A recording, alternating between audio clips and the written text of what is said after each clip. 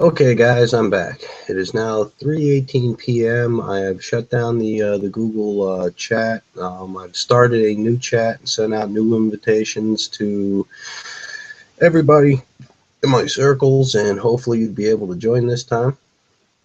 Okay, if nobody can join the chat with me, well, it's going to be a very boring chat.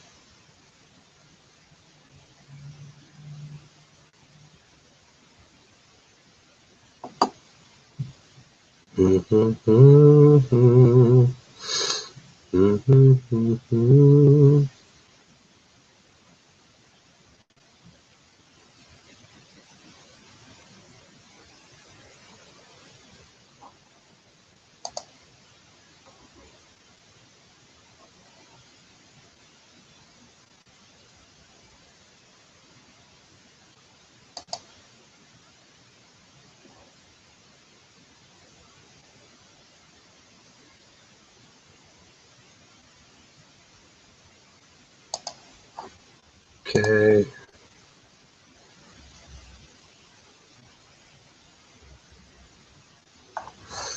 Okay, guys. I just sent out a video, the Hangout.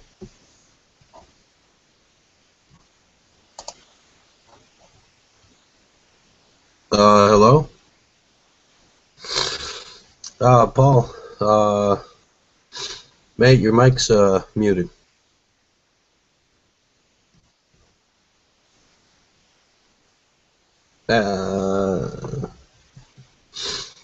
Your mic's muted, Paul.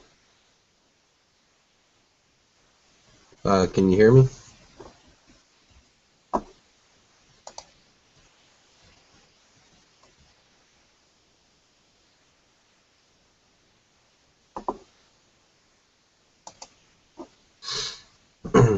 Okay. Well, we have our very first guest tonight, the Reverend Bus, homebrewer from England, and we have Rookie Brew. He joined this video call. How's it going, guys? Okay. Yeah, good. Hey, what time is it over there for you? For New Zealand, we're at 8 a.m. Well, 20 past now. Hey, you know what? I did a lot better this time. The last Google chat I had, it took me an hour and a half to get onto my own party. Yeah, that's right. So, all right. For everybody who might be watching, go to the Google Hangouts page, and let's see if I can get this right here. Yeah, you go to the Google Hangout page. On the top, you'll have three options: Home, Hangouts on Air, or Video Hangouts. If you click on Video Hangouts, you should see a Hangout invitation from me. Just click on that, and you'll be able to join in. So yeah, I joined in from the Google Plus notification, so if that's easier for some people. yeah, I'm not sure how to get on. You know, I get worried when I start the chat and 20 minutes go by and I'm still like, hey guys, it's just me and a beer.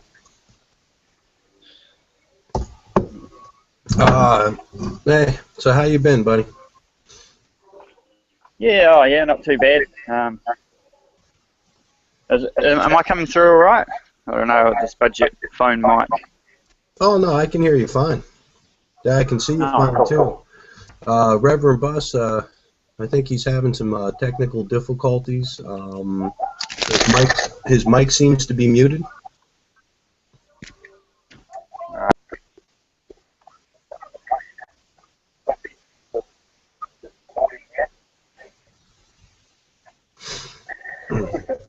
Yeah, the next chat I do, I'm gonna have to change the times around for a little bit.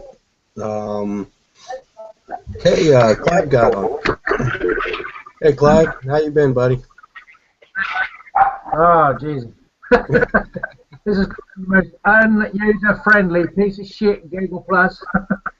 Find the guy, I'll shoot him for free. Well, I'm glad you could make it. I was just telling Zane here the last hangout I had, it took me an hour and a half to get onto my own party. Yeah, I couldn't get on that one. I've been watching this one. But, it's in a video screen format like you can watch on YouTube. And there's no link or anything, simple, just click on and come up the chart. You know. But yeah, as you were talking now, I opened the page up with the invite. Yeah, this is actually the second one. I shut down the original one. I started a new hangout and just sent out invitations to everybody. Yeah.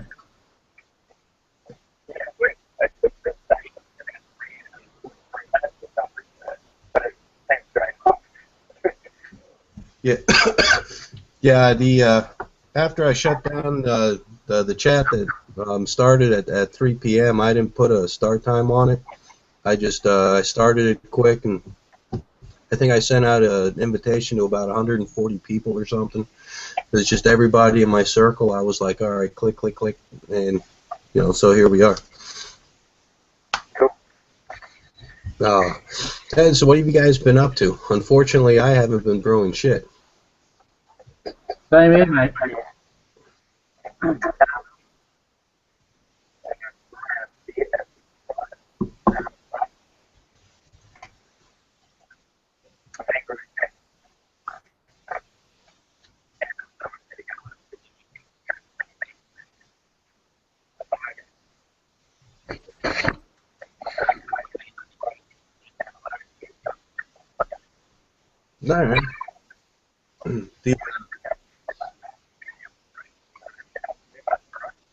All right. Say that again.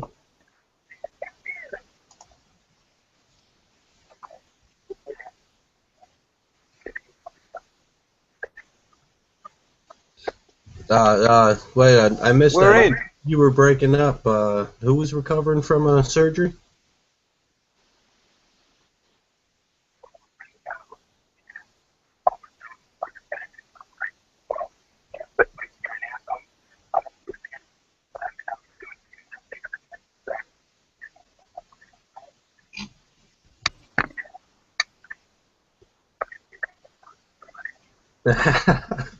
Evening, guys. Hey, Christian. Glad you could make this one, man. Yeah, hi Zane, hi Clive, hi Bill. Yeah, we got there on the end. We had sort of had a mini one on another channel, as it were, because we couldn't hook in, and we ended up with Tony and Gary Fry and Jim Olfart. No. Well, yeah, that's what happened last time. I couldn't get on my own Google Hangout, so I had to join the one Tony started. You were missed, Bill. Yeah. Hey, and you missed it, Christian. About a half an hour ago, the church bells were going off. Oh, fucking hell, knew it. Yeah, knew it. Well, it is Saturday, though, and the church across the street, they hold 2 Saturday sermons and 2 Sunday sermons, so you'll probably get to hear them sometime today. Fantastic. We should look forward to that. Well, I'm glad somebody is. I've been listening to that shit for damn near 30 years. You have a rifle? No, it's not that type of bell tower. Actually, I don't think they have bells anymore. They just have like this electronic thing, and it sounds like bells, but then they program in songs. Like around Christmas, they'll do like Christmas songs, which is fine, but the songs play for 5 minutes straight, and it is the loudest church in town. No, if I live there. I'll cut wires to the speakers.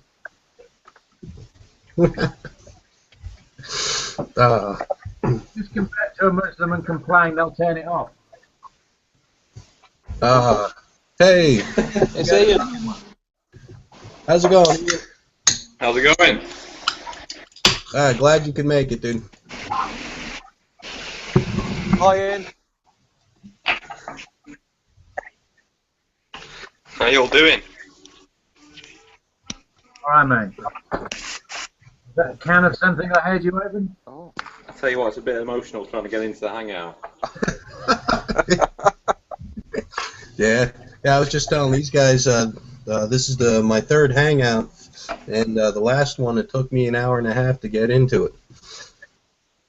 So, in fact, I don't know, what I did wrong, but I was the only person in the hangout, and Tony Yates started one, thankfully. So, after an hour and a half, the invite showed up, and I joined his hangout, and everybody I invited was there. So, it worked out in the end. Well, I'm glad I finally managed to join it. I think I've started about 3 new hangouts in the process of joining this, but here's anyway. I was having my dinner and my iPad started vibrating and ringing, and it was Ant. And then he sent an apology. He said he's accidentally called everyone in his address book on Hangouts.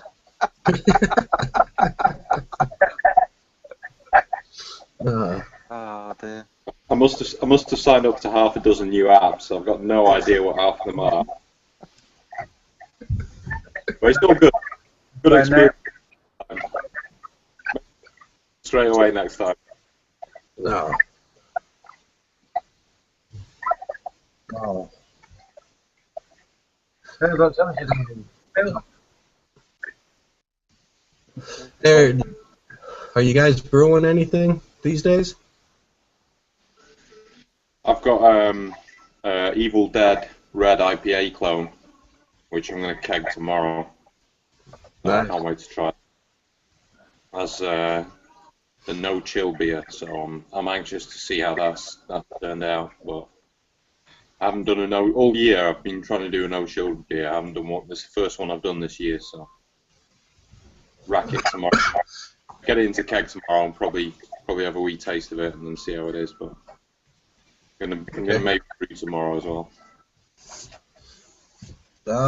Well, all of my all grains have been no chill. I mean, I have a wort chiller. I'm just too lazy to use it. So because hey Tony. Hey guys.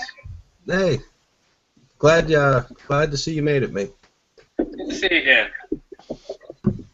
Yeah, I have an immersion chiller. I'm just after 6 hours of mashing and sparging and getting the boil on. I'm just too lazy to get it and use it. So I just let it cool down in the pot, so to the point where it's not going to melt the fermenting bucket. And I just biff it in, let it sit overnight, pitch my yeast the next day. Is that in a sealed container, or do you just put it straight in your fermenting bin, put the lid on, and then wait till it's cool? Yeah, that's what I do. I put it in the fermenter, and I put an airlock on it, but I don't pour water into it. I have a 3-piece airlock. It's got that little scribe mark for the water line. If you pour water in or sanitizer in up to the line, when it cools, it contracts a little bit, and it will suck whatever's in the airlock into your fermenter. Unless you only put about half as much in as you're supposed to, because you come down the next day, the lid's all sunk in, and when you take the lid off, it's kind of like opening up a fresh can of coffee.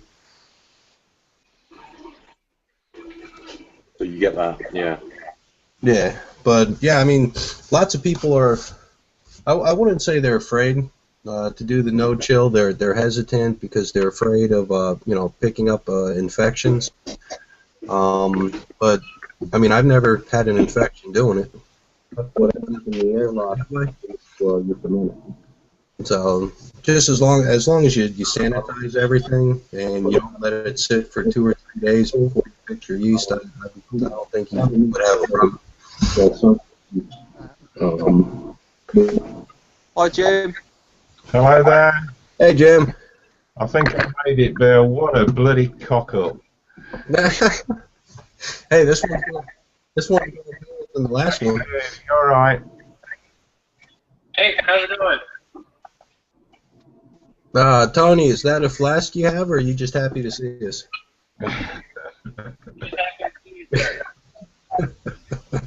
Cooking meth again.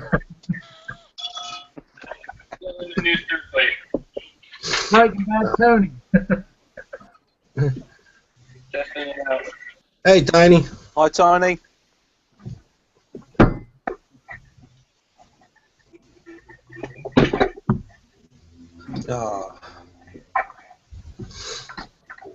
Clive, are you broadcasting this week from Arthur Daly's lockup? Okay. Yeah, because they've seen all the VHS recorders or whatever it is on the shelf. There's a couple of Yaesu boxes up there. Ah, Some ham radio equipment. That's the bit you don't see on Homebrew Wednesday. oh, that's where the magic happens. The two-way radio collection. How you doing, Tiny? Hey, Tiny. All right, how are you guys? Couldn't be Yeah, all better. good, thanks, mate. You? I just woke up, man. It's 5:30 in the morning. Oh my goodness. Yeah. Well, when I got your when I got your message that you were going to be on the chat room, I went to one of those world time calculators, and I was like, 5 o'clock. Holy shit! Yeah, my alarm went off. Half an hour ago, and yeah, I slept in. Yeah, that's dedication, though, dude. I mean, seriously, I like you guys, but I probably would get up at 5 in the morning just to chat with you. Actually, I really like these, and I can see that people are sort of picking up a lot from these chats. So why not? Yeah. Well, I work night shift, and I was never much of a morning person anyway. So, for me to be awake at 5 o'clock, it's a whole lot easier to have been awake all night than to actually get up. I did have a stint at a day shift job, and it sucked. I mean, the job didn't suck. Getting up at 4:30 in the morning, was the pain for me. Because nobody else in my house goes to bed before midnight, and I'm old and I need my sleep. So it's like 8:30, 9 o'clock. I'm like, I'm going to bed, and you're like, you're going to bed. The day like just started. But I hear you, man. I did shift work for 15 years, afternoon shift, night shift sort of shift work, and yeah, I'm just doing a day shift job now, which I'm still having trouble getting up in the morning. yeah, I've been on night shift for so long. Even on like my days off, or even when I worked a day shift job, I'm still awake at night. Get up about 3 o'clock in the morning to use the bathroom, and I can't go back to sleep until the sun rises. But unfortunately, with the day shift job, when the sun rises, it's the time you have to get your ass out of bed. I reckon it takes 10 years off your life shift work. Yeah, but they're the worst years. They're the ones at the end. Yeah. So, Bill, you'd be seeing this sun coming through my window and wanting to go to bed. Yeah. Yeah, in fact, it's 3 o'clock. I've only been up for, about 2.5 hours. Wow. Because I had to work last night. good. So you guys are talking about no chill. Did you see my latest video about the no chilling and how to put it into your software? No, I haven't had any really any time to watch a lot of videos. And I apologize beforehand for that, guys. I just haven't had any time. I did check out my YouTube page a couple of days ago, and I had like 197 recent videos. You got shit to do. Yeah. No, what I did was I was messing around with something, and because everyone puts up that common problem of, you know, I like my 10-minute edition, I like the 15-minute edition, all that sort of stuff. So what I did was I created a word, just a bitterness edition, and then when I was ready to ferment it, I made a hot tea. I basically put some water on the stove, started it to boil, and then I did a 15-minute edition, a 5-minute edition, a flame out edition, added that to the ferment. Did you do that with the tea, Tiny? All of that? Sorry? Do the additions with the tea at the time? Yeah, they were all timed. They were all like different editions, and then when I added it in, it adds it in as, you know, basically you can put that into your software as when you're boiling it.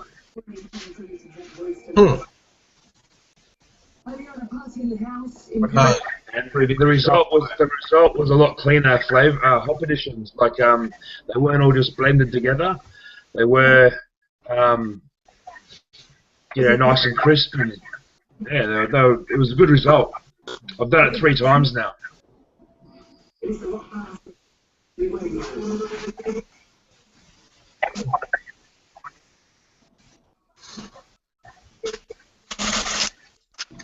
Yeah, it works really well, guys.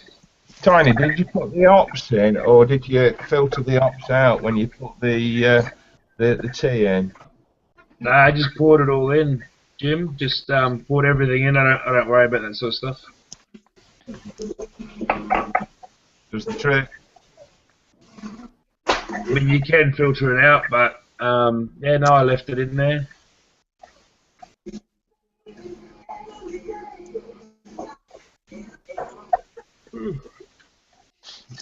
What's everyone drinking then? Simon's Revenge by Wentworth. Be coffee in a minute. Black. Yeah.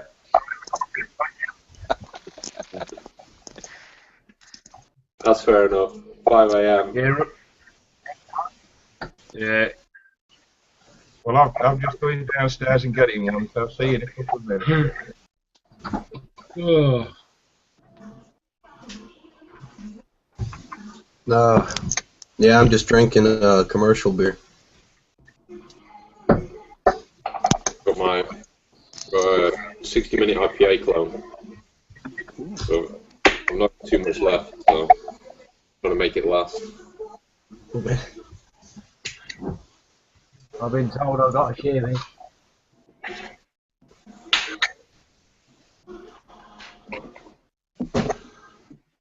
What's that? Oh. Is that one of your Belgians? Yeah. Hey, Clive, you didn't like the fat yak, eh? I went to bed, actually. Didn't mind it. That was my first ever sort of introduction to craft beer, that fat yak. That sort of got me into better brewing. Like, if they can brew that sort of stuff, so can I. That's what got me into all graining. Yeah, I mean, it's okay. I mean, it's not as hoppy as an American pale, but it's fairly close. But no, it's very popular here with people that are just moving over from the 4X VB styles. Fat yak is a very popular sort of alternative, and then they realise, hang on, there's better flavours, but fat yak's a big step up from someone drinking 4X. Yeah, I mean, it's about the closest you can get to craft over here, because obviously, you know, craft breweries don't have a huge volume or great marketing to obviously ship the beers worldwide. So, you know, Yeah, well, you know You know that beer reviewer James Marshall, Radio Goddard Moscow. Yeah. He's from Scotland. He's down in Victoria at the moment. He'll be up here in Brisbane around Christmas time. So he's doing all the sort of Australian beers at the moment. Yeah.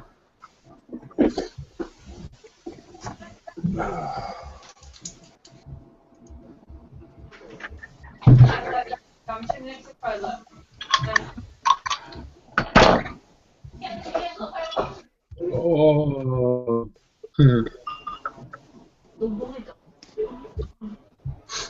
Oh, Clive, Yeah. do you watch Simon at was it Craft Real Ale TV, whatever he's called now? Oh, Real Ale guy. Yeah, Yeah. he's sponsored by your lot, isn't he? They do send him some beds, unfortunately. Yeah, they could send them to me. Save on the I was carrot. going to say. Yeah, I have dropped the hint. You know. Yeah, I think about every 3 videos that he sort of fires up, he always gives them a mention, you know, about the ranges and blah blah blah. Yeah. Let's log on and have a look.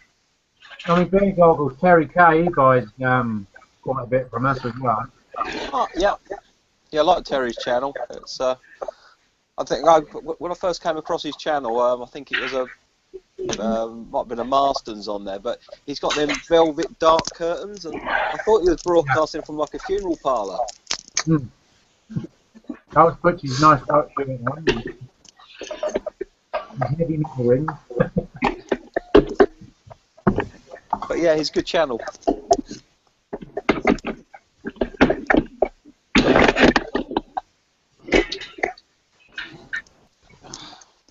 Right, Tony's doing Frankenstein tonight, isn't It's like a mad scientist back there. he? Yeah, really. I mean, he's done. Yeah. I just saw him with a needle and cotton sewing somebody's head on. I can see his foot twitching in the background. Yeah, all he needs is a mustache and goatee, and they could mistake him for that guy from the Breaking Bad TV show. He wants a little hat on. He does look pretty mean, doesn't he?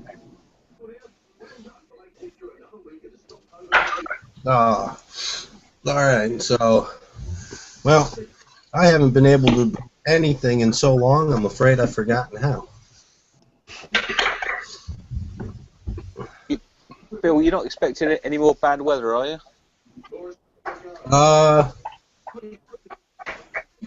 No, it's been raining the last 4 days over here. But no, it's bright and sunny outside right now. But you're not expecting any like repeats of last year with all the problems that you had? Oh no, I've got I purchased a wood pellet stove for down in the bar, and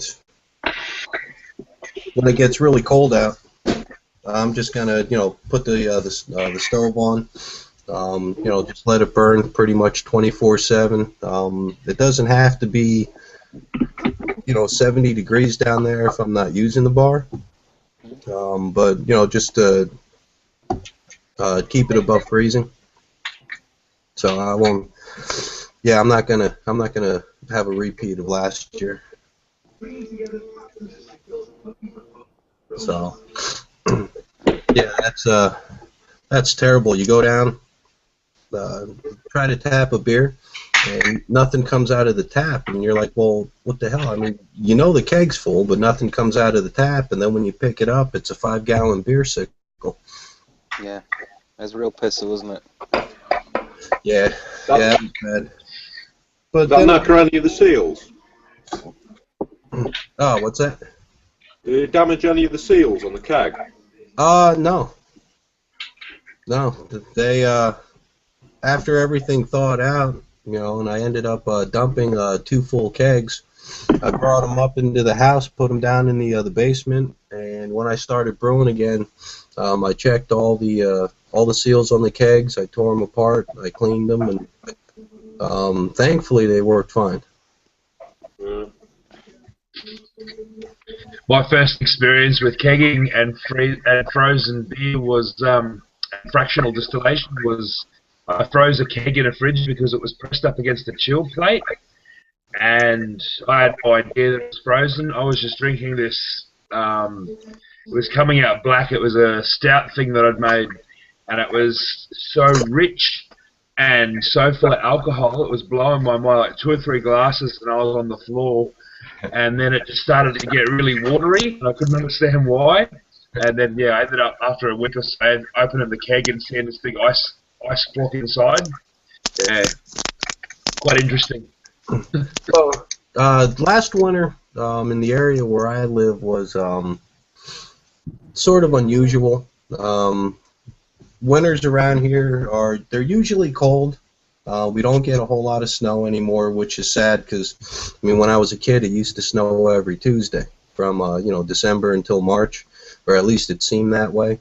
But last year, we just got a lot of snow, and we got like this Arctic air blast for about a month and a half. And I mean, with the wind chills, it was like seriously -9 or -10 degrees for a good 3 weeks.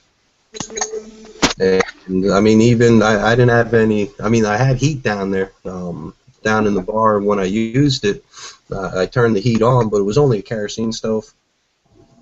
And I mean, there is insulation around the garage, but I mean, when it's -10, it's just everything's just going to freeze. There wasn't really any. I wasn't expecting it. I wasn't ready for it, but I mean, this year I am. And I've got a ton of wood pellets sitting down in the garage right next to the stove. Well, not in the bar, in the actual garage part. So, I mean, let it snow and let it get cold. Except now you're prepared for it, it won't happen. Yeah, I fixed the snowblower too, and this year I won't have a chance to use it. I've never seen a snowblower until I saw it on YouTube. We've still got spades here.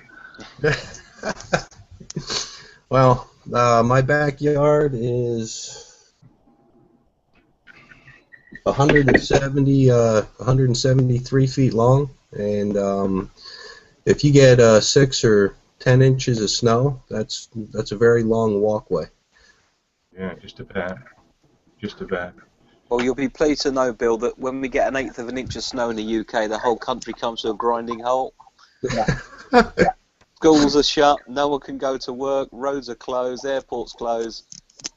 Useless.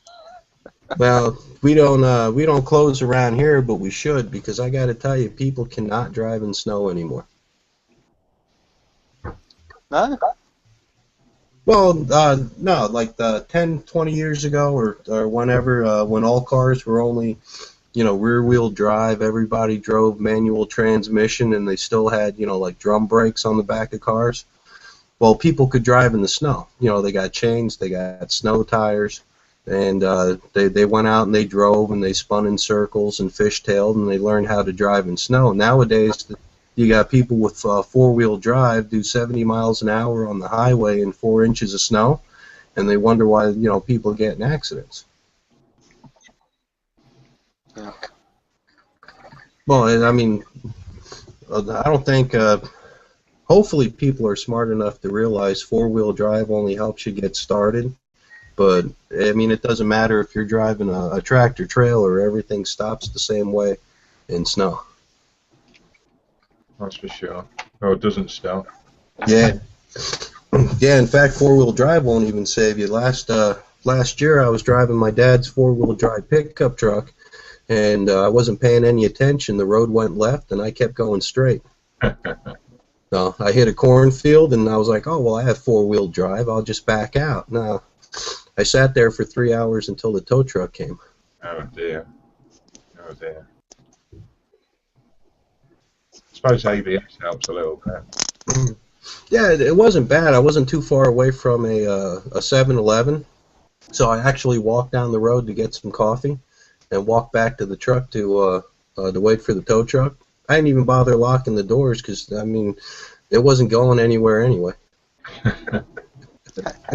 Bill, how much is like a gallon of gas there at the moment? Right now, it's $3.24 a gallon. Oh, Jesus Christ. That's down from almost $4 about 3 months ago.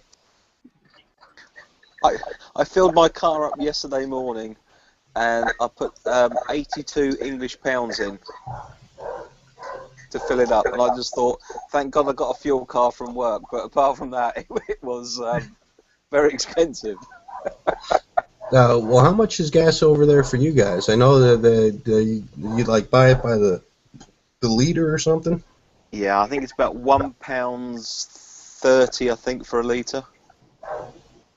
Maybe And 1.33. I filled up 126.9 at the supermarket. Cool. 127 pence a litre. And then you times it by 5, don't you? Yeah, it's about 4.5. Is it? Yeah. Because the gallon's different in America as well, isn't it? Oh, what's Theirs that? are smaller. The US gallon's smaller than ours. Well, it's only $3 to fill a car up over there. That's why everyone's got a V8, you know. It's... Yeah. Well, they used to. The pickup truck I had was a V6, but it came with a 30-gallon gas tank. And the day I spent $120 to fill the tank is the day before I bought a brand new car. And I spend $20 a week on gas. It only gives me about half a tank in the car. But because it's a little 4-cylinder, I can drive all week on that. That's good. Yeah, very, very good. Well, yeah, I was talking to the one guy, or the salesman when I bought the car, and he came out with the price, and I was like, 10 years ago that would have been a rent payment. Yeah, and you know what he told me? He said 10 years ago cars didn't cost $30,000. So I think it's a trade-off. If you got an old like large engine, like a V8 pickup truck with a 30-gallon gas tank, you spend an arm and a leg on gas. If you buy a new fuel-efficient car, well, you spend an arm and a leg on the payments. And you're not really saving any money on gas. You're just taking it from you're converting it from, like spending it on gas to giving it to the car company. So, because gas is so cheap, does anyone ever drive diesel cars in the States, Bill? Oh yeah, there's a lot of them. Yeah, mostly big diesel pickup trucks. Every once in a while, I see a diesel Volvo car, but yeah, mostly like 450 Super Duty dually pickup trucks.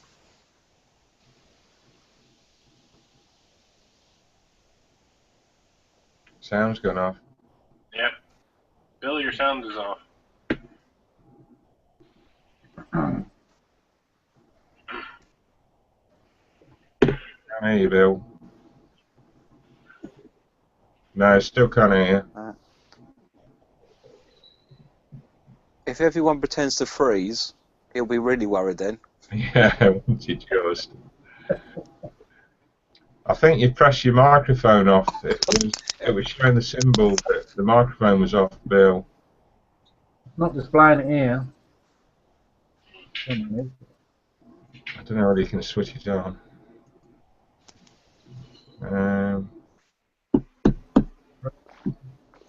Hello, Bill. Can you hear me now? No, it's still not working.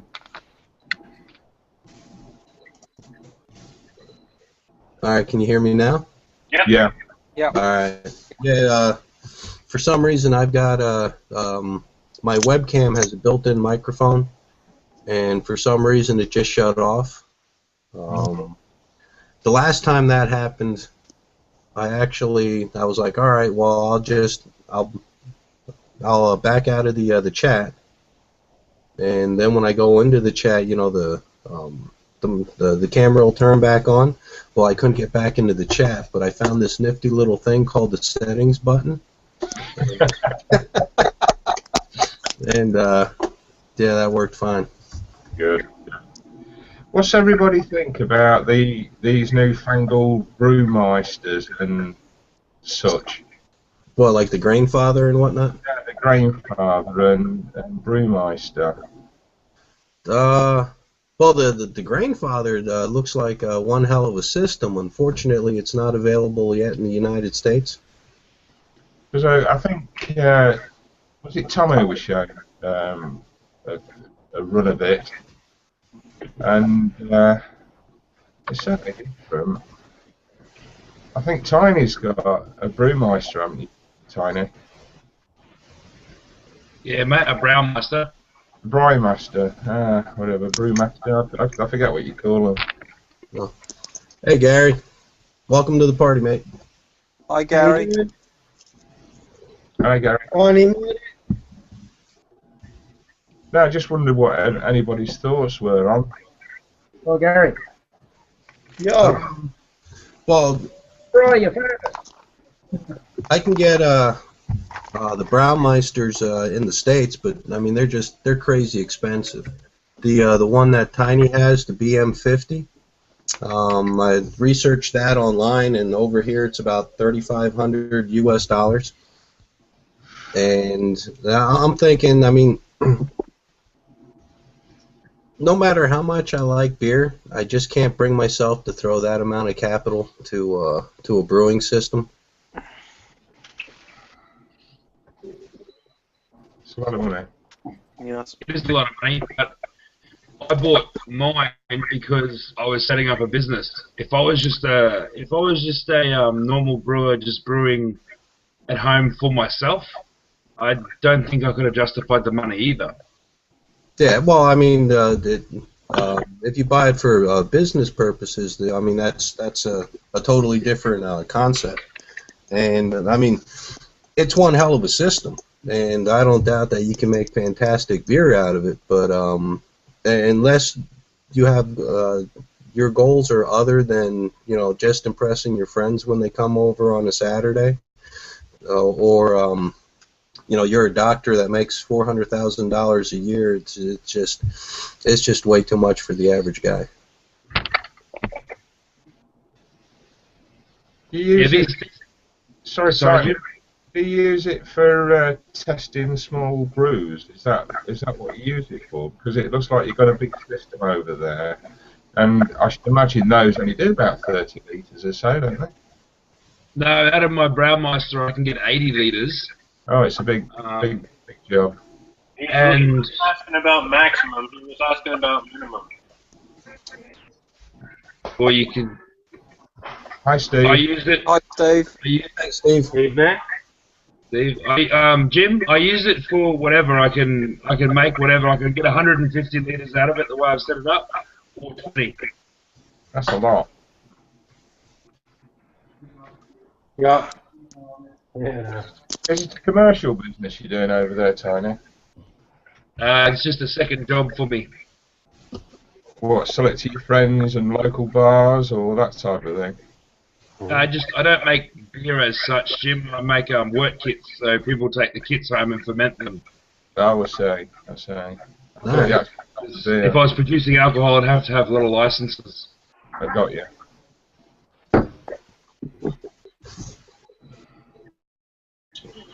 Yeah, we got some of the same laws over here. I can make it.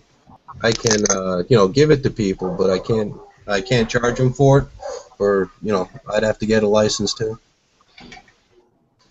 So, and I don't charge anybody for the beer that I make, but I do graciously accept donations.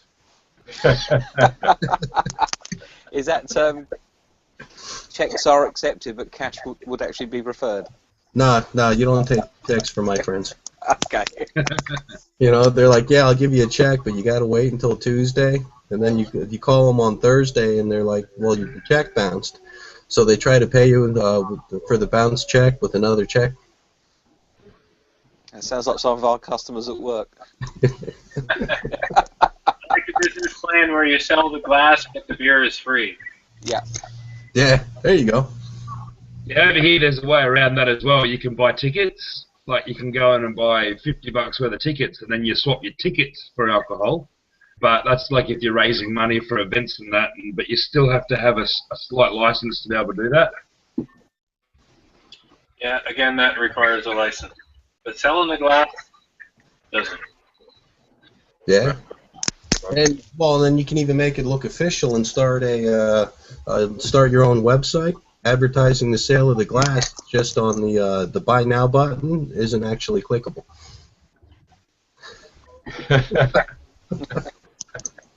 And over here, it's a funny law over here, but if I walk into my local Woolworths or Coles and they've got a new product, say it's fucking Old Maize brown,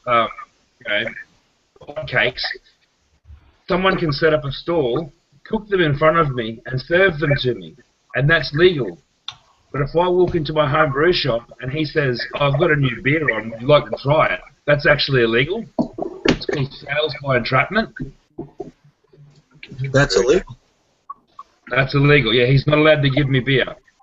Oh, see, my home brew store does it all the time. Yeah, so does mine, but it's when there's alcohol involved, it's a completely different law. I can walk into Coles and she can give me pancakes or whatever to sell the product, but not at a home brew store. What is it, cheese?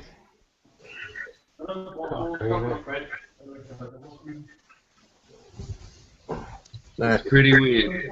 Hold on, guys. My dog's barking like crazy. I gotta see what's wrong. It's them bells. Feds, man. Bill, it's the feds. Lockdown. It's the ATM as well. They've come to get you, Bill. So you haven't fallen asleep yet then, Steve? Oh, don't start that again. Oh, sorry, mate. You're putting short measures and fucking falling asleep. Well, forgot about that. But you're snoring. Anyone's got to forget about it. You're snoring. It was a thing of great beauty. I knew I should have stayed off this tonight, I tell you. Is that the beer with the sleeping pills in it? You are? Steve, alright mate? Yeah, not bad, carry on. How's your zombie dance, the second version, mate? Good. It's alright, mate, I'm on it now, mate. Yeah, Couple man. of hops. Yeah, this one's... Have you done any more, Gary? He's frozen.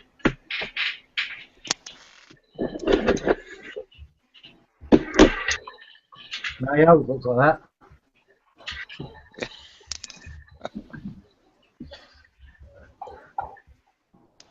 Wake up, Gary, wake up. Quality's a bit crap.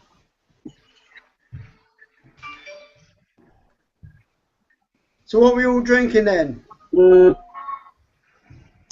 Free beer. Coffee. Coffee? Homebrew. Mountain Goat Steam Clone. Cool. Cider. Belgian Zombie wit. dust. Zombie dust, part 3, I think. What's your one, Tony? Belgian wit. Oh, lovely. How's the Westy one going? Still in the fridge. I've got about another week before it goes into bottles. Cool. You're going to bottle it in Westmail so it looks really authentic.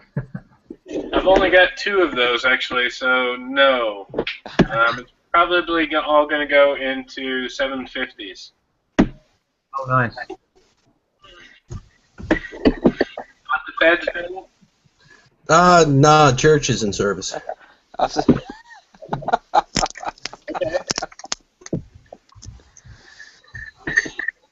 No, and dog was barking because some guy who was apparently about 114 was trying to parallel park the car, and he couldn't really get it.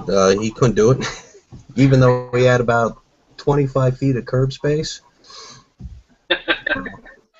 Yeah, I hope nobody drives by and actually clips him, because the ass end of his car is about 3 feet away from the curb, but the front tire is on the curb. Okay. You might have to call him a taxi bill to get from his car to the curb.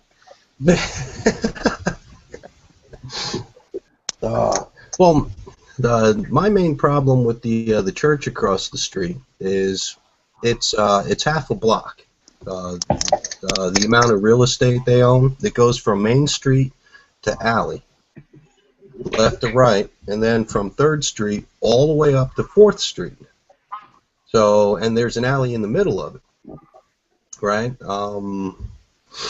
And, well, I mean, they don't pay any real estate taxes because it's supposed to be like a non-profit organization, which really sucks. But they have 2 large parking lots, one directly behind the church, and one in the like the half-block field that they own behind the church.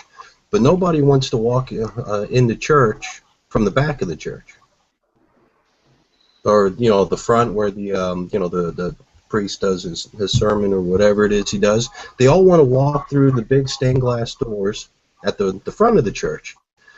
So they will take every available parking spot for like 2 blocks every time church is in session. So if you have anything to do on a Saturday or a Sunday morning, you have to make sure you're home before 4 o'clock, or you've got a 3-block walk to your house. And if you were to park in their parking lot, they put a note on the on your windshield that says it's for patrons only. Praise the Lord. Well, it's a Roman Catholic church, so I'm Lutheran by tradition.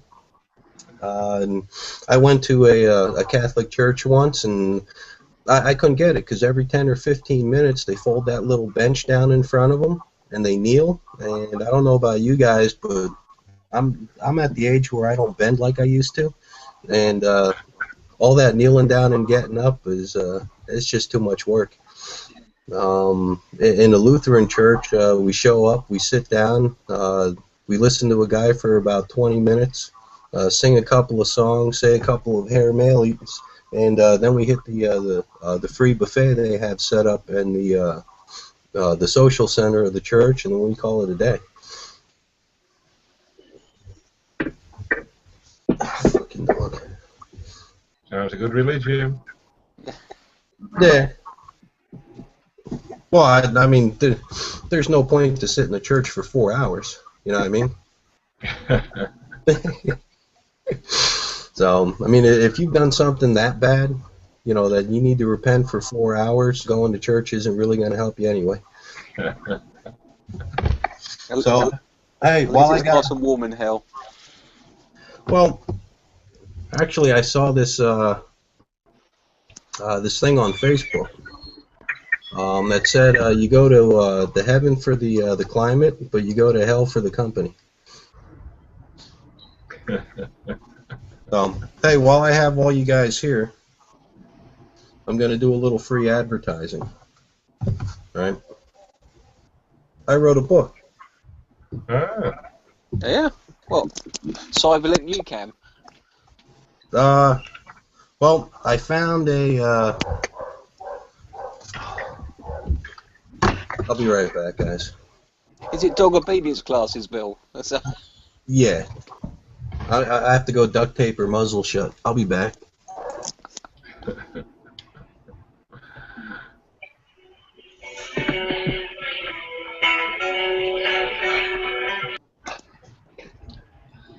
Gentlemen, hello. Homebrew 62 here. Hello there. Hey, Rick. All right.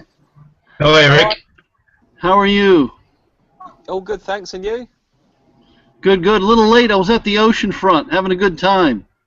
Oh, thanks for that. It's raining here in the UK. Thanks for that. Yeah. Isn't it always raining in the UK? Yeah, it is, Tony, yeah. We can see a... Rick, we you can't got see a you, camera mate. turn on or something? Yeah. We just see this You can. Logo for your UCAN.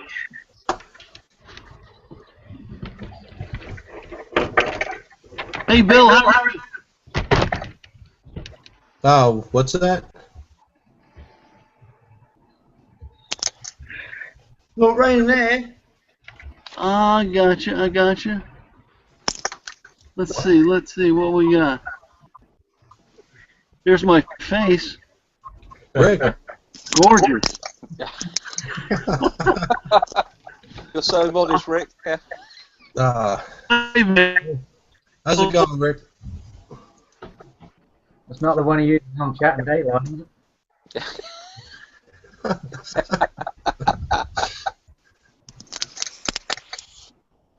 Let's see.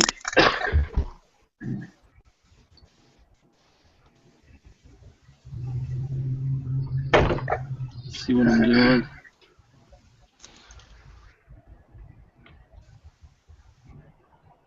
I gotta change the setting because I'm not on UCAN. I'm on something else.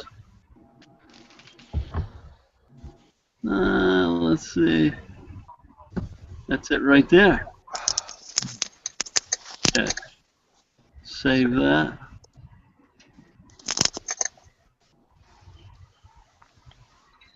Okay. Come on now. There's a logo. Huh? You're almost there, Rick. Story of my life.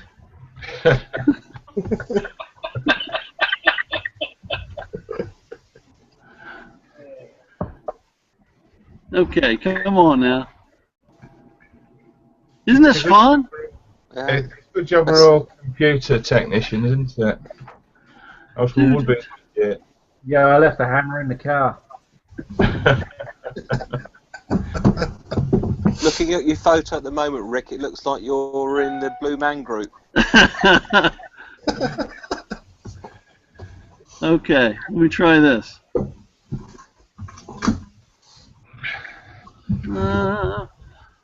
I'm in the mood for love simply because you're near me. Funny when you're near me. Can't seem to get the video going here. You have got a camera, haven't you? I do. I have it on my computer, but it's wanting to go to a webcam that I don't have anymore. So I'm going into settings. So, you guys hear me? Yep. Yeah. Gotta be. Copy that. Again, Paul. Are Bill and Tony leaving us to go and play sort of Call of Duty or something now? What's that, Christian? Are you guys leaving us to go and play Call of Duty now or something? No, he's in a call centre now. He's doing his second job.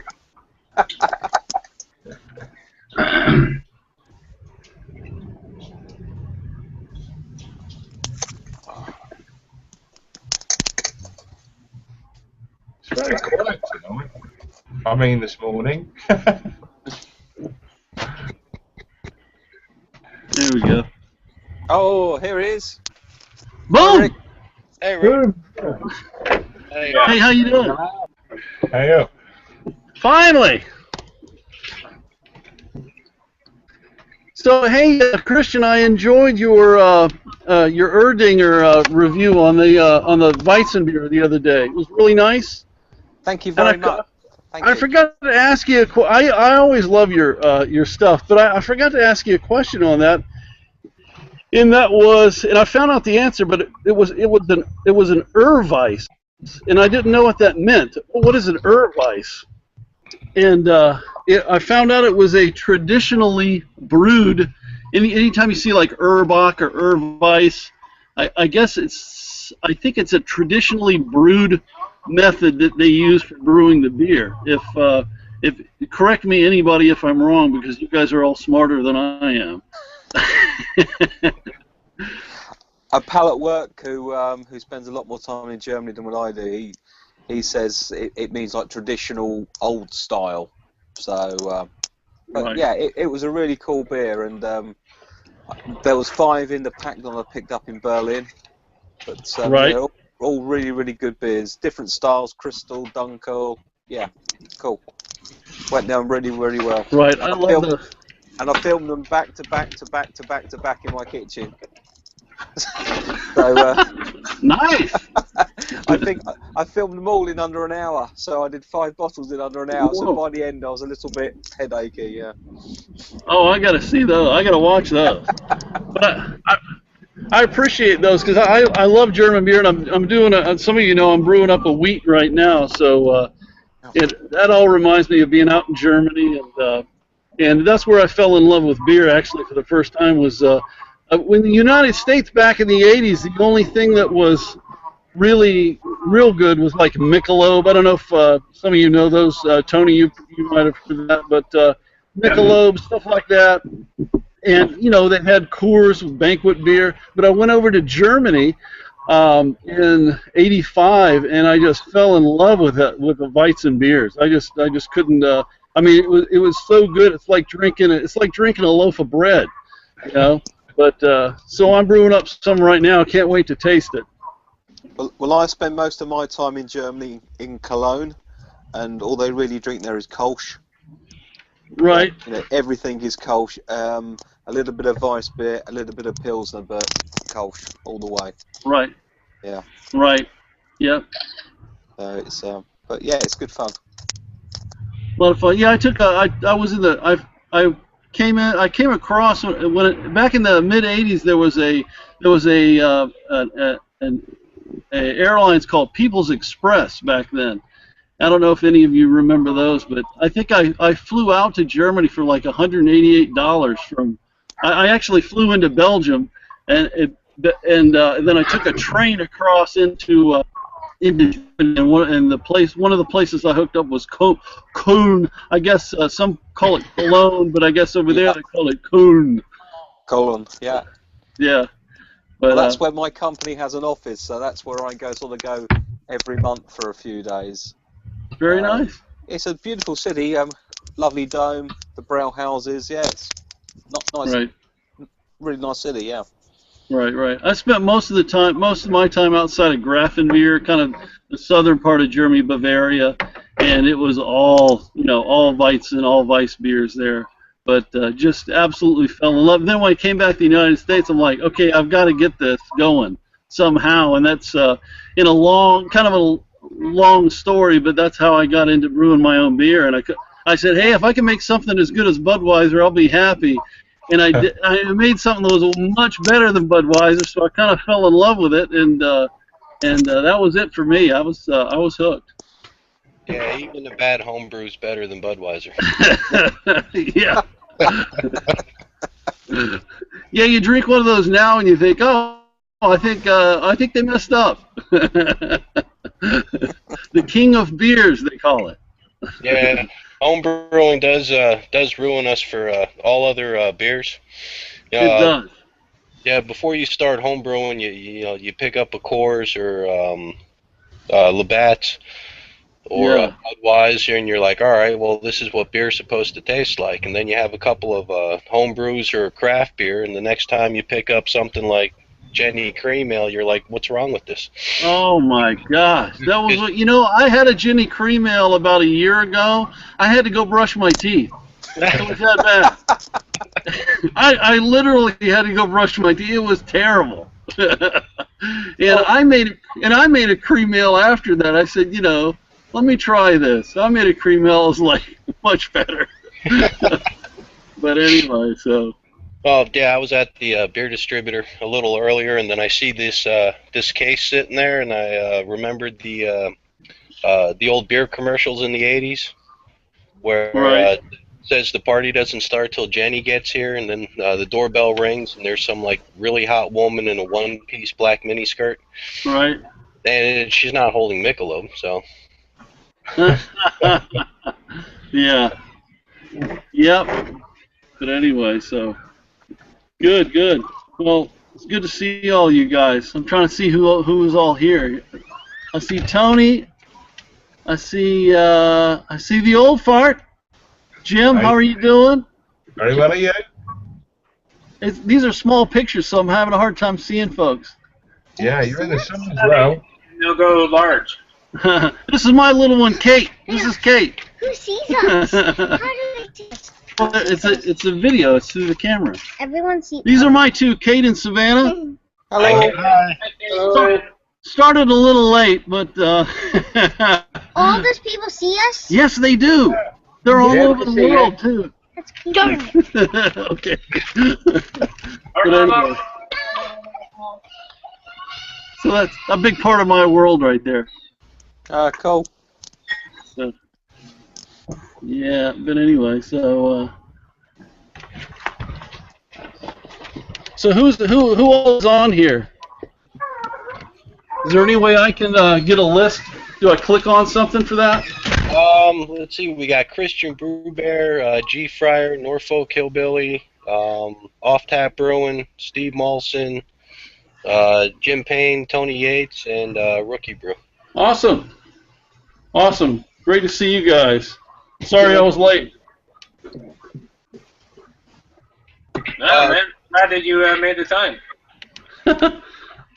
Go inside and see if I can get a better signal here. All right. So anyway, GI Fryer, I like your videos, man. You're a really good. You're a very avid brewer. You have a lot of passion, which I love. Yeah, man. Yeah. But yeah, I really appreciate your videos. I watch them all the time.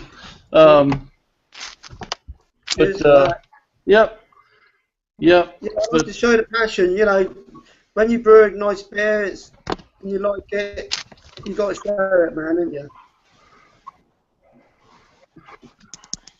You got to show it. Yep. Sounds good. I mean, you're probably one of the most passionate guys out there with just really loving a really good beer. I'm not kidding. I can see it through the video. I think you had a really good beer. I like to take big gulps. Yeah. Right. Yeah. Yeah. Always brewing. But I was trying to perfect that zombie dust. Man, yeah. He had me wanting to make that too. This version, the one I'm drinking now, some of the bottles are being infected. I had chucked like 3 or 4, I think about 5 down sink. Oh. Don't know why. Sorry to hear I think it. it's sanitary. It's always down It's a Belgian zombie. The breath. Yeah. Zombie. Nothing wrong with zombie dust. So Bill, how are you doing? I hear you have a meat that's almost ready. Yeah. Hopefully I can be patient enough to let it hit 12 months old before I bottle it. I started it December 1st of last year. And racked 4 times. Well, 3 times. And it's absolutely crystal clear. There's no sediment on the bottom. I'm not bottling it because bottled wines don't last very long around here. Right. If I put it in the bottle, it's not going to get much older. Right. No, I have that. Thought trying to wife that though. I was thinking about making it a semi-sweet mead though, and after stabilizing it, I was going to back sweeten it with more honey, just to see how that turns out. So I was going to do a mellow, but with the amount of time I planned to keep it in the carboy, I didn't want to run into any problems with the fruit in it. So I just went straight traditional mead.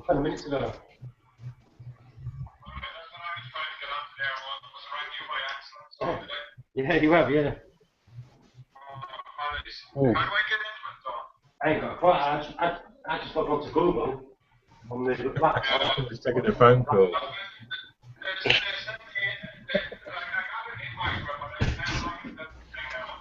You know what I've seen a lot of YouTubers doing? I think it's a big sin, and that is running out of home brew and having to buy beer. That is the plight of the home brewer. We all run out. I can't believe it. I can't believe it. Today, and he ran out of beer. I mean, bloody hell. How does that happen? Fortunately, I never have that feeling. I'll run out of bottles. Oh, I don't. I had a count up. I stopped at 600. Oh, cool. Where do you get them all? I got up to 300 bottles, and then I started kegging. Wow. I'll give you a little clue, Jim. If I can get it on screen. No. Not in the bay. No. What's that, Clive? Hot babes? Wrong page. Oh, sorry, right, yeah.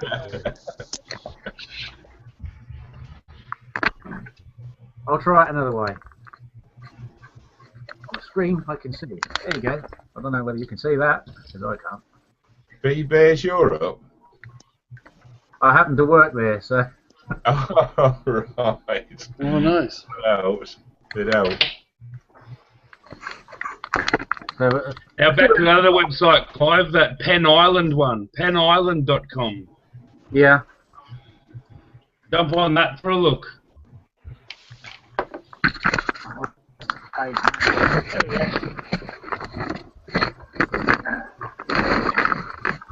What's that, Tiny?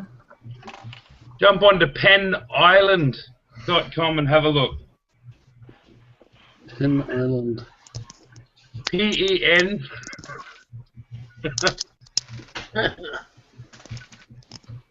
Is this Thai dating site? Hey? Spanish land. Penn Island. Penis land.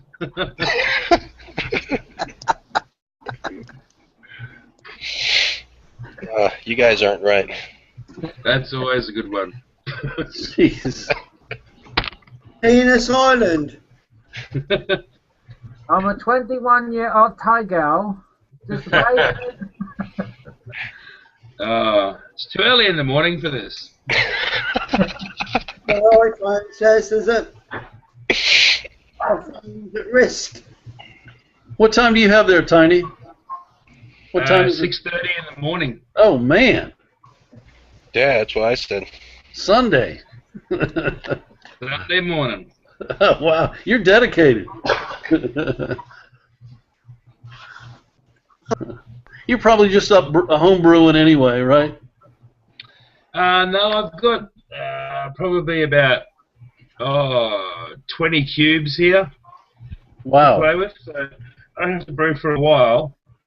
I've been brewing on I built a little 19-litre system, and yeah, I've been brewing on that lately, just doing some really low gravity beers. Everything I've brewed so far in the last probably month and a half has been around the 2.5%, 2.7% mark. Right. What's the taste like, Tiny?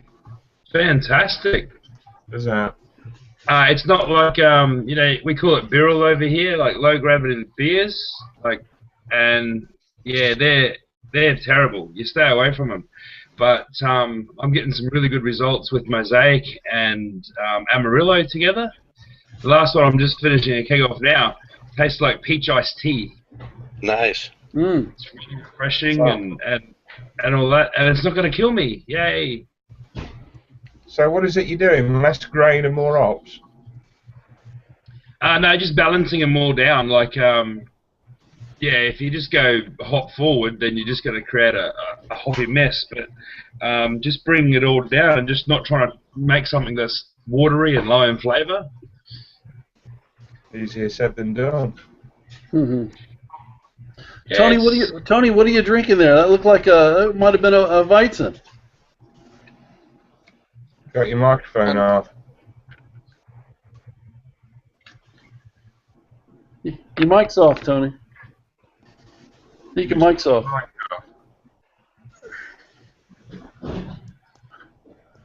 He can't hear ya. Sorry about that. He's back. No, it's a Belgian wit that Stephen Tate shared with me, the recipe. Oh, nice. Tate was at the Brewmaster course in Germany. They had a competition between his classmates, and then his group won. So he shared a recipe with me, and I brewed that up about a month ago. Nice. Nice. Very nice. I've never tried brewing a lager yet. Never tried what? I've never tried brewing a lager beer. It's not a lager. This is a Belgian wit.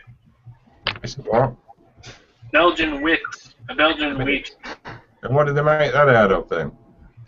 This is Belgians. Like add orange peels and coriander to. Oh, right. Think Hogarden. Hogarden would be a wit as well. Tony, I really enjoyed your Smash reviews that you did. I know it's been a while, but I think I watched all of them, and you're a very good beer reviewer. I'll probably never send you one of my beers. No, you were really good though. I think you were very fair, and I think you were like, I think you know your stuff. But I just want to let you know that I really enjoyed watching those. Thanks, Ray. It was fun participating. I hope that there's another one in the near future, because that was really educational, and I think everybody had a really good time in that. I'm really sort of sad that the results aren't out yet about it, and it's sort of an open-ended conclusion to it. So. That's right, actually. I thought I kind of calculated out. It looked like, I thought, okay, I've seen a few people do the Smash reviews, and I had my own opinions, but yeah, I guess I never heard anything conclusive. I was kind of hoping the SJ Pour challenge was going to be a Smash, but it's okay. It went well anyway. I think they said that SJ Pour had a Smash competition earlier on, like within the first 3 that they ever had. Oh, I got you. But yeah, it would be nice if they did something like that again. Yeah, it's good.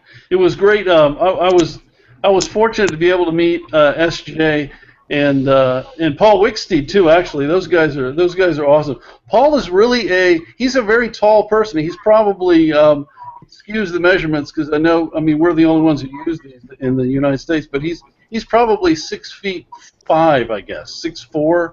Wow. But I'm a pretty tall guy, but I'm like 6'1", maybe 6'2" if I stretch, But he's a pretty tall guy. Paul's also very quiet. He's not a real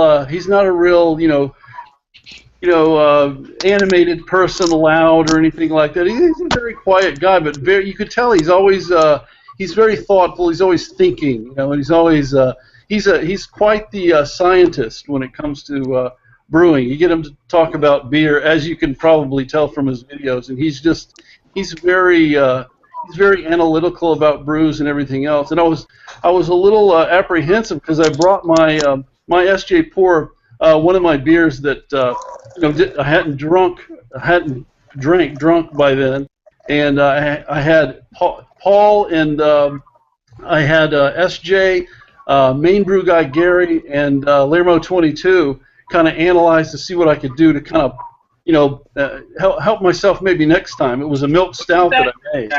Wasn't that the stout beer that you had everybody tasted? Yeah, right. And I was kind of apprehensive because it would be like giving one of you guys my beer. Hey, analyze this. Tell me what's bad about it. Tell me what I could do. But they were really nice, very, very helpful, very complimentary, and I'll tell you one thing about SJ is he's very much a people person, and he's almost the same guy in his videos that he is in real life.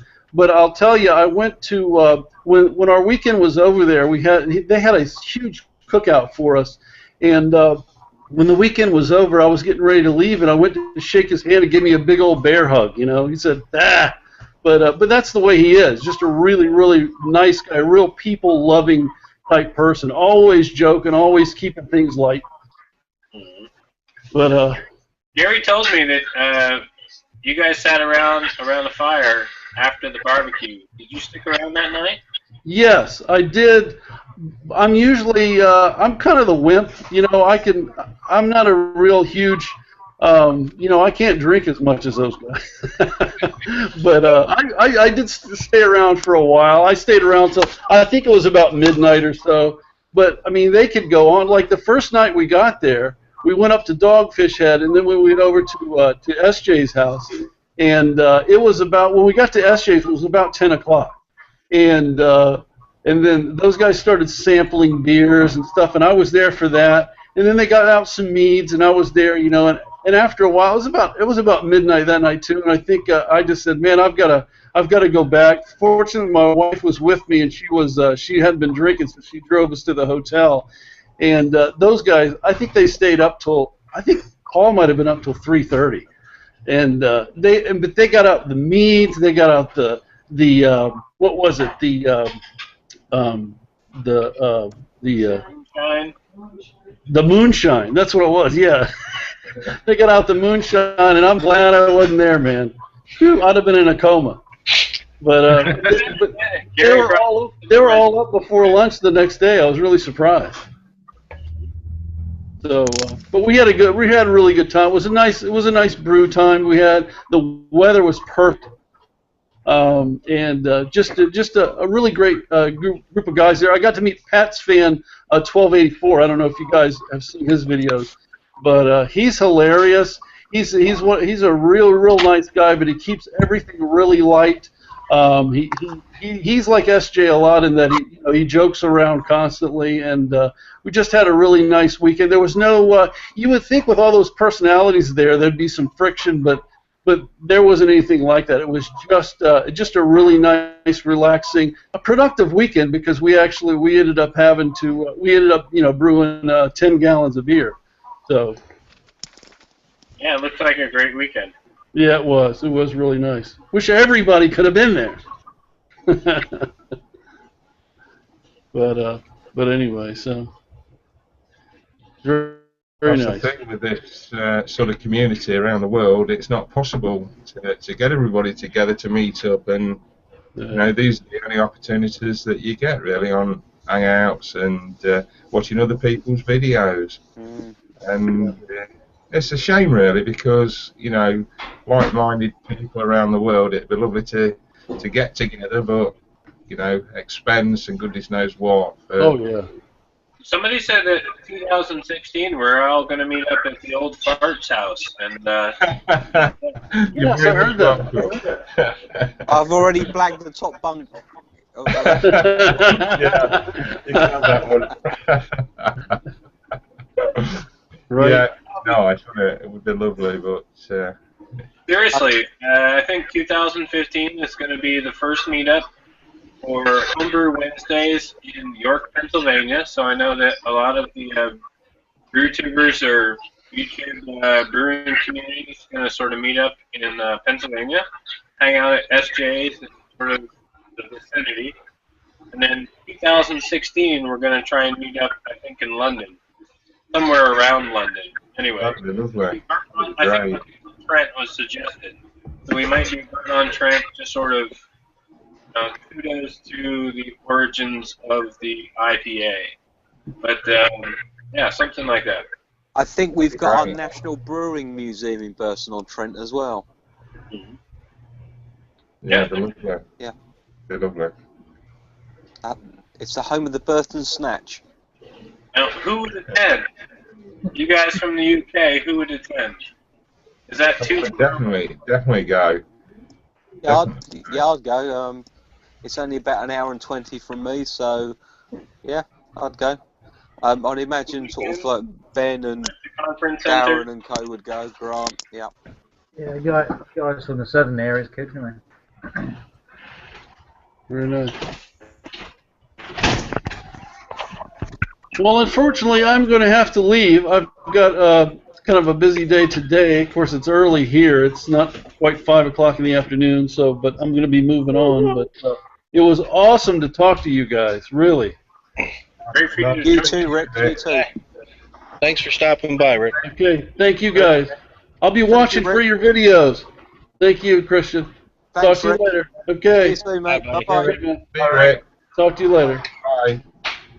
Bye. That's a real nice chat, Rick. Lovely guy, yeah. I was really blown away by their vids when Paul was over from New Zealand, because to get all those guys in the same place at the same time, it's hard enough to get like 6 of your mates to go out for a beer on a Friday night. Yeah. Yeah, to get people from all over the world, you know, to congregate, fantastic. Yeah. Yeah. It's great. It's great. It's also great to see videos come up and And it's only really modern technology that allows this to happen, really, isn't it? Yeah. Well, yeah, but could you imagine what would happen if we all got together in a pub? Similar sort of thing. Lock him. We'd get out for bringing our own beer. It's cheaper. Yeah. Yeah, no, this internet thing and this YouTube thing that we do, I really enjoy it because it brings us all closer together, and I'm hard pressed finding like-minded people around where I live. I mean, I talk home brewing to people anywhere, and they're just like, "What? Just go and buy a beer." Like, piss off, man, make it. But no, it's really good. It brings us all closer. Yeah, that is one of the benefits of the these hangouts and chat rooms. You know, because like until Jim did one, I mean, I just watched all of your videos and learned what I could, and tried to teach something I hadn't heard any of you guys do in my videos. But then with the hangout, you actually get to talk to the guys behind the camera, so to speak. And I mean, yeah, that's great. I mean, not only do all you guys make like really good videos, you're a bunch of great guys. Yeah. Yeah. Oh, thanks, Bill. Well, except for Christian.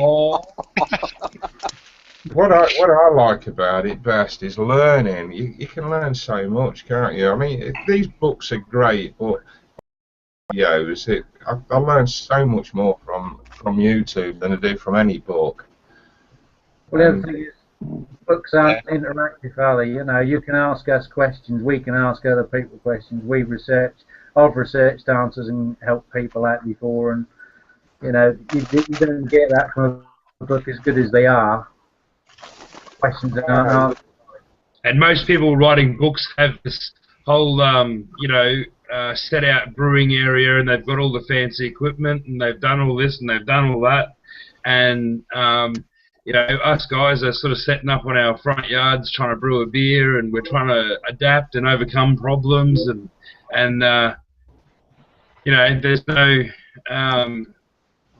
help from these people. There's just read it and that's how you do it. Yeah. Yeah, that's the trouble. It's not so interactive, is it? Yeah. Real weird. Yeah, I'm back. Keep pressing the wrong knob.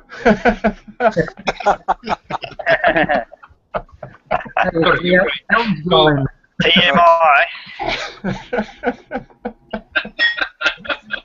Oh, bloody hell. I better go and get another beer.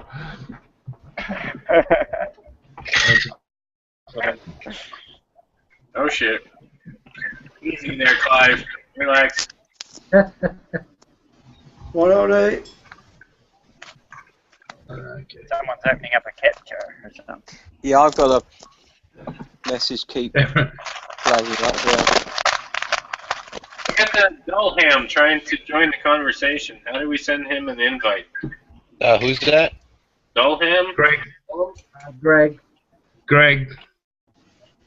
Dullham Brewing, Greg Power. He's a He's trouble. like you, Bill. He has guns buried in his garden.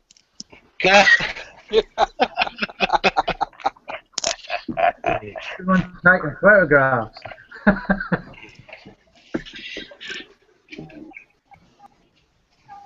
Smile. Click. All right. What's his name? Dullham? EULLHAM something. You might be down as Greg Power. Oh, Dolan Brewing. That's Hey. him, Bill. Yep. Oh, I thought I did send him an invitation. All right, hold on, guys. Let's try and figure this out here. We used to have the ability to send an invite, but that was in the other conversation. We'll do that here. When you first log in, it gives you an app, a little face thing to invite people, and then that goes away. Oh, it doesn't stay there? No, because I clicked on it. I was going to click on it before, but I thought, no, everyone I know is in bed. They're probably getting a bit luckier than I am. Okay. Then in Google Hangout, Channel Tiny. I tried to add you, Brewing with Bill, but you weren't on there. Everybody else was on there apart from you. Oh, what's that? You just have to have a little bag like this full of all the connections. So when I tried to add you as a contact in Google Hangouts, you wasn't there. Oh. Yeah, I couldn't find him either. Everybody else was there apart from you. Yeah, I don't know why that is. Oh, Bill, I think I'm you're under like your real name in Google Plus. Well, I have two Google channels. The Brewing with Bill and the Bill Margerson channel. Yeah, that's yeah. Yeah, but apparently, I'm halfway decent with computers. I mean, I'm not an IT guy. I can't configure them or anything like that. Although I did build a computer once, but for some reason, I have absolutely no idea how Google Plus works. The last hangout I had, it took an hour and a half to get on it, and I ended up joining Tony's. All right, thanks again, Tony. Saved the day at that time. And this hangout, I actually started about 16 or 17 minutes early, just to make sure there weren't any problems. And at 10 after 3, I shut it down and opened up a new hangout and resent out all the invitations, which is how all you guys showed up. So yeah, when it comes to hangouts, I really don't have a clue. But yeah, let me see if I can send him an invite here, or a link to the hangout or something. Zane, are you from the North Island or the South Island? South Island. Okay. I don't know if I'm working though. Is this working? Yeah, we can hear you. No, yeah. Oh, cool. Yeah, no, I'm on the South Island. I'm in mid-Canterbury, which is about an hour's drive from Christchurch. Right. Yeah. We were at the, I was living in Christchurch when they had the earthquakes. I relocated here. Well, did you have to relocate because your house got trashed or whatever? Yeah, yes and no. I mean, the house was trashed, but it was we're still livable, but yeah, it was just, I guess, more trauma and stuff. Okay. You see the, yeah, the kids were more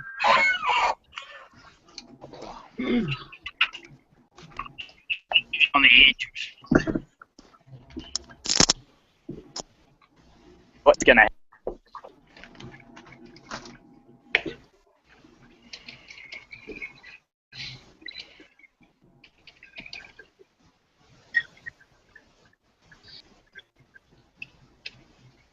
So Tiny, yo mate, Tiny. Yeah, mate. How's your solar panels going, yeah? Sorry? How's your solar panels going? Solar panels? Oh, solar panels. Yeah, good. Saving me money, man. Saving me money. I can have the air conditioner running all day. Well, yeah, but in Australia, isn't that a necessity? Oh yeah. I reckon 38 degrees yesterday. Ouch. I didn't go outside much. That's What's that old money, about 106, 107? I don't know. Yeah. Where's my thing? Where's my converter thing? Oh, hang on, Google's got one. What was it? 38 Celsius. 100.4 Fahrenheit. Oh, Pretty warm. nice. Yeah, that's hot, dude. Even if there's no humidity, that's hot. Oh no, it's humid. I'm sitting. It's 7 o'clock in the morning, and I'm sitting here sweating.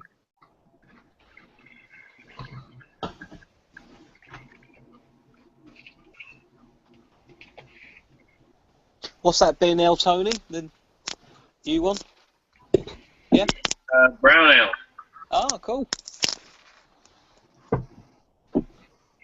Poured a little bit irregularly. Get some beer with that. Your pouring is a damn sight better than mine, I promise. Has anybody tried growing hops? Yeah. Sure. Clive, Jim, Yeah, also carrots. Yeah. No, harvesting this year, they grew. You tried it, Steve? No, not yet. No. Potatoes or carrots and cabbages. That's about it. There's a lovely line in courgette beer. I've got plenty of marrows if you want any marrows.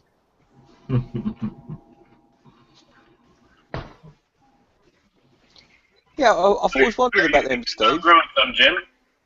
So again? Are you thinking about growing some? Yeah, I thought I'd have a go, but a woman at work who's into gardening says that they're not very, you don't get very many hops on hop plants, and then you've got to dry them and goodness knows what. I imagine. I mean, I haven't got a clue. Well, I heard you don't get a lot the first year, but after that, you should get plenty. Oh, really? Yeah, I was gonna grow hops, but I don't have any place in my backyard that's suitable for them because I have a dog and I don't want the dog eating them. And 3/4 of my backyard is fenced in. And I've got a small area that isn't fenced in, but the only place I'd be able to put them on the unfenced part is next to the garage, but I mean, it doesn't get enough sunlight for anything but weeds to grow. Okay. So, Jim, I mean, I don't know, ask her where she bought them. I know a lot of people around here, they buy hop plants like at a plant store, and then they're usually all males, which don't produce hops whatsoever. So make sure that you buy from a reputable source so that they're female and that you will actually get hops.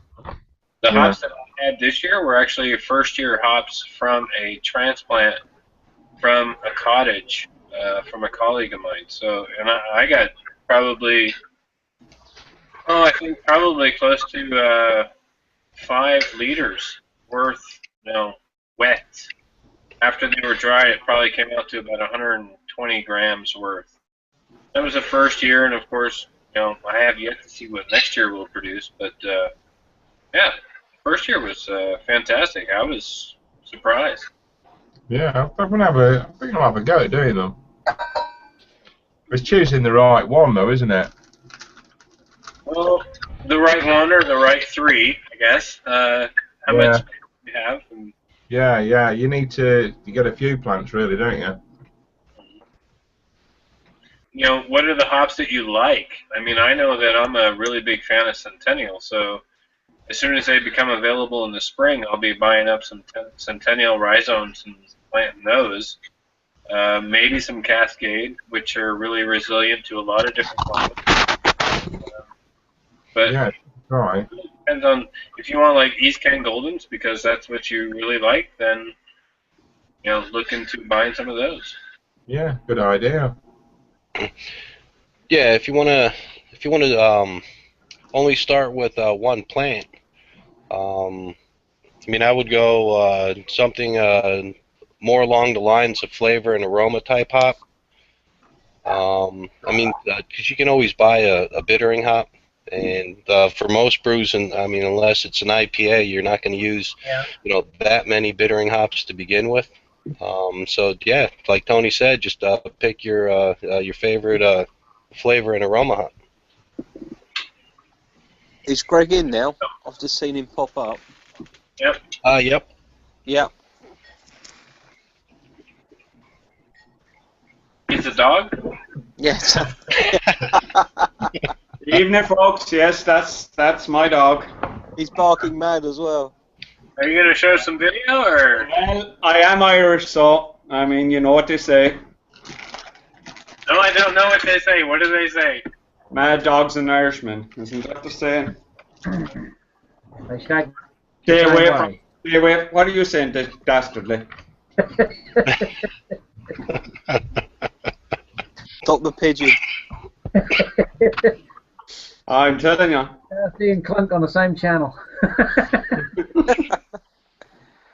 How are you, Mr. P? Not too bad at all, Tiny Mate. How are you feeling now? I'm fantastic, mate. Like a box of feathers. Good, man. Good, good, good. I've been from some tests myself recently, too, so... And I still have to go for more. So I know what you're going...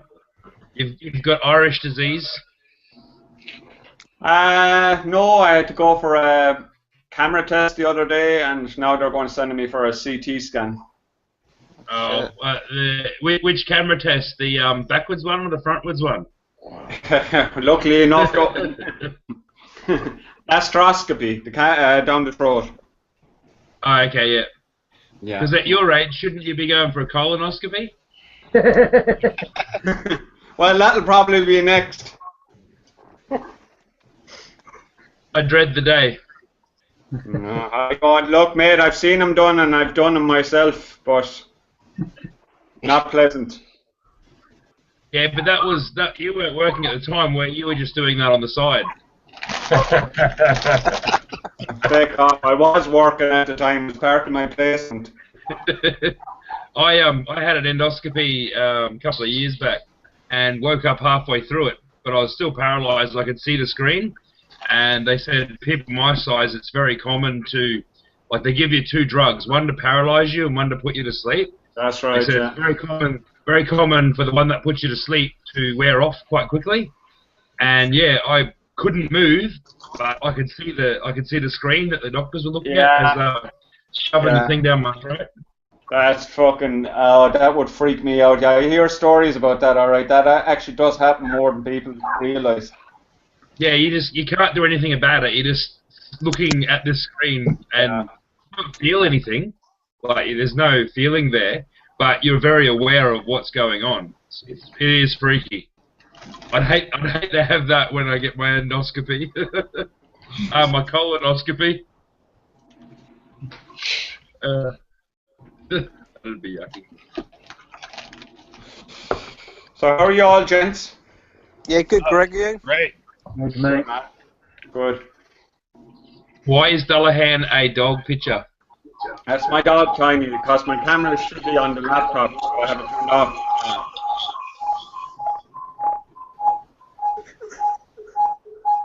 You got heart monitor on? What Someone's the got echoes.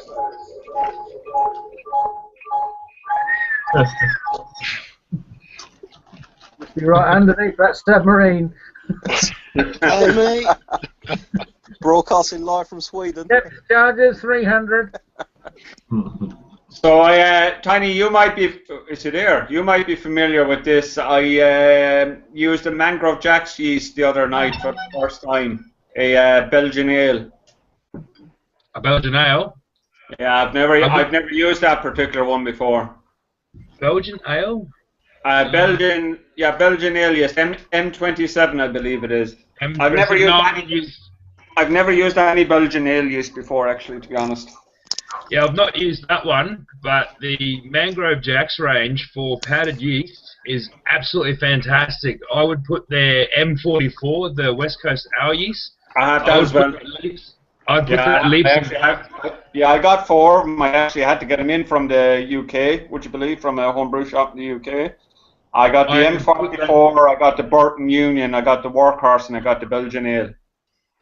Yeah, I would put the M44 leaps and bounds in front of USO5. Yeah, I mean, I'd still go use. I mean, I think all of us would agree USO5. I mean, we'd be lost without the likes of USO5 and SO4. Most of us would. Yeah, but this one it just cleans up a lot better, a lot quicker. Yeah. I did them both, and I picked up 30 packets of M44 yesterday. Next week I'm going to pick up 10 of the Nottingham one, right. The other one.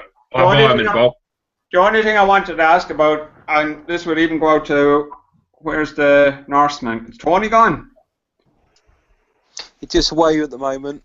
Alright, anybody that's using Belgian ale yeast before, what temperature do you normally ferment them at? Now, I should say that the original gravity of this brew was 1086. So it's been laid down for Christmas. I think Tony's your man for this one, Greg. He's just back. He was drinking a Belgian beer about 10 minutes ago as well. So Tony, sorry, Tony, I was just asking. I just used the Belgian ale yeast, dry Belgian ale yeast from Mangrove Jacks the other day for the first time. I did up an all grain. Basically an old ale recipe, came out at 1086 starting gravity, and I used, as I said, Mangrove Jacks Belgian ale yeast on it. And only kicked off since today. But I was wondering about fermentation temperatures for that one. For mine, 26 to 32. What? For mine, I did 18 Celsius. Isn't that quite low for a Belgian ale yeast? Depends on the Belgian that you're doing. So, for example, in contrast to my Belgian quad, I was doing that at 18 Celsius for 3 days, and then I cranked it up to 28, 25, 28 for 3 days, and then I brought that back down to 19 for the last week. So, I'm not familiar with the Mangrove Jack yeast strains. So this was, or the White Labs equivalent. Okay, this was basically, as I said, an old ale recipe, and as I said, the starting gravity was 1086, so it's quite high. Yeah, but what's the yeast equivalent for Mangrove Jack Belgian ale yeast for Y yeast or WL? I have no idea because it's my first time using it. Which was the Mangrove Jack? What's the name of it? It's M27. You see, liquid yeasts are quite expensive over here, so we tend not to use them so much. I mean, there are a lot. Jacks on their website says 26 to 32 degrees. Which I thought was quite high. Yeah, but don't you want those esters in there? Well, you see, I don't know. Because as I said, I know the esters are desirable in the Belgian ale, but because I've never used it before, I've nothing to go on, basically. I mean, currently it's at about 25.5 degrees Celsius. There is no heating on it. That's just basically what it's fermenting at itself. But as I said, it's only kicked off since this morning, so I mean, it's still very, very early stages. So if I need to adjust the temperature, now would be the time to be doing it. Yeah. I don't want to mess it up, basically. I mean, but because I've never used it before, I'm used to SO4, USO5. This is my first time using one of these, so I've nothing to gauge it by. So a bit of advice would be appreciated. I don't know. I'd leave it there, mate, and just see how you go at 25 degrees. See if that amount of esters produced is desirable in your beer. If you need more esters, It's She's Tiny. tired. She can't hear you guys. Now, Tiny, I'm assuming, do I have to keep it at 25 for the full 2 weeks of primary, or just for the first few days? Well, I think the first few days would be where most of the off flavors are going to be produced. Okay. But eventually you might want to crash chill it. Oh, I will be crash chilling it once it's done primary. I will be crash chilling it. But they say go up to like 32 degrees, which is pretty high. Yeah, that's a bit high. I don't think I'll go that high with it. No, I'd just leave it at the 25 and see if that's good. And if you wanted more esters, then the next time you brew with it, whack it up to 28 degrees. Yeah, well, it's a learning experience. It'll hopefully be drinkable anyway. It says on the website that it's ideal for a saison. Saisons are fermented pretty high, so if you're looking for a Belgian saison, then you're definitely in the right neighborhood. Nice sponsor there, Christian. The saison, though, Tony, wouldn't have such a high starting gravity as what I had, though, would it? An imperial saison, sure, why not? You put Okay, well, I guess that's what I've got, so. Yeah. Yeah, well, that's good. I'll keep it at the 25, so best not to mess with it, I suppose, too much. Like I said, Greg, if it's not what you wanted next time, just crank the temperature up or bring the temperature down. Just Yeah. Or use a different yeast next time.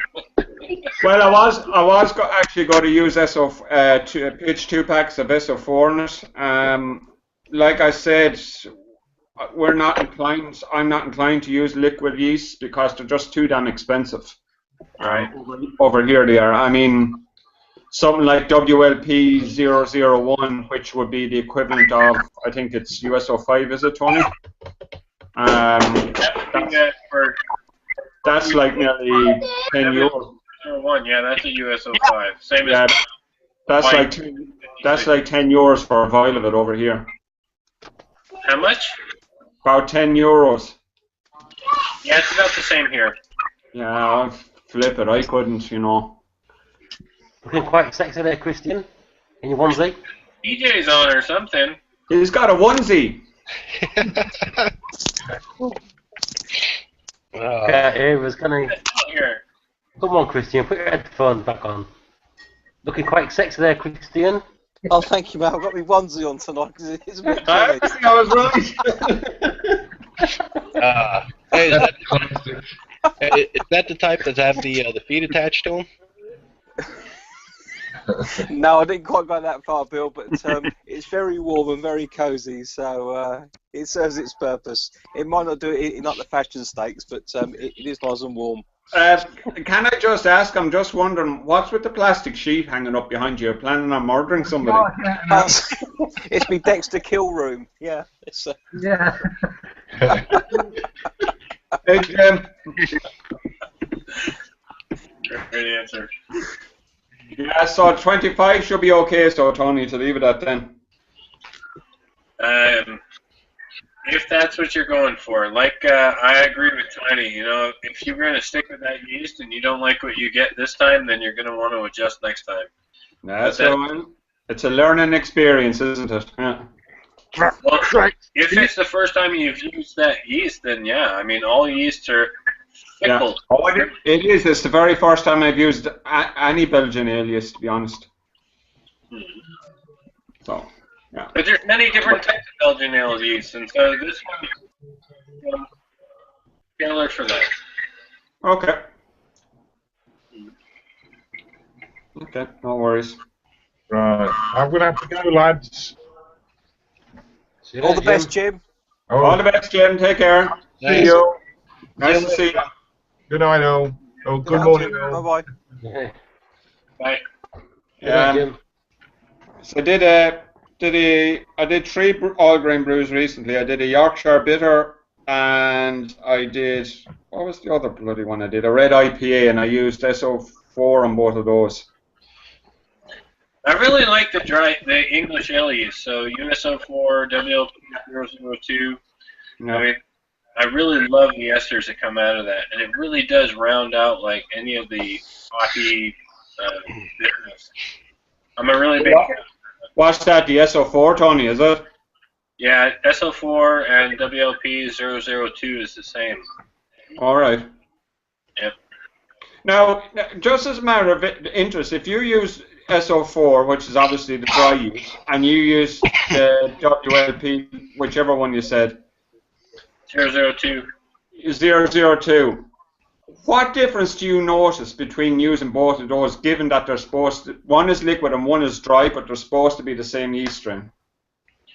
The difference really is that the dry yeast is dehydrated. And that It's what? Dehydrated. So the equivalent would be, if I would never use WLP 002 without creating a starter. Okay. And the same thing goes with, actually, I would never use 04 without actually rehydrating it. I would never use a starter with a dry yeast. Okay. Dry starters are always used with liquid yeast, and hydrating with water or dry yeast. Okay. Tony, why wouldn't you use a starter for a dry yeast? Well, according to the yeast book, you're actually degrading the yeast count. Wow. I didn't. I would have thought it would have been advantageous to grow up a dry yeast the same way, but obviously not. The dry yeast packets are actually filled with more than 1 billion cells count, equivalent of what you would get in a dry yeast. So just hydrating them in water is equivalent to actually creating a starter with liquid yeast. Okay. Bill? I still create starters every now and then with them, Tony, and I get really, really good results. I wouldn't recommend just sprinkling them on the top from what I've read, and like they need to fill up with water first and oxygen. But I was talking to a brewer at Fortitude Brewing. The club went up to the brewery and we did a tour, and we were talking to the head brewer there, and he was saying definitely starters for everything. The more cells you can get into a brew, the better, and that's what they actually do for their brews. And what he was finding is that the third run of that yeast, like the third use of that yeast cake, is probably the best ferment they get in the brewery. What do you think about using like the yeast over and over and over? Yeah, the third run of a yeast is really not any relationship to a starter, is it?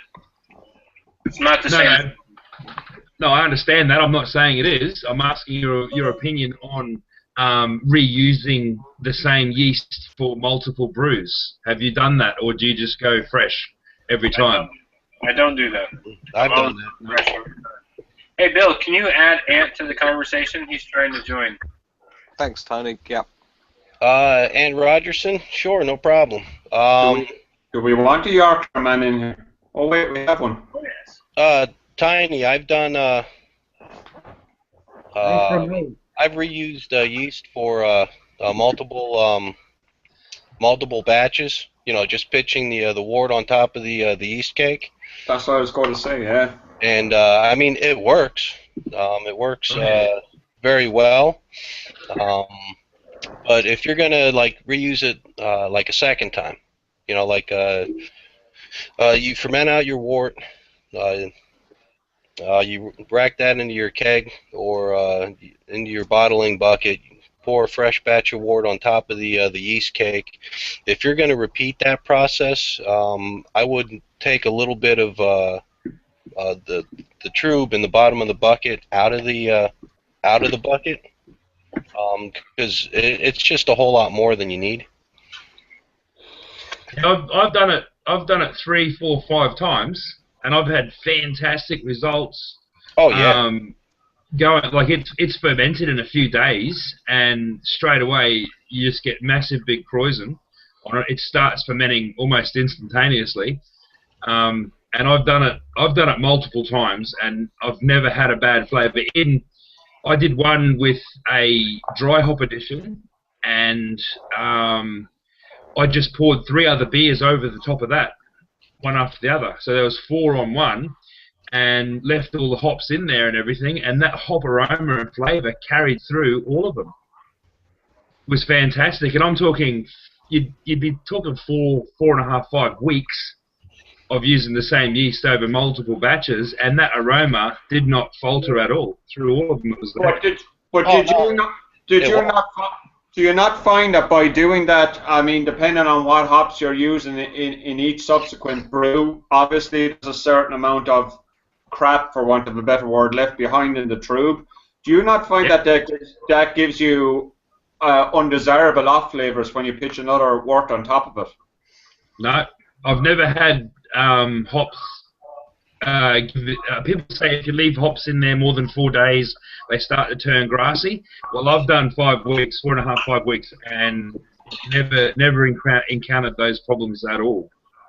I called it. We had it on for about, I don't know, 4 brew club meetings, and all the guys come over, and everyone actually got a chance to taste a bottle of it. And I called it the beer that shouldn't be, and everyone was just so surprised by it when I told them how I brewed it, because it was just basically getting lazy and just tipping wort over the cake, 3-4 times.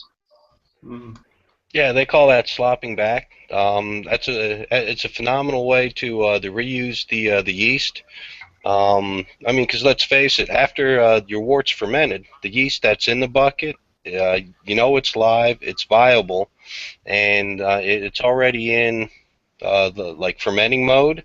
So as soon as you pitch something else on top of it, the fermentation it's going to start I wouldn't say instantaneously, but pretty damn close. And yeah, like I said, I've done it a couple of times too with great results. The only thing I haven't done was totally different type of beers. I mean, well, besides the type of yeast you use for the different types of beers are different. You wouldn't ferment, say, a pale ale, and then pour a stout on the same yeast cake. But you could make a pale ale and then go to an IPA and then a pilsner. Or well, I step them up in colour and flavour. So if I'm doing a pale ale, even if I've had no lager yeast, I'll do a lager on it. If it's an ale yeast, I'll do a lager on it, and then go to a pale ale, and then IPA, and then a barley wine. Yeah. Just build up flavour and colour, and yeah, you just get that flow through effect of the flavours. And I mean, yeah, it's being lazy, and I'll probably just skim it under the radar with doing it. Probably one day I'll do it and stuff a whole couple of batches up, but hey, it's worked in the past. That's the only thing I'd be worried about doing that. There's like an inherent risk in doing it. No, yeah, I haven't had there's any a risk with problems. everything. I suppose that's true.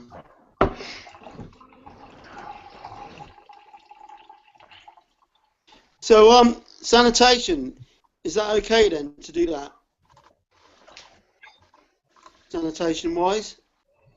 Yeah, that's what I meant, Gary. I mean, that's what I would be worried about, that it would introduce an infection doing that. Yeah.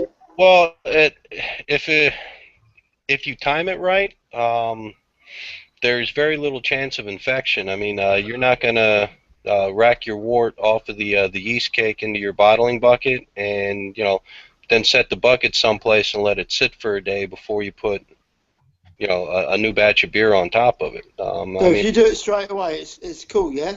Yeah. Yeah, I've never had any problems. Okay. That's actually one of the easiest ways to reuse yeast, and I mean, it doesn't cost any extra money.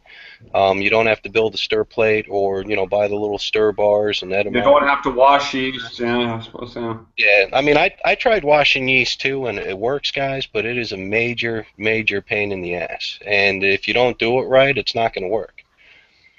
I mean. So then you don't have to sort of like clean your fermenter then. You can just leave it as it is, yeah? Yeah. Well, yeah, I mean, you don't touch the yeast cake. You drain off the fermented wort, and then you pour fresh wort right on top of it in the bucket. But you do have to be a little bit careful with the dried Crowns that's around the bucket, because if that does fall into your new beer, it will cause astringencies. Yeah. Right, so you brew it a little bit shorter then, yeah? So it doesn't... If you get I assume you could just clean off the dry Krausen that's around the top of the ferment bucket and then pitch your new wort. Well, that will probably increase your susceptibility to infection. Yeah, I get you. That's true, yeah. I'll probably just dump it into a new bucket, but I would only dump the necessary grams that I'm looking for to add into the new bucket. I wouldn't dump anything.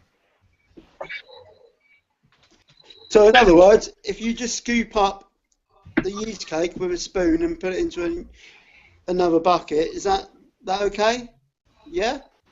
Yeah, that would be the yeast rub, and that's okay.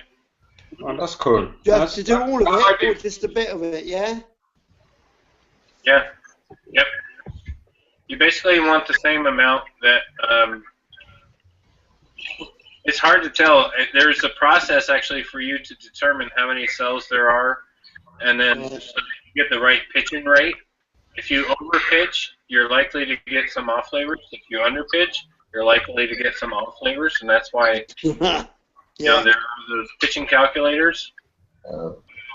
Hey Tony, what off flavors do you get from over pitching? I've never heard of them, but I always saying over-pitch because I do like 15 litre batches, but I always use like 11 grams yeast. So.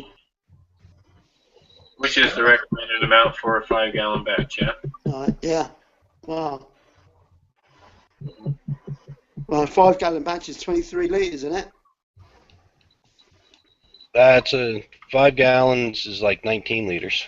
Is it? No, that's only in the US, Bill. Oh. It's the difference between US and Imperial. So Imperial 5 gallons is 23 liters. 23 litres. Sorry, I always pitch about 19. Yeah, see, when I brew, I make a 23-liter batch, and I've always got a fair amount left in the bucket once the kegs are full. And I mean, the reason I do that is so I don't try to get all of the fermented beer out of the bucket and then pick up all the trub on the bottom and suck that into the kegs too. It's just a way to help keep the beer clean or clear. Yeah, that's a good idea.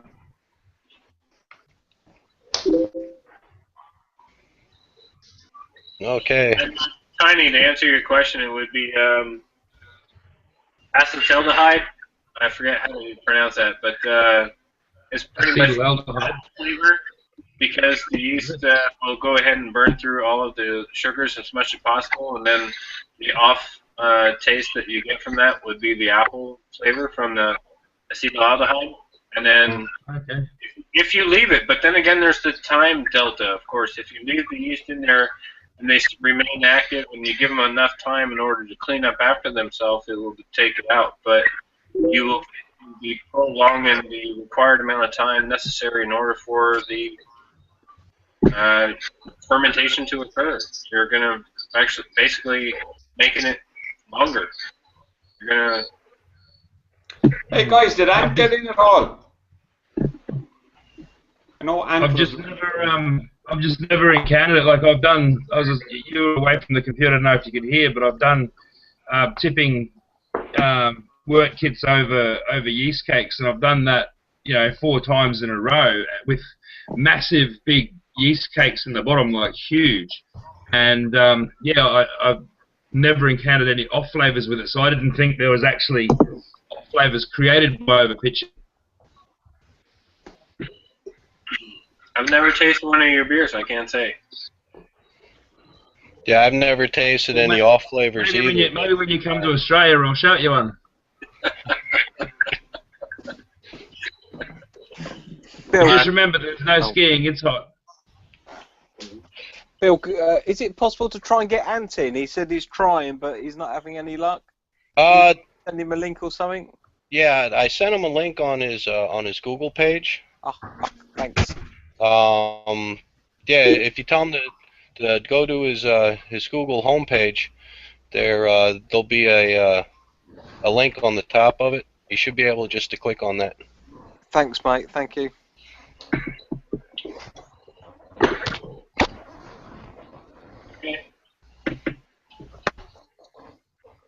Well, would you, since we're on the subject, you still mostly use liquid yeast, though, Tony, do you yourself? Well, yeah, I would say mostly. Mostly is a very good description, but I still have USO4 and USO5 in the fridge.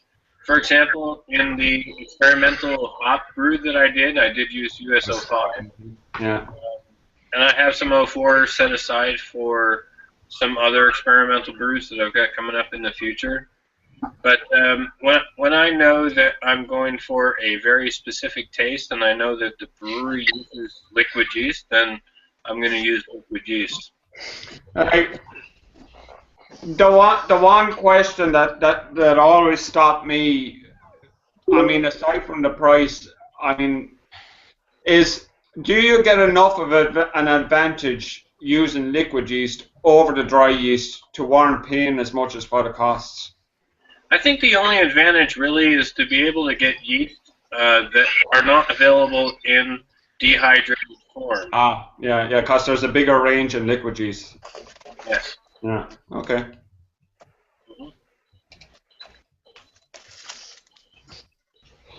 So I'm only getting back into the brewing. I took about 6 months off from it, so it's like starting from scratch again.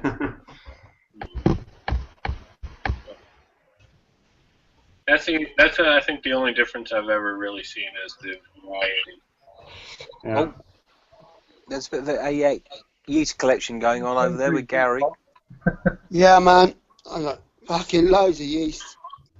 Yeah, but Greg, I have heard that the yeasts that they do in the liquid are very fragile. They don't really handle the dehydration process as well as the stronger strains. That's why they leave them as wet yeast rather than drying them out. They don't get good cell counts in the packet. But the Mangrove Jack's range is probably the first one that I've seen come out with such a variety. So I don't know how they're sort of doing it, but I've used a few of them, and yeah, they are pretty good. They do. I mean, that's kind of what I'm hearing from people that are using them. They do seem to be kind of the best balance between using the normal dry yeast and what we have come to expect from White Labs with their range. Mangrove Jack seems to be kind of the range that seems to be kind of bringing the two together. It's a very good. Sorry, go, Tony. It's a very good point, Tiny, but I'm a little bit leery every time somebody says, like, well, I've heard this.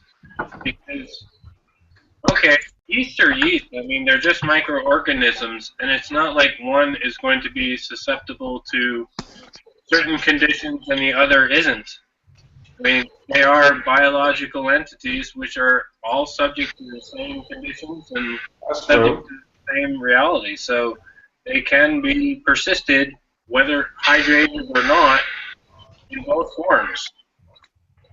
Okay, in saying that, Tony, why don't more of them doing it? Because if you have a look at the cost in sending all those little vials and those packets of liquid around the world, bang for buck, you're better off sending tiny little dry packets rather than the stuff that doesn't last as long.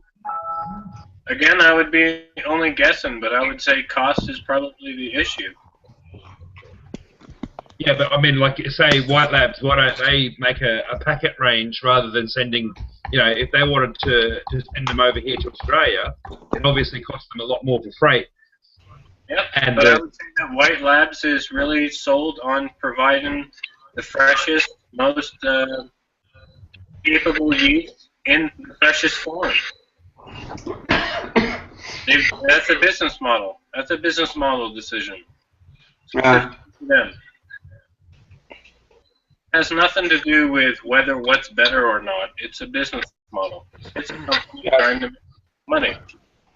Yeah, that makes sense. Yeah, I agree with Tony. A lot of guys, all they'll use is liquid yeast, and I mean, if there's a market for it, they're gonna make it. You know, I mean, some guys, all they do is like all grains, and they look down on guys that make, you know, kit and kilo style beers, and you know, they make their beer a certain way, and you know, they think a dry yeast would, you know, degrade the beer in some kind of way. So I mean, they use liquid yeast all the time. Then I mean, then there's a market for people that just like the simplicity of dry yeast. You know, I mean, dry yeast is a lot easier to handle for the newer brewers. But I mean, both dry and liquid yeast, I mean, they both have strengths, and they both have their weaknesses. I wouldn't say that home brewers are actually White Lab's main consumer.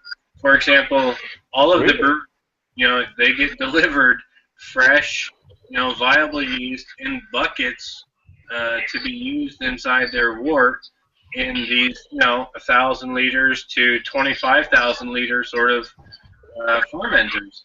So Right. the brewers and breaking it down into vials is really sort of a convenience for us, but probably not for White Lab, the company. You know, So kind of what you're saying, Tony, is really the likes of White Labs and even whatever the other one is. They're basically more geared towards, shall we say, proper breweries as such than us as home brewers. just breweries in general, yeah. Yeah. So basically, what they're providing us is just like an ancillary thing to them. It's not the majority of their business. It's a small portion of their business. That they're providing to breweries, but they're just, it takes a little bit more effort for them to break it down in the volumes that only home brewers require. Okay. Well, that's interesting. Well, once their machines are set up and they're paid for, I mean, just like a bottling plant, once the equipment is paid for, they can make them for next to nothing. Whether they just have to, buy the templates and install them in the machine for the various sizes. But yeah, I mean, any company that makes yeast isn't really going to survive if all they're doing is providing yeast to home brewers. So yeah, I mean, even though they sell their yeast to home brewers, that's more of like a side market or an afterthought to their that's kind of what I was saying. Yeah, their main business. Yeah, I mean, they're making money off of it. But if you make yeast, you're gonna, you're selling the yeast to beer breweries, wineries, and home brewers. Yeah. I saw a really interesting podcast from, I think it's Chris White, whatever the owner of White Labs is, there a little while back. I think he was on with Brad Smith from Beersmith. And they're on about they're after bringing out this new product. Tony, you might be aware of it. I can't remember the name of it now, but it's basically it's their newer way of packing their liquid yeast, but apparently you're getting more cells, you're getting them fresher, and I don't know if you've tried any of that or if you've become aware of it, or what's your opinion on it? It's not available where I am yet, but I'm pretty sure it's probably coming in the U.S. So is it just a new packaging thing, or is the yeast actually better? As I understand it, it's supposed to be slightly more, refined? Right, okay. Condensed? Fresher? So it's more purified, basically. Yeah, purified would probably be a good word, yeah. Okay. I did listen to that same podcast, and yeah. Chris definitely did paint the pictures, but then again, you have to take it all with a grain of salt, and you say, well, how much this is actually marketed? Yeah, I was just about to say that, yeah. Mm-hmm.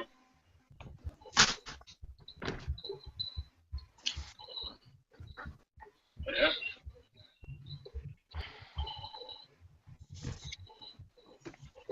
Yep. That's actually something I badly need to get together as a store plate, actually, speaking of liquid juice. I still haven't built mine. Yeah, I noticed that. I mean, I have like I have all the bits and pieces. The one thing I'm missing is adjustable power control unit. Yeah, well, it's an old eBay, your friend there for the PC fan controller. Well, like, I mean, I have a couple here that I use. It looks like Ant finally did. What is that, Clive? Yeah. It's got fan connectors on it, the PCB for. Yeah, but what would you, if I was looking for, what would I actually be looking for? What's the name of it? Speed controller. Speed controller. Speed controller. Yeah, good old eBay Ching Chong. Another name for it, though. Right? Well, try AliExpress as well, because that's like an Asian version of Amazon. Yeah, I know. I just ordered a dial thermometer from them last night, actually, for a new stockpot build I'm doing. Yeah. The beast is coming into action. The beast of a stockpot that was in the attic. What, your 100-litre pot? Yeah, that's the one. Yeah. How do, Ant? How do? Hey, look at that. Finally. Looking very stylish there, boss. New shirt, Ant. Yeah. New shirt. The casino shirt. That's your pulling shirt, isn't it? No, it didn't do me any good. Oh, yeah. How are you, mate? Oh, okay, yeah, I got knocked out quite early from the poker, but I've been busy this evening, finally. It's taken us probably half an hour to get on. I thought you were playing darts in that shirt. I have to tell you, Ant, that book that you infamously call the Bible has to be one of the best broom books that I've seen so far. It's just fantastic, man. Yeah, there seem to be a few people like it. Yeah, man, it is. Like, it's got all the beer studs that I like in it. Clive, Yeah. I'm going to mention when he was asking about the specific name for that item, isn't it the potentiometer that he's going to be looking for? Not speed control, but potentiometer? I don't think they get that technical on eBay China. Awesome. There's a couple, because there's one that matches the little plates that you fit in the back of your PCI slots on the back of your PC, but this one is a little remote one that can it should be a little sticky self-adhesive pad, so you can put that externally on the back of your computer port. But yeah, there's this one's got the 12 and 5 volt pins. Don't you guys have like a Radio Shack-like shop there in the UK somewhere? We have a company called Maplin that have sort of got a bit better distribution than you know, stores in towns. We did have a tie-in with Radio Shack, and they were called Tandem. Clyde, there's another line in the UK you should look at called Hobby King. CPC are quite good as well for oddball stuff. Yeah, I got an account with them, and RS Components, but obviously they're a little bit dearer, and there's usually a minimum order requirement with RS Components. Problem is most of those ones are turned. CPC will. Hello? CPC, I must look up them. Yeah, see, it's part of the Farnell group. Still in bed.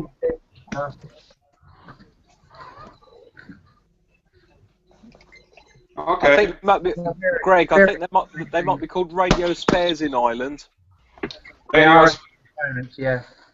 They've got, look, I mean, it's the only thing that's holding me up is finding a suitable potentiometer or speed controller, whatever you want to call it. Yeah. I mean, I have a couple of old PCs up in the attic that I can take the fans and all that business out of. The Computer World supplement here, but Just the usual sort of run-of-the-mill Okay. cards and laptops and God knows. Five, that your usual run-of-the-mill is not the same as everybody else's usual run-of-the-mill. Yeah, that's true. I agree with Tony there.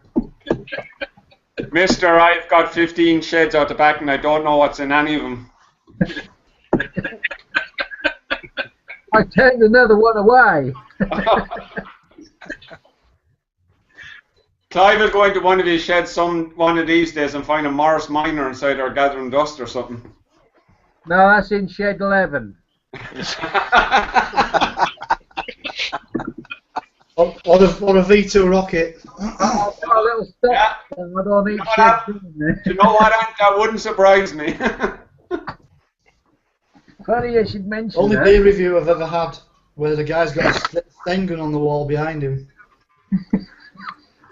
There's a 4.5-inch shell there. Hey, do you know what, Clive? You should turn that into a brew pot. Sten gun's over there.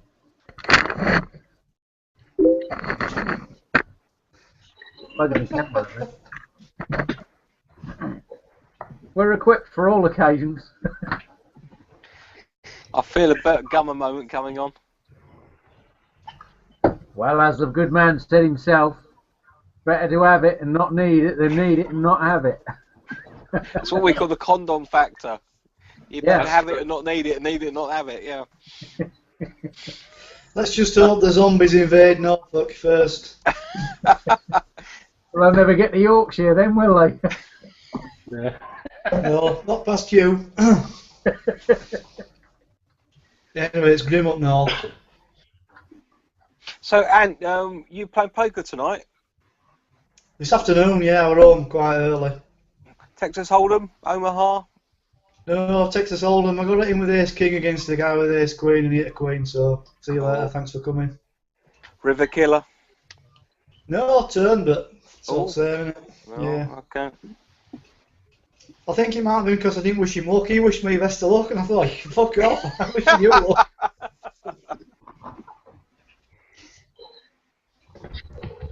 So, Ant, how's your? I saw your last video regarding the yeast that you've been washing.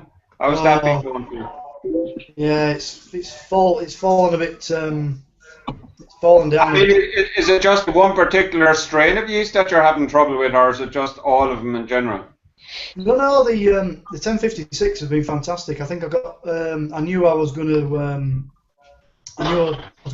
Use a lot of that. So the others, I had quite a bit left over, but I just made 5 bottles of each. I think I bought 10, and I did 5 British ale yeast and 5 lager yeast. But then I knew I had some 1056 coming up, so I bought 10 more. And I think I filled 8 of those, and all of those have been fantastic. But the lager yeast that had 2 lots contaminated, so I had to throw both of those. The British ale yeast, I've clearly not washed it very well, but it has worked. But I'm going to start again. I'm going to start from scratch, and this time I'm going to do what Lakey Bloke suggested and split it actually at the source rather than after the brew. Yeah. Do you think maybe that could be something to do because lager yeast is so finicky regarding temperature? Mm. Or would that have anything to do with it? I don't know. I used pellets on the lager, and the green tinge to it was, there after about 9 or 10 washes. So whether that had something to do with it, I don't know. Yeah. But the 1056 cleaned up lovely, so that was a success. But the others not so great. Yeah. Bill, can you send Sam Larkman an invite to this? Also, David. Yeah. Hold on, guys. I'll Sam Larkman. Yeah. Trusty brewer. All right. Also, David on the Brewers chat on Facebook.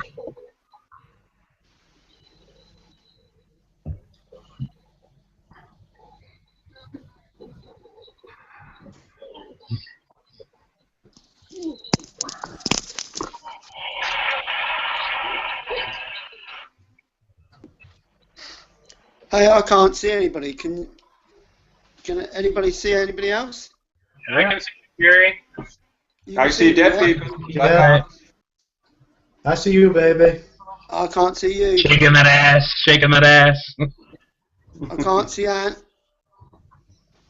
I can't see. How much have you had to drink tonight, Gary? Not a lot, but. You're holding it backwards, Ant. You're holding it backwards, man. Backwards?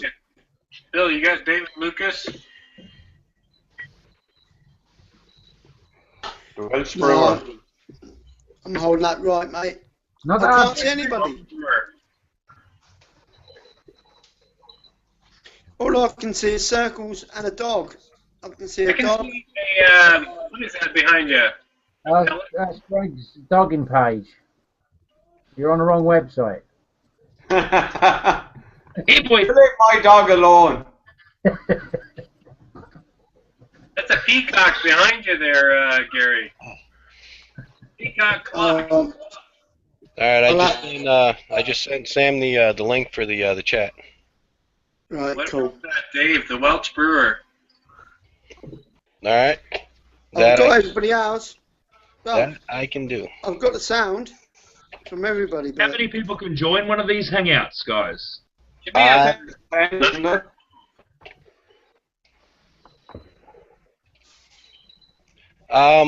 don't know offhand. The last one I had, I think there were 12 people at one time. Okay. But for as like a definitive number, I don't have any idea. You have to read the Google Docs on that one.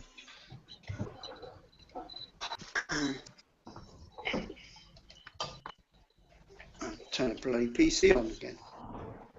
So, what are you drinking, Gary? Look at this. This is my cherry brandy. Alright, so I'm going to guess that that's because version 3 of the zombie dust is infected. Pretty much, yeah. This is, I think it's about 17%. I got a whole lot of citrus, so I've been thinking about brewing up that recipe, actually. Oh man, you got to. 100%. It's great. But I think you need more. Add more. Hops? Yeah. Add more hops. At Flame Out? Dry hopping. Add. Fuck it. Add another 100 grams. Getting right. What? The $1 million brew. You're going to make an imperial version. That zombie dust, is that your own recipe, Gary, or did you get that out of somewhere? Oh, I can't get I've anything. got it on the clone brew. What's that, Clive? Yeah, it's a US brew. I've got it in clone. Is that like an IPA, Tony, yeah? Yeah, Gary, is that a double IPA or just a single IPA? What? Brew Floyd's, isn't it? Brew that. It's Floyd's, yeah. Steve, that's one of your babies, isn't it, Floyd's? Yeah, version 2 now. Free Floyd's Brewery, is that the one? I just got the recipe off Dino. Right. Free Floyd's Brewing Company, yeah. Yeah, okay. I heard of them. Is that American or New Zealand? Who knows? Oh, American. Dino knows. Page 60.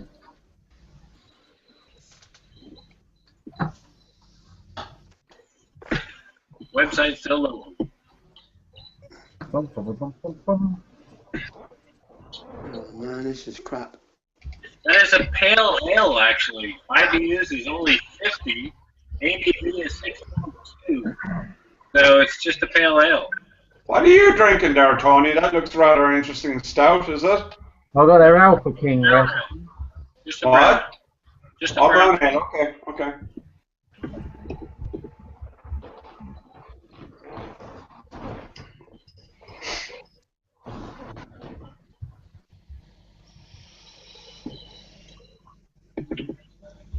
Looking good. Isn't. Zombie Dust is a single hopped pale ale. All citrus.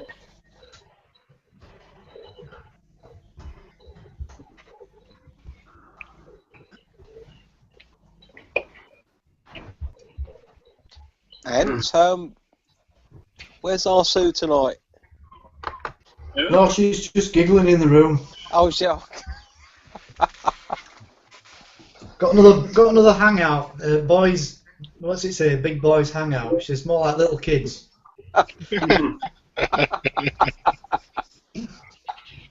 We all Wants know. to see her new toy. Hang on. So, Christian, I've been looking at some of your Thirsty Thursday and your recent German beer reviews. Oh, and, yes. Man, I mean, every time I watch one of your videos, and I picked this up for 99 English pence in Lidl, and I'm in our local Lidl, and I'm like, well, fuck you too, because Lidl over here won't sell them. I mean, the range of beers that you get in Aldi and Lidl over there, I'm like, why the hell won't they sell them over here? Because you're a pisshead. I mean, we're lucky if we get a bottle of Bishop's Finger in our local Lidl. Well, here's one then for you, Greg. Today, I went shopping today, and I nipped into B&M stores in Milton Keynes. Okay. And I picked up 4 beers, and they cost 70 pence each. Crap.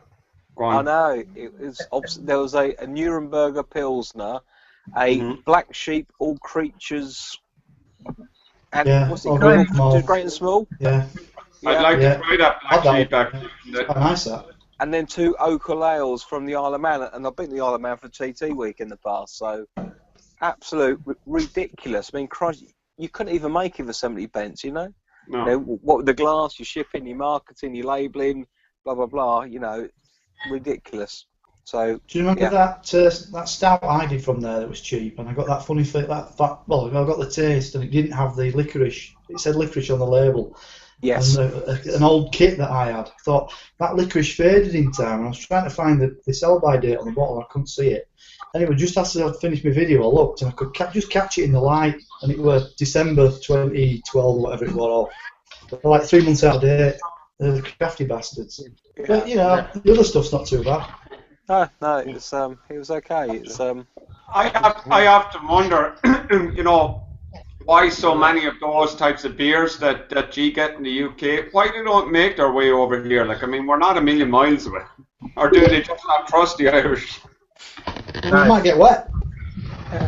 What's that? They might get wet. Yeah, well, that's true. I think it just comes down to bog standard SG&A, you know, sales and general administration costs. If they brewed it for the UK mainland, and then if they've got to upload it, palletise it, ship it, blah blah blah, it just absolutely wipes out any margin.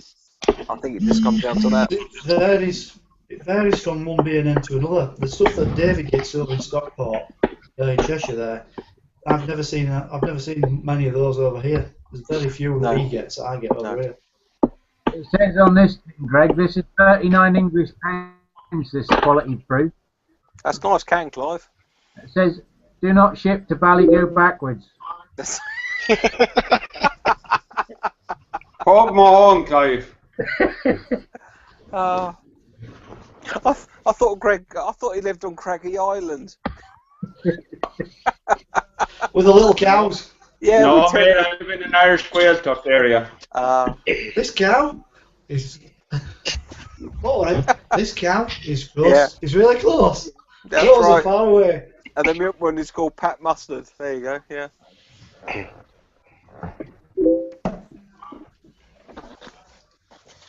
Yeah. That's wrong, Pish. That's wrong, Putty. Hey, Tony.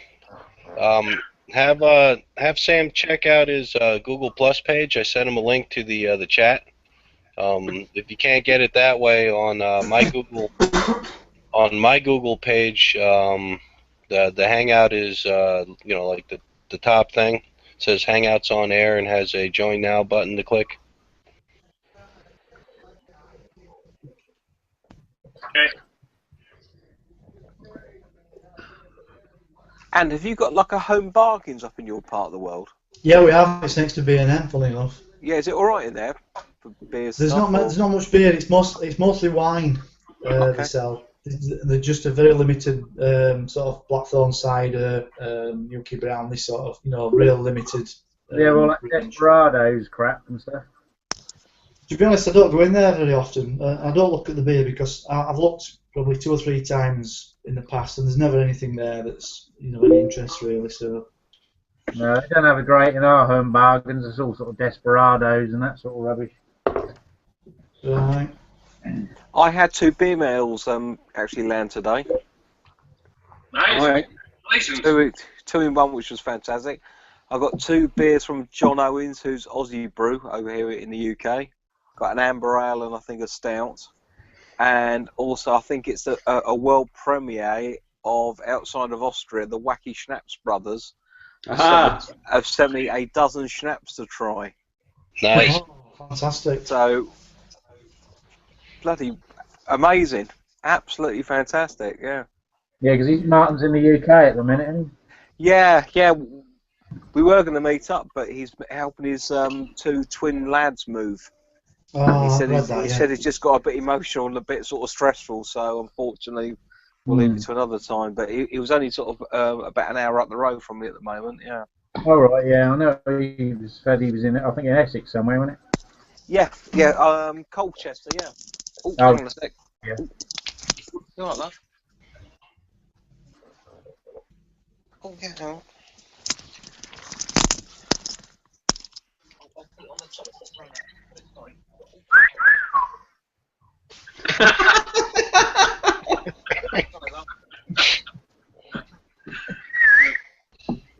Some mothers do have them. Who's got this on live capture? A bit late then. Who got a photo of that? I'll take it. All that was about me, was it? That's called leverage. Oh man, that is so going up on Facebook. Oh. Chris, did Yes, you manage mate. to sell that? Did you manage to sell that surfboard? Yeah, the same place as your bloody iron, mate. Yeah.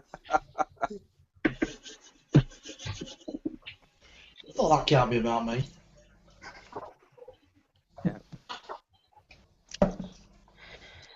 Yes, love. No, everything's fine. No, it's fine. Honestly. All right, darling. Has anybody got any interesting brews on recently? I've got a pumpkin ale on the go at the moment. Did you actually use pumpkins in it? I did actually, yes. I brought a pumpkin from one of the local supermarkets and skinned it and diced it, chopped it. What way did you do that up now? Kit brewer, all grain brewer? I did kit actually. I had a base of a brown ale and diced the pumpkin up, put it in the slow cooker overnight. Okay. And then mashed it and whizzed it, and then put the remnants of the pumpkin into hop sock, and then put it through a ricer. Okay. To literally drain out every single drop, and then use that to go in the brown ale. And then I've put various spices in, cinnamon, blah blah blah. But unfortunately, it's been like bubbling like bloody mad for about a week and a bit now. So I was going to dry hop it with some first gold, but probably have to leave it now a week. Yeah, because I've heard people that try doing that where somebody, I don't know where it came up there recently, doing an all-grain version of a pumpkin beer, and I've heard they actually put the pumpkin into the mash itself. Yeah, I think pumpkin beer is one of them daft ones that I'm sure Tony can sort of chip in on this one, that pumpkin doesn't taste like pumpkin that you think of, because the pumpkin that you have a pumpkin pie or something, it's got cinnamon mat added and ginger added. So it's not necessarily pumpkin as what you might think of on its own. So what's the big buzz about pumpkin beers then, if that's the case? Well, why not just... What? Well, it's actually massive in the States for this time of the year, for like, Halloween and Thanksgiving, yeah. I think it's just the spices that make it similar to like what you were saying, Christian, about the pumpkin pie and that. It's Yep. yeah, the spices in the beer because there's a brewery over here in Western Australia and they were doing sweet potato mashes. Like they were making beer completely out of like sweet potato as their main part of the fermentables, and yeah, didn't taste like sweet potatoes. No. Sweet potatoes are actually there's a recipe that uses sweet potatoes in the what's that book? Brew your own. No, it's the one that's a little bit more adventurous. One from Dogfish. No, not that one. Not Extreme Brewing. It's the other one. Oh, that one. I'll be right back. Cody hasn't got it. I have. After this commercial break. Well, there's sweet potato in this one. Jesus, Clive, you must have every brewing book in the world at this stage, have you? I'm working on it. You're not going to have like a yam beer, are you, Clive, now? No, there isn't. Hey, Clive, do you actually read them, or are they just to fill up shelf space? Both. They stop the bottle falling out. Yeah, that's what mine do. I've got some here holding up stuffed crap on my desk. So his shed still look empty. Indian I look brown sophisticated. Belgian wit. Principal Brewing? No. Is that? Oh. It's the Radical Brewing with Randy Moser. Ah, yeah. That's Jamil's generalship, is it? Or Randy Moser. Randy Moser, yeah, I've heard of him too. He's good. Unfortunate Christian name. He does sound like Would you be a WWF wrestler, doesn't he, with that name? Randy Motion. Rosa! We got the new book called Tasting Beer that, sort of experiences, sort of exploring how to sort of describe your beer tasting experience. Mm-hmm. Specifically for those guys who say, well, it's a sort of interesting taste, but they don't know how to describe it. Tastes like sweaty socks. So Tony, maybe you can explain the big buzz with pumpkin beers in the States, particularly this time of the year. I mean, if the spices in a pumpkin beer is really what you're tasting, why use pumpkin at all then? I can't explain it at all. I've never had a pumpkin beer. You are kidding. No, The only pumpkin beers I've had are pretty piss poor. Obviously imports. We don't get much imported stuff here. That's I think most of the pumpkin beers out there don't actually contain any pumpkin, though. Is that not true? Nah, most of the pumpkin beers around here have a crap load of pumpkin in it. Unfortunately, they don't taste like pumpkin. Well, like Christian. So Bill, what's the buzz about using pumpkin in a brew then? Like, I mean, what does it? It's just a seasonal thing. Okay. Every year during the fall, the pumpkin crop comes in, so everybody it's pumpkin everything. Pumpkin pies, pumpkin cakes. So basically, because it's so plentiful, they just I figured we might as well make a beer out of it. Yeah, a lot of people they associate that with fall. Okay. Same thing with apple cider. The original settlers also used it in beer because they didn't have any hops. When it comes to pumpkin beers, there was a very good issue of Brew Your Own magazine a couple months back. Specifically, it was either the September or the October issue where they talked about pumpkin beers. And it really comes down to the type of pumpkin that they use in the beer, whether it's actually real cooked pumpkin or if it's pumpkin puree. Yeah, puree. And that's the big difference. Okay. Yeah, I have a recipe for a pumpkin ale that calls for the cans of like pie filling. Yeah. It doesn't have it doesn't have any spices in it, because you have to add your own spices or the pumpkin. I've got just some sort of nutmeg and the pumpkin pie spice. No, it's cinnamon and nutmeg and something else. Yeah, but I mean over here the pumpkin craze is nuts. I mean, next thing you know, they're going to be coming out with like pumpkin spice tampons. Wouldn't surprise me. Nah, I mean, like I said, it's just a seasonal fall thing. You can get what book is that, Clive? You can get hard apple cider any time of the year, but the sales really spike in the fall. Cool. People like sitting around campfires drinking, hard apple cider in October. Jack Thompson, okay. Yeah. I think I've got that recipe scanned, so I can always email you that. That's with extract and grain.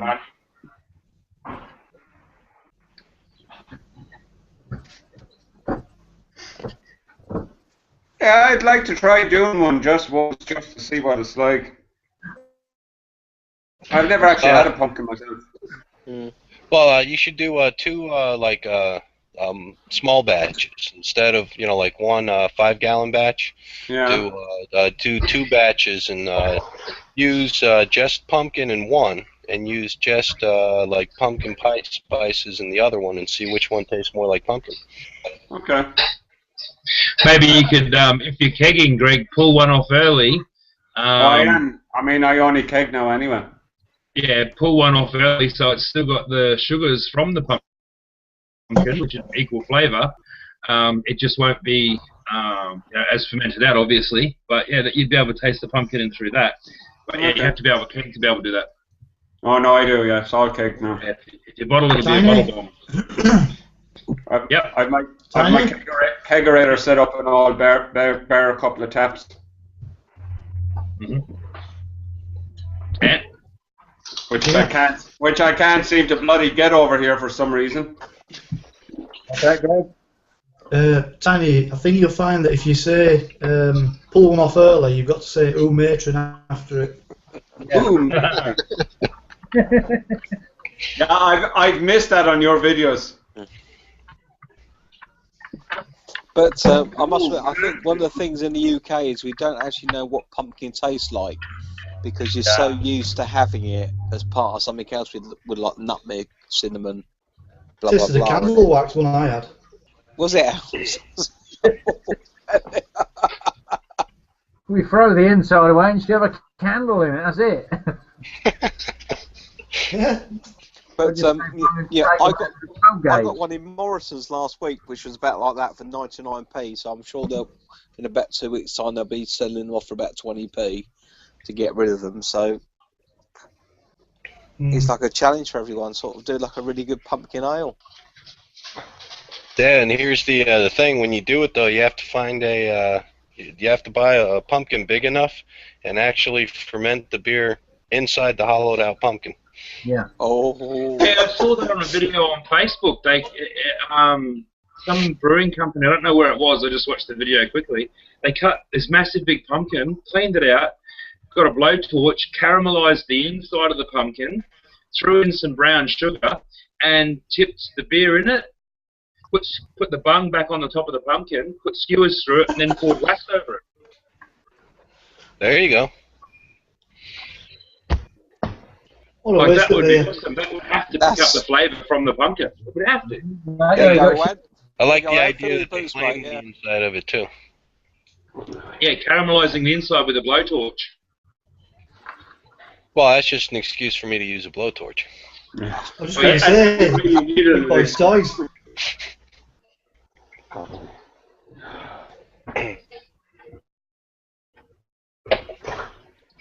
But it seems like a good idea. Like that would impart some pumpkin flavour into it, for sure. Yeah, and even if it doesn't, it's still a hell of a way to brew beer. Yeah, imagine walking into a pub with that on the counter. And then what you have to do is, after the beer is done, Just stick a tap in the pumpkin. Well, you have to, once the beer is fermented, you have to slice up the pumpkin and use whatever else you can scrape off the inside to make a pie out of it. Oh wow! Yeah, that'd be awesome. That sounds good, actually. Yeah, and just to see if the flavor of the beer carries over into the pie, you just make the pumpkin pie without all the spices you add to it. I don't know what beer they put in the pumpkin, but the pumpkin was absolutely massive, man. It was huge. It was a massive, great big thing. Must have been a Texas pumpkin, so. So, Bill, then Americans do eat pumpkin pie. Isn't like a tourist sort of bullshit thing, then? I make it here in Norway. And Yeah? eat it in beavers.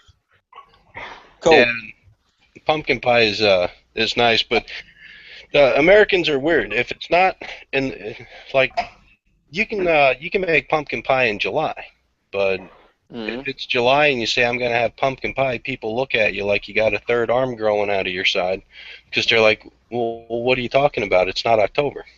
Well, it's nice to know because in France they brew a wine called Beaujolais Nouveau, but the French don't drink it. The French pour it down the drains or on the drives to clean them, and then sell it to the English. So it's nice to know that there is an American classic that the Americans actually sort of eat or drink. Yeah, that's cool. So you've been on a Beaujolais run then, Chris? No, I gave it a miss actually, Clive, because I thought my patio's looking really good actually. So no, I don't need to clean at the moment. Yeah. My old boss, when I worked for a hot car hire firm, they used to go on the Beaujolais run a couple of times when they were the Hooray Henry Brigade. Philistines, aren't they? Yeah.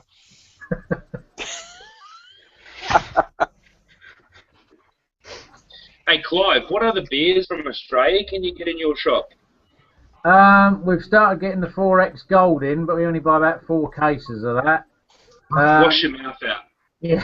That's one of those tip it down the driveway thing. That's an award-winning beer. Just like VB, isn't that right, Tiny? Yeah, VB is quite popular. VB has actually won awards, I think, 3 years running. Australia's most popular beer. Yeah, I mean, there's Fat Yak. I'll have to look on the website for what else. We don't get a lot in now. Do you get many New Zealand beers then, Clive? Sorry, mate? You get many Kiwi beers? We had the Moa and the 8-wire. That's about it, really.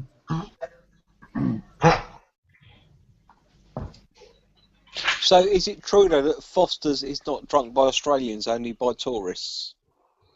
I drink Foster's. Yeah. Sorry, Tony. Tiny. No offence.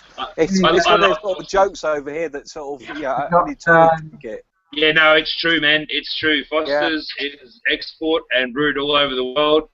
It's hard to find it here in Australia. And the brewery that brews it is 5 minutes from my house, and I can only find it in one or two bottle-os around me. Because Little Creatures as well, Tiny. Little Creatures is good, man. I really enjoy. What is it, Kate? The pale ale or the? Yeah, that's what we got. What? The pale ale. Yeah, that's my go-to. Sort of. If I buy a carton of beer, I'll get one of those bottles to drive home with. Because we had Paul Hogan over here for about 10 years who used to advertise Foster's, and did some great adverts on British TV. But oh man, look him up on YouTube. He has got some crackers out there. Funny shit. Hey, his ads for Foster's. His TV show was brilliant. Really Oh cool. yeah, he's a funny man. Yeah. He used to paint the Sydney Harbour Bridge.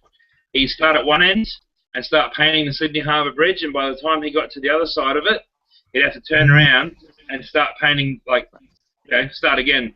Yeah. He was really cool. That's the same with the Humber Bridge when they finish it. And the Bedford Bypass. Yeah. You've got the Cardington hangers.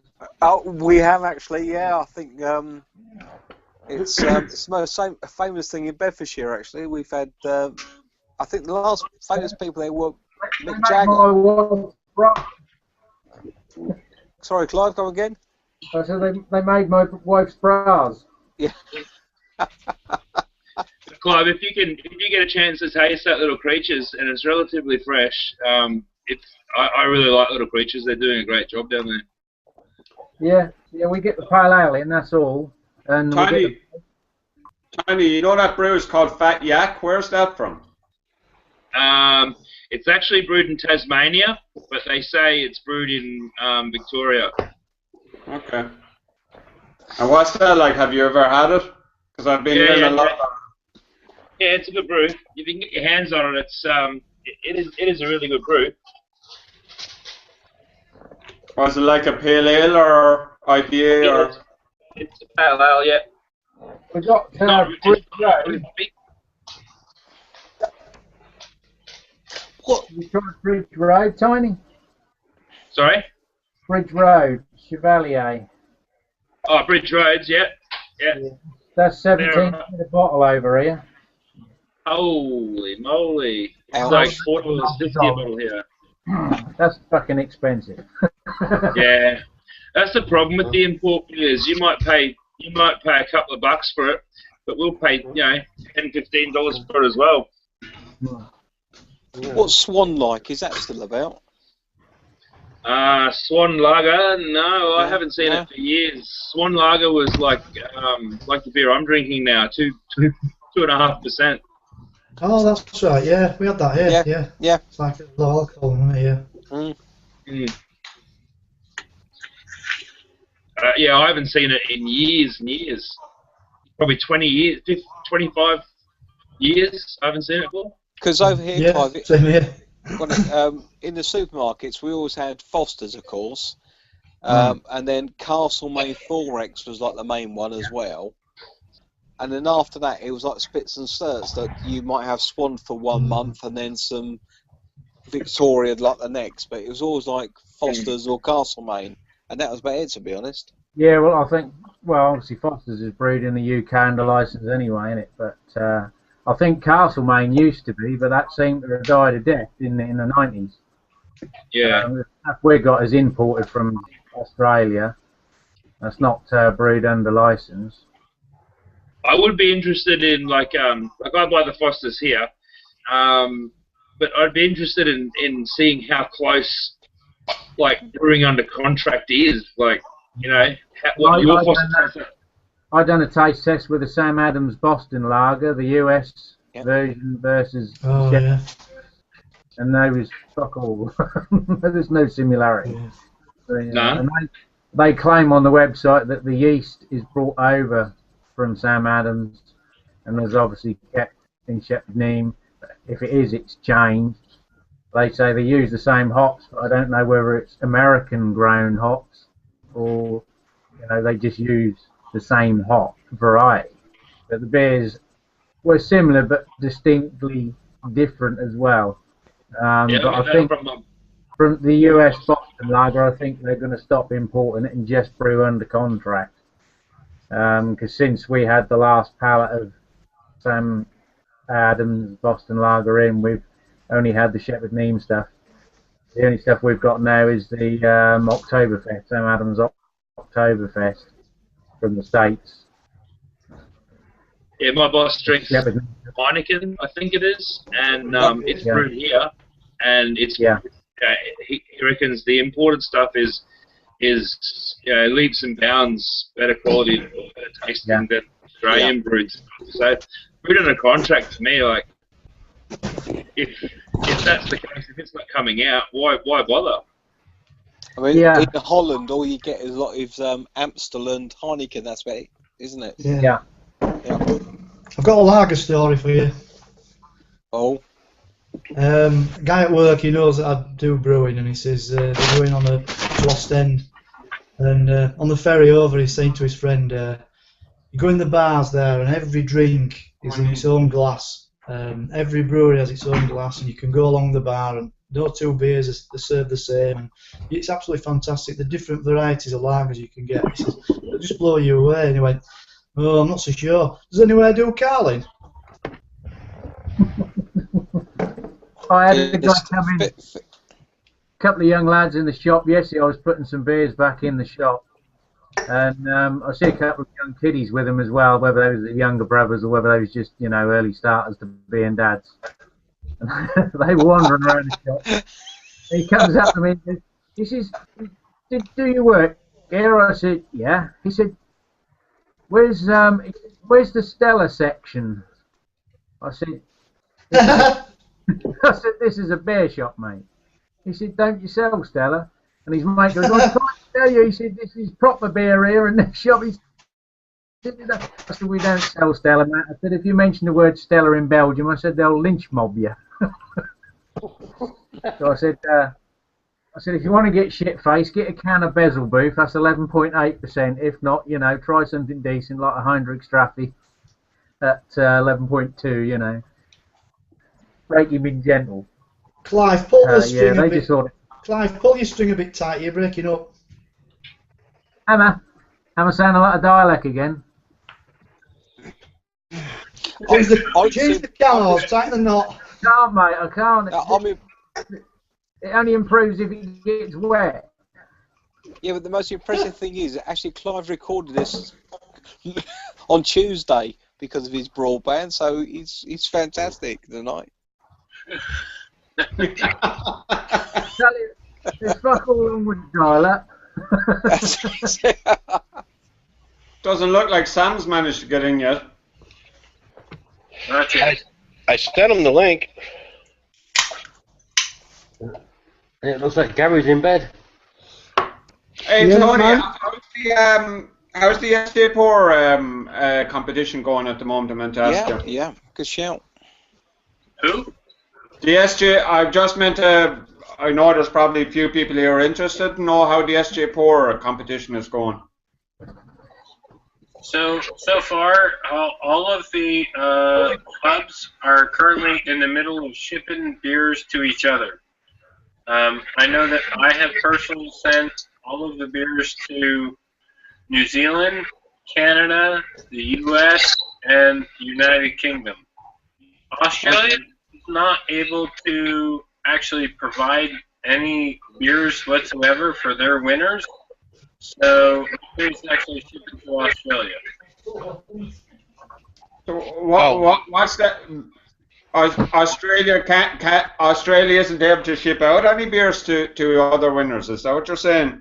Yeah, that's exactly what I'm saying. So they sort of said that either they drank all of their beer and they did not rebrew, or they simply don't have the money to ship out.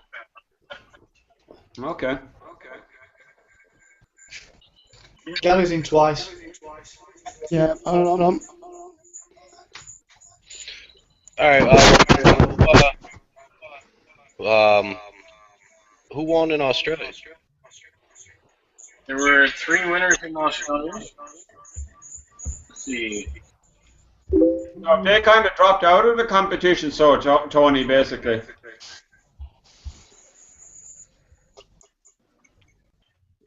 I wouldn't say that they dropped out. I think they sort of say, what would you call it? There's a hell of an echo there, guys. Somebody's got to mute one of their... It's me. It's someone in twice. Yeah, Gary's in twice. I'm just trying to delete it. Oh! Man. Go. It's like it's Gary and his alter ego. Gary, what are you doing? It's not deleting. Gary and his evil twin. Gary and Barry. Barry. Gary and Gabrielle. Okay, so I'll take this up again. So James Rimmer, Chams Bell, and Chris Healy of Australia have either not reviewed or are just unable to find the funds to send for the international leg of the Transport Challenge. Okay. So what's happened is in the finals is only the U.S., Canada, New Zealand, Europe, and that's about it. Okay.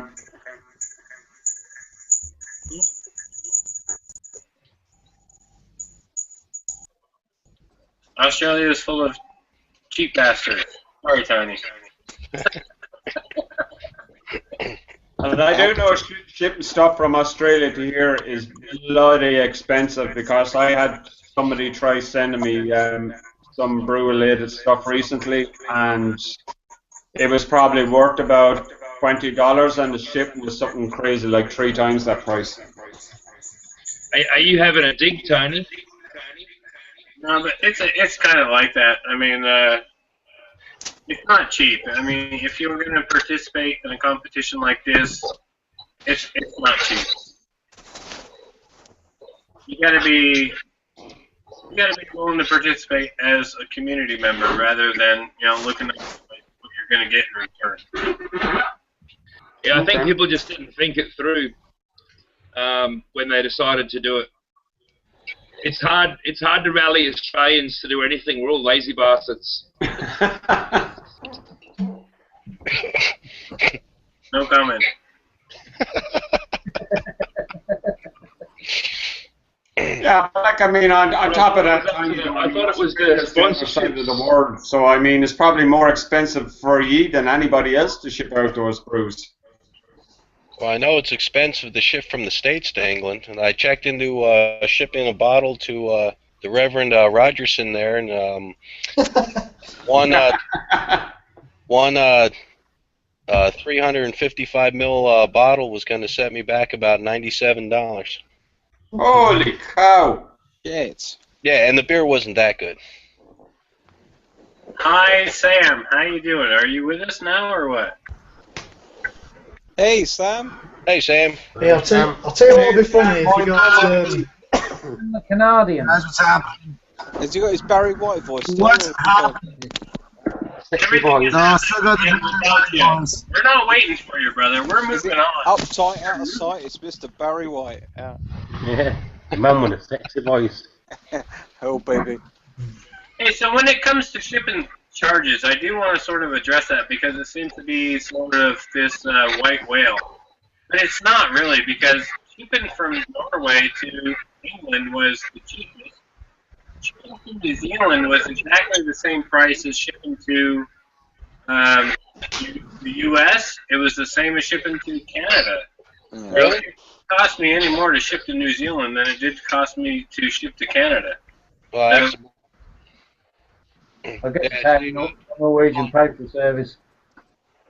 Well, to ship out of the United States, try to go through the post office, and the post office just kicks everything international that's not a letter to UPS. USPS actually ended up being the cheapest. Well, yeah. What I'm saying is when you go onto the USPS website, as soon as you click international, you get the same shipping rates as you do from the UPS website. Because at least everything leaving the states, the post office sends it UPS. I mean, I don't know about anything coming into the states, but if they can't truck it there, No, it's a good conversation, but the prices from SJ, who is the hub for the United States, he actually did do sort of evaluations and said, okay, how much does it cost to ship via USPS? How much does it cost to ship via UPS? How much does it cost to ship via DHL? And then there was a few others. And it ended up being USPS was the cheapest to go from the US to all internationals. all right. I know for me, for somebody to ship a box of whatever, say a 2 kilo box from New Zealand to here costs about $22. For me to ship the same box is more than double back to New Zealand. Oh, yeah. Chubby. Australia Post is an absolute killer. It is an absolute killer. So if those guys in Australia pulled out, it's because they realised how much it was going to cost them to send it around the world. Probably 2 weeks' worth of wages here. Yeah, it's a bit like that in the UK. Over the last few years, it's increased drastically domestic and international postage charges. I mean, when I priced sending you a couple of bottles of that Iron Maiden beer, it was going to be nearly 70 quid just to send 2 bottles of beer. Yeah. I mean, It's absolutely ridiculous. I sent a package to a mate of mine in Welland in Ontario in Canada the other day, and I think it weighed 1,200 grams, and it cost me 18 euros. So 1.2 kilos. 1.2 kilos, and it cost me 18 euros to send it from Ireland to Ontario. Yeah, last time I shipped to Ontario, it was basically like a 6-pack. I don't know what the weight was.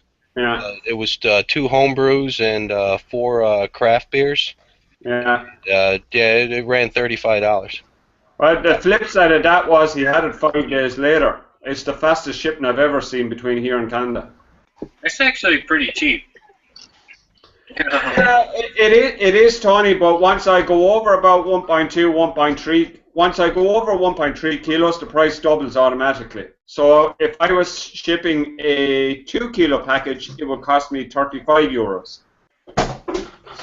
Still, that's pretty A 2 kilo package isn't that heavy. That's like 4 beers, including the packaging. That's still pretty cheap. Might be, but it's a lot of bloody money. It is a lot of money, but forget about like the cost of the beers and the value of the items that you're sending. But in terms of shipment worldwide, it's still kind of pretty cheap. Yeah. Yeah, I suppose if you look at it that way, yeah, no, I get what you're saying.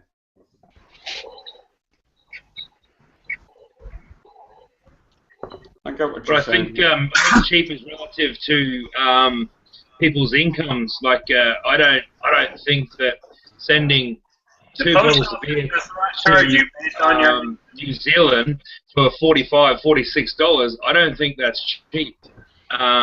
It's my only option if I need to do it, but out of my wage, that's a lot of money to expend. So, in my opinion, that's not like it's not cheap for me. I can't afford to just be doing it, willy nilly. Again, the post office does not charge you based on your income. If they did, that would be great. But they charge you based on weight or size of the Really? That's it. That's a no-brainer. Well, yeah, but then you get into the realm of dimensional weight. If a package, Oh, yeah, oh, Jesus. if a package weighs X kilograms, but it's in a box bigger than it's supposed to be, then they measure the box and say, all right, well, it's 2 kilograms, but your dimensional weight is 20 2.8. kilograms. Yeah, 2.8. So that's what we're getting. They're looking at the space you're taking up, that they could be making money on smaller packages, so they're surcharging you for the size of the box. Well, that's a fallacy, because I've never made any money off of my small package. To be fair, Bill, we have Different ways, I won't. But yeah. Me either, Bill. Hey, I'll do the knob gags. Yeah, basically, it just comes down to it that, I mean, unless you make a whole crap load of money, we all just aren't shipping beers as much as we would like.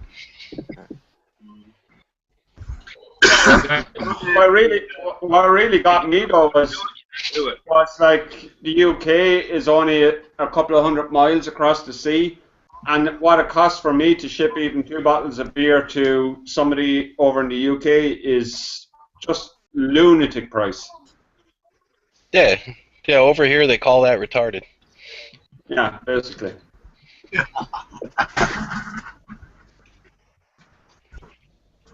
Which is a pity, because I mean we're an international community, and I know we would all like to send beers over and back to each other as much as possible. Say we brew a particular batch here, send it to one of the guys, Christian, in the UK. But like, I mean, if it's going to cost you $30 or $40 to ship a couple of bottles. I mean, you know, it's a bit of a bummer. If I had a choice, I'd much rather receive beers than send them. Yeah, wouldn't we all? But I mean,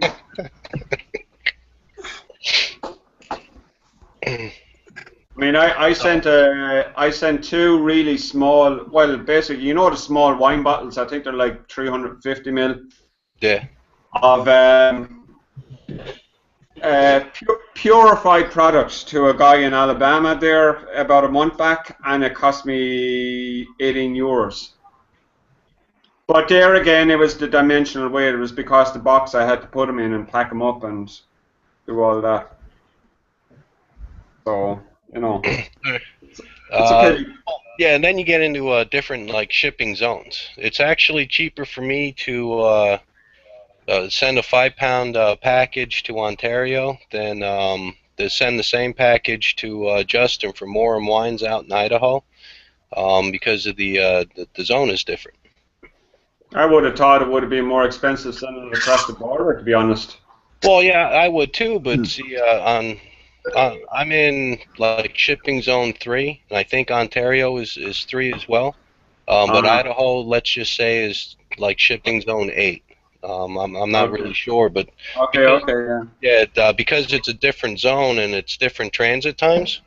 Like Turtle Feather Brewing, Brandon Ricker, he gets my beers in 3 days.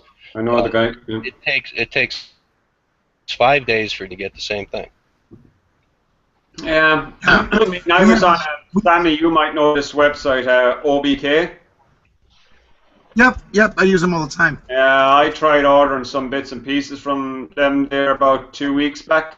They had a sale on beer taps, and I wanted 4 of them for my kegerator build. And I think it came to like $110 or something for the 4 of them. But the shipping was almost as much. Yeah. We run into issues. Oh, look at that. I like that. Saucy, I like that, Tony. Yeah. That's a splitter. Tony's showing us his tab. No, it's a CO2 splitter, Tony, is it? Yeah, manifold. Yeah. I'd like one of those myself, actually. All I know is that what I spent on shipping for the SJ Pour was $475.85. Holy and it cost me, it was $34.05 to ship to the U.S. to SJ, $87.76 to ship to Tony in Norway, $50.48 to ship to Brian in France, $103.94 to ship to Paul in New Zealand, and $110.87 to ship to Chris. Harry. Andy, you're sounding like my favorite prostitute from Name Your Favorite Fucking Country.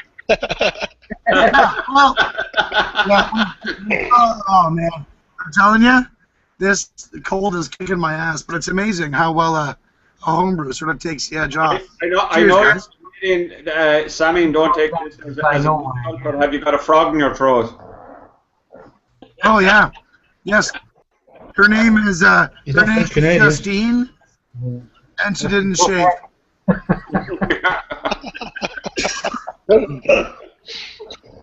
But I mean, at the end of the day, I mean, it is what it is. I mean, shipping costs for shipping costs. Me, I could have sent beers.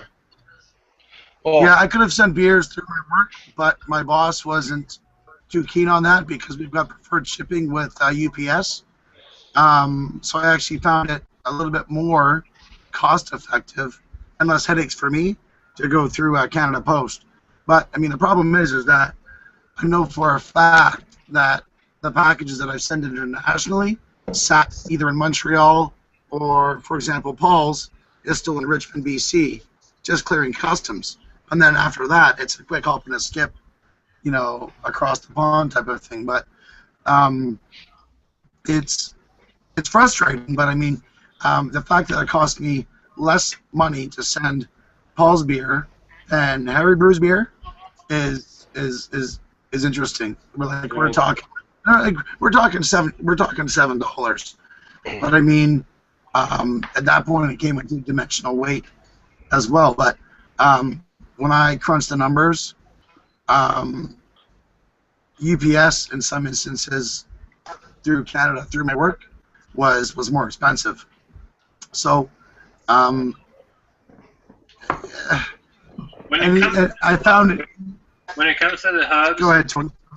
You know, when it comes to the hubs, we're doing this because we want to do this, and we want to make sure that the competition continues. Oh, yes. Yep.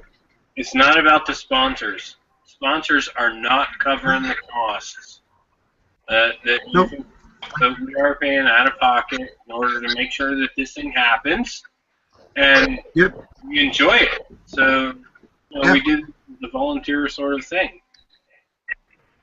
And that's the thing. I mean, to me, the money has nothing to do with it. I mean, the sponsors definitely help for sure. But I can tell you right now that I've kicked in probably about a couple $100 out of my own pocket, and I'm not asking for money back. I don't. It's not about that at all. But you understand where I'm coming from. I mean, $200 is $200, right? I mean, it's not that fucking thrifty. Let's be totally blunt. But I mean, that's not why I'm doing it. And I know next year it's just going to get bigger. And that kind of scares me, though. No, but we're it's still going to get a on a learning curve. So it's about trying to find the best resolution for the entire thing. So maybe we're not using the best shipping options that are available, but just the best things that are available to us now.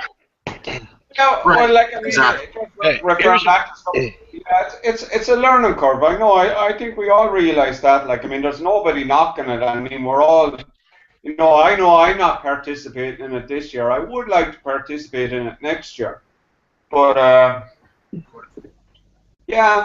I mean, we can only but learn from this experience, basically, Tony. I think is what you're saying. Sure.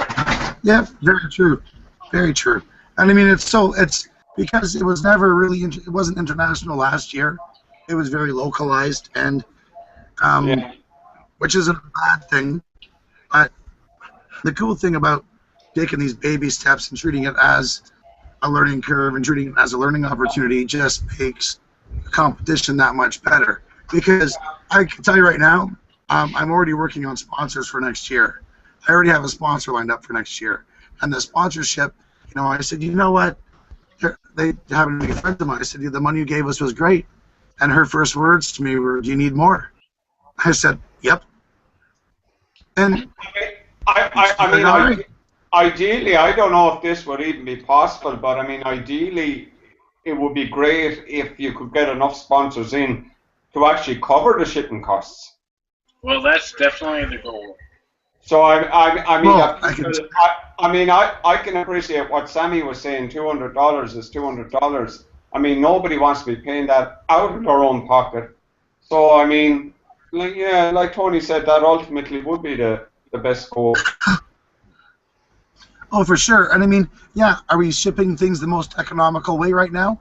Probably not. I guarantee it. I mean, once we know what our initial costs are going to be, we know that the initial competition is only going to be, a certain number of contestants. There's only going to be, 15 beers going to New Zealand, and only going to be 15 beers going to the U.S., et cetera, et cetera, et cetera. We know what those costs are now. And so how do we get together as a group, as a community, if you will, and minimize those costs as a whole? And, sponsors aren't stupid. They know everything costs money. They're not dumb. Canada Post costs money, USPS costs money, UPS costs money, FedEx costs money, DHL, it all costs money. So, I mean, at the end of the day, I mean, how can we spread that cost across the board to minimize the cost of the individuals who are doing the lion's share of the work? And I mean, I don't think that's unfair to ask. You know what I mean? Well, here's a question. How do you sell beer? How do you send beer through the U.S. Postal Service? Because when I tried it, I was told that they couldn't ship any kind of alcohol or anything flammable because it's going on an airplane. Yeah, we basically have the same rules here, Bill. We're actually, believe it or not, technically speaking, I can't send a bottle of water across the road to the UK. You're not shipping alcohol, you're shipping yeast samples. Come on, guys. That's right. Oh yeah. Well, yeah, but I mean, if you're shipping an entire case of beer and it goes through customs, they're only going to send it back to you, and they're not going to give you back your money. Not if there's called as yeast samples. What they're going to send it back to you is if you label it as beer. And the reason why they do so is because of state-by-state laws that were set aside for the Bush and Miller Coors industries that are shipping across pallets. Exactly. I mean, what we just done in Canada now is that all of my customs paperwork has to be entered in online. I can't go into the post office and fill out forms. I'm going to do it all online in advance. And what that does, though, is that it makes it so much easier. All the postal clerk does is, it's yeast samples, the tariff code is automatically registered. You got a barcode, she scans it, measures the box, bing, bang, boom, I'm in like 5 minutes. Whereas before, you had to go in and measure the box, you had to give a fucking song and dance about what you're sending, suck a couple cocks, get on your knees. Is that what's wrong with your voice, then? I think you're exaggerating. Well, yeah, I was brewing with Harry Brew last weekend, and ever since then, my throat's been a little raw, and he likes me rough. I understand. But yeah, He was playing Goaty. but I mean, honestly, it just comes down to if the competition is going to move forward, and it is going to move forward. I mean, I've got so many people sending me emails just in Canada going, "Oh, this is great, bada bada bada bada bada. I saw this on CraigTube and yada yada yada, blah blah blah blah blah, and I want to participate." It's like, great, perfect, and that's what it's all about. It's all about just making the community bigger, but at the same time, while we're making it bigger, we're making it smaller. And Greg, you're rubbing your eyes, rubbing your head. Am I keeping you up? What's going on? Yeah, and I suppose any hiccups you've run into this year, I mean, you know what they are now, so you can plan maybe a little bit better for them for next year. Absolutely. That's the idea, absolutely. I mean, you can't plan for... Hi! I would say that the planning for next year and the planning for the year after that has already pretty much been, in discussion. It's been started already, basically, Tony, is what you mean. Absolutely. Yeah. Well, that's good. But I think that this year and the years past, the entry level in terms of participation is easier than what it probably will be in the future because of the requirements that are going to be necessary to make sure that this and shipping is covered and all those things that are required in order to make something like this happen. For example, if we take America and the National Homebrewers Conference and the guys that have to go through 2 different sessions in order to make sure that their beers are sort of go on to the competition, we have 2 rounds. You have a local round, and then you have the first round and the second round. And you have to pay up front in order for both of these things to happen. Regardless if you make it to the second round, you have to make sure that you pay for shipment for your beers to make sure that it's going to be able to get both in the first round and the second round ahead of time, even before you even know if you're going to make it into the second round or not. Right. Yeah.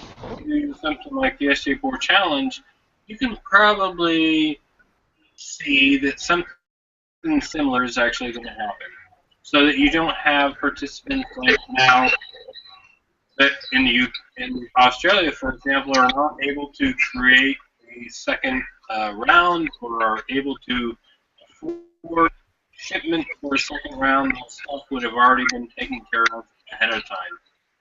So you're going to be looking at things like participation costs, things like that. With every other competition in the world that has similar minimum requirements, you're probably going to see something like that happen here as well. Never mind. Hey, Martin. Hey, Scuzzy. Hey, Scuzzy. How you doing, guys? Hey, Scuzzy. Good time. Long time. Yeah, long time. Been busy, man. Mm-hmm. Been busy tearing them roads, eh? Yeah. How you doing, Greg? All right? All right, Martin. Bye. How are you? Sam, man. Haven't seen you online in a while. No, I've been busy at work, man. Work's made me a director. Man, how are you?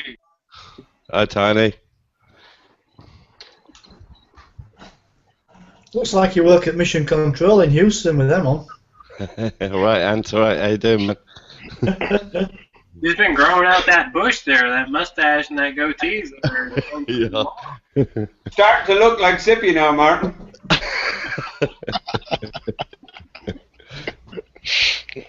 Not quite there yet. You haven't quite got the Gandalf look down yet, like Zippy has. No, that's true. Gandalf. I thought Big Q's Zeus. What a better description. Actually, yeah. Good point. Good point. Anybody been in contact with Zippy recently? No? Is he doing okay? I haven't heard from him for ages. Yeah, I sent him an invite for the chat, but I never got a response back. Yeah, he's gone kind of quiet the last couple of months. Was he on the last one, Bill? What's that? Bill, was Zippy on the last one later on? Oh, Zippy Seal? No. Last I heard, he's still focusing on his classes for work. Ah, okay.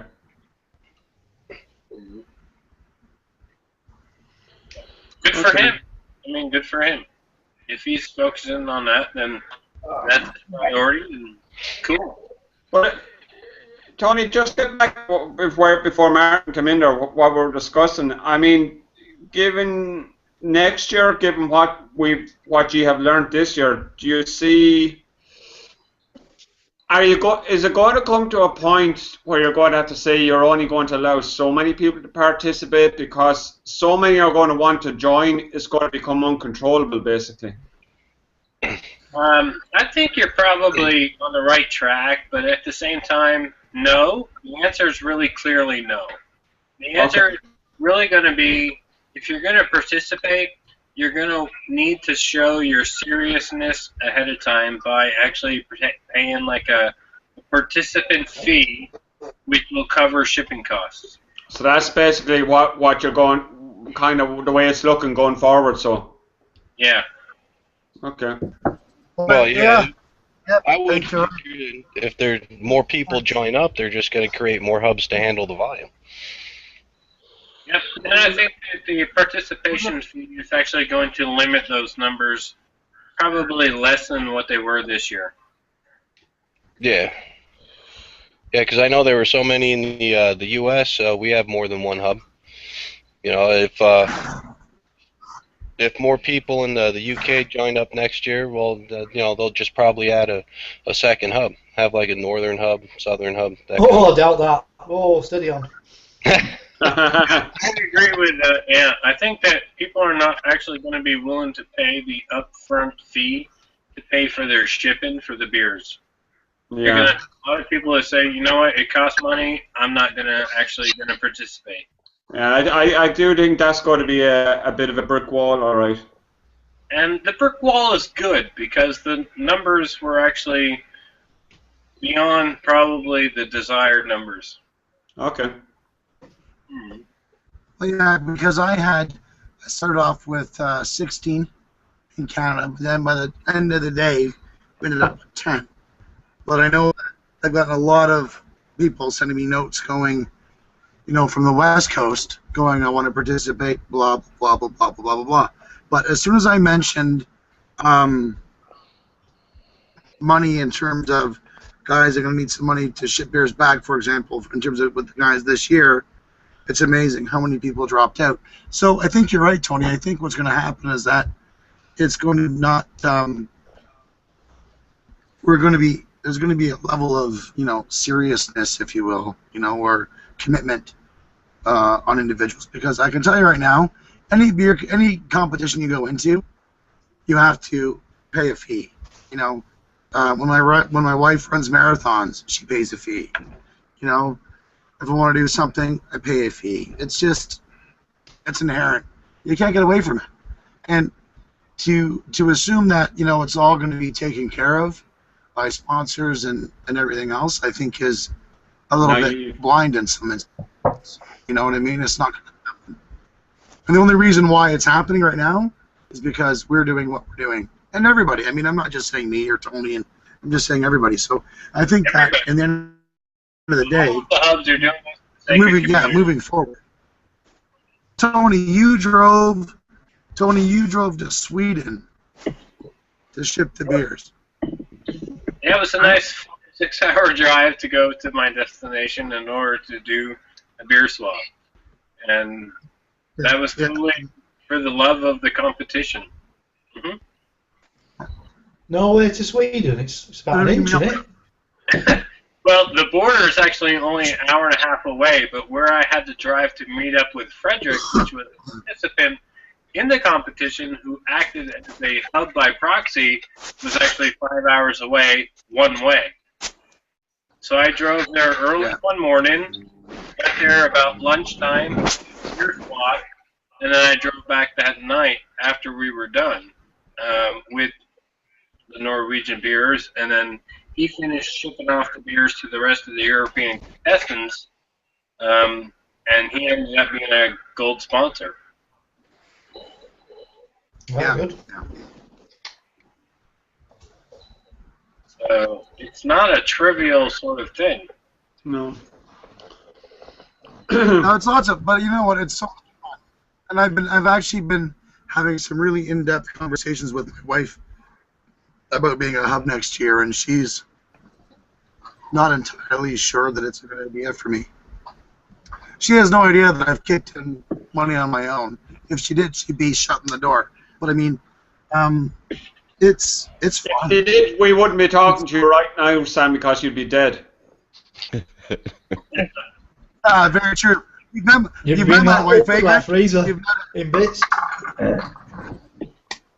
Sam. Yeah. Am I? I'm only kidding. He's trying to get that French Canadian out of his throat. Oh yeah, seriously. But the Quebecian. We're having a conversation. Quebec. Just based on participation and doing this and doing that, and it's, as I told her, I said it's fun and I enjoy doing it, and if I didn't enjoy doing it, I wouldn't be doing it, and that's really what it comes down to at the end of the day, and that's all I'm going to say.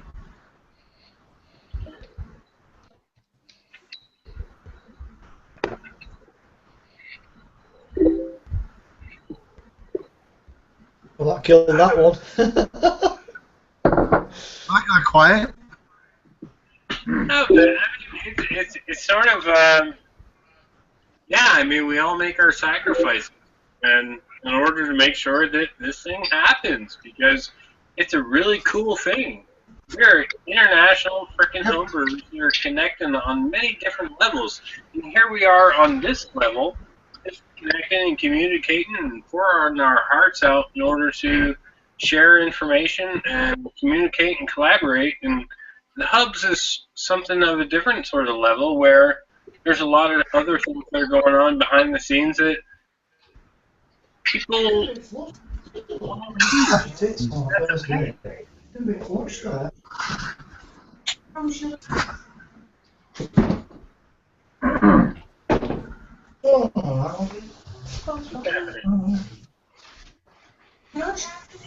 Who's on foot of stairs, Ant? He's Is from our Ant Canada. in trouble again? He's from Canada. I think he's a bit inebriated. Yeah, he's kissing the dog. Ah, the doggy. The Shien. He's an American from Norway. He's from the Channel Islands, although he looks like he's in England. He's from Ireland. He's from US of A. And I think he's from down south. Yeah, but I'm not Yeah. John. Bottom line is that we're all from France and we're all kind of weird and strange. How do you do? Nice to meet you. Well, actually, technically, Scoozy's more British than English, isn't he? Really, Ant? I mean, You are what? Don't start that, Greg. I'm English, mate. I said technically, Scoozy's nearer to a Frenchman than an Englishman. Oh, don't say that. We say that. We're from Kent. I like it. You got to remember, Greg. That's why we Gotta say the dog. Ireland is you're further away from I'll be France. right. How can you only see so many people? No, he's on a bit of string and a baked bean tin. He's in Norfolk.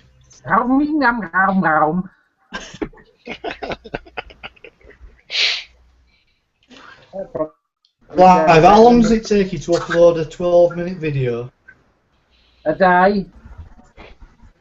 Clive? 1,064 minutes if I'm lucky. Oh, it's something like 28 hours, isn't it? Yeah, it takes me about the same. You're going to get a thicker rope. 12-minute video takes about 12 minutes to upload. Rub it in, you bastard. Him and his dog. Yeah, I think dog. He says. Oh, he's gone. He says. Something about postage. And he says. You've got to tell him what's in it. You've got to do a right song and dance. Get on your knees and suck a couple of cocks. Who's sucking what cocks, Ed? Come on, man.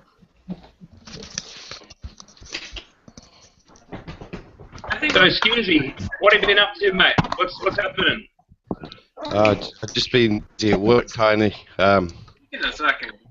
My boss has made me a director of the company, so I've been doing a lot with that. Wow. And then obviously... Congratulations. Cheers, mate. And then obviously my new bike, I've been out all summer in it, really. So. What you get? Oh, were you in the Tour de France? No. Triumph, Mark. My Triumph, yeah. Nice bike, man. Nice bike. Yeah, I've been... No work. Is that what you're saying? Yeah, the summer's been really good here this year, so I've been out on the bike a lot. And then sort of the beer's gone on the back foot a bit, but... Although that's a home brew, I haven't done much brewing lately. Good stuff, mate. At least you're enjoying the bike. The new job gets you off the shuffle, doesn't it? Yeah. See you later. Yeah, well, man, you're getting work sorted out. That's going to enable you to brew more, so that's the way to look at it. That's right, mate. That's right. Alright, boys. Bye, Bye, Gary. Gary. Bye, Gary. Yeah, night, mate. Cheers, Gary. Sweet. Gary, you remind me of when I was 14 and I had a torch under the covers. Sorry, flashlight.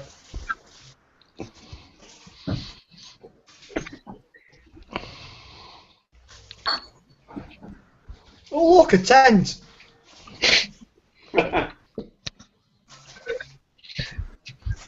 Is it this one, Ant?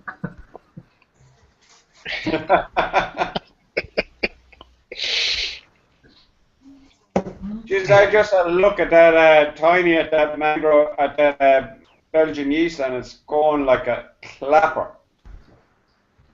Yeah, it didn't smell funky. Spitting out bubbles like no tomorrow. It did smell a bit funky. Funky. No, not yet actually. Okay.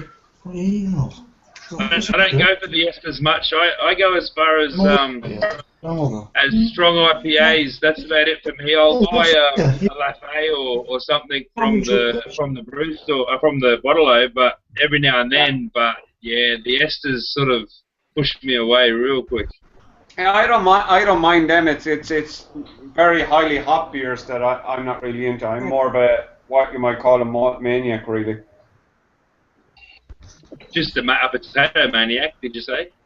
Yeah, I'm just a maniac, full stop. We know. That's Tiny off that road that's early, and that does all the no chill. What? Yeah. I got the idea. I do. Who's that one? He's from the Channel Islands. Scusi. He's French. I'm He's English. not French. Yeah, I know he's English. I know he's English. Anglo-French. Yeah. Jesus, I'm more French than he is. You know all these, don't you? You've got Room with Bill. That's double hand brewing.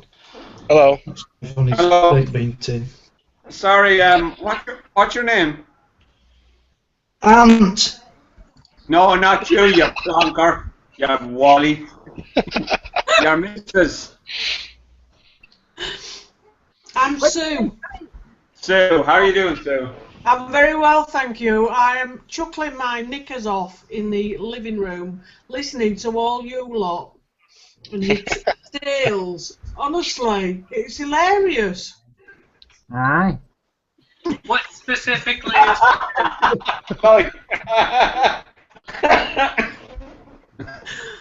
What they say? Hey. Well, you are the oldest one of us here, Clive. Hey. I would say that Clive is pretty particularly hilarious at this point. Is what? Delirious. Oh, right. Who wants to see? I'm going to say Sue's puppies. No, they're in bed. Who wants to see Sue's new toy? Sorry, I thought you said who wants to see some puppies.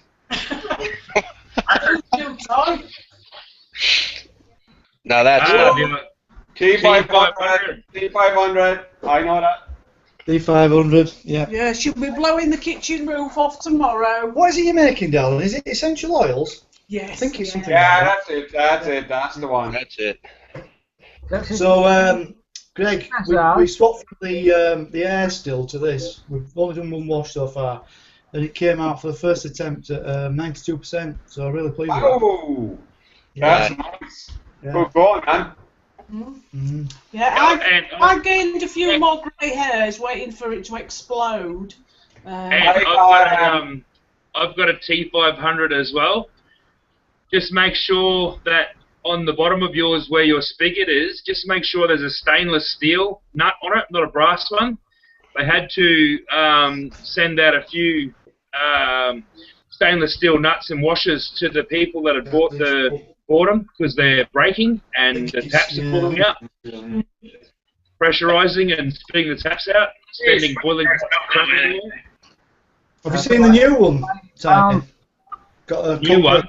Yeah, it's got a copper column. Yeah, copper column, yeah. Yeah, but it's double the price. I think it was another 30 quid, I think. Only another 30 quid, but it's typical. It was like we'd unpacked ours and got it going. I'm to look on the internet and saw that one, yeah. Yeah, but it doesn't create the 92% that yours does. It creates a lot less. Oh, right. Not as efficient. Right. So Yeah, but the flip side of that, though, Tiny, though, is with a copper column. I mean, you do get lower ABV output, but you retain. I mean, if you're doing a whiskey or a rum or something, you do retain more of the flavors you're looking for. Yeah, but you don't run that sort of stuff through those sorts of stills. They're condensed stills. Yeah, that's true, because that's a fractionating column, that's true. You don't want the flavour from your sugar wash to be carried over through that, and they only go about 80%, 85%, where I get 92, 94% out of mine, and they just had a big problem with those brass nuts on the tap on the bottom. Just make sure you got a stainless steel one. Well, it's full of wash at the moment, but I think it is stainless steel. I don't recall seeing that one inside, but it's quite a new one, so hopefully it is, yeah. Yeah. Well, I bought one of the first runs out, and I'm still using it, and it's fantastic. I'm still getting great results from The it. highest you've had, 94% then? Well, the gravity, your alcohol gravity is relative to your level off the sea. So if you're yeah, so 92 is very good, depending on where you are at sea level. If you wanna get anything above 94, pull out $300 million and build yourself one. That'll do that. Whoa. Well, actually, Then that's just greedy though. Yeah. 94%. My God. Well, we're in It's luck. already bold.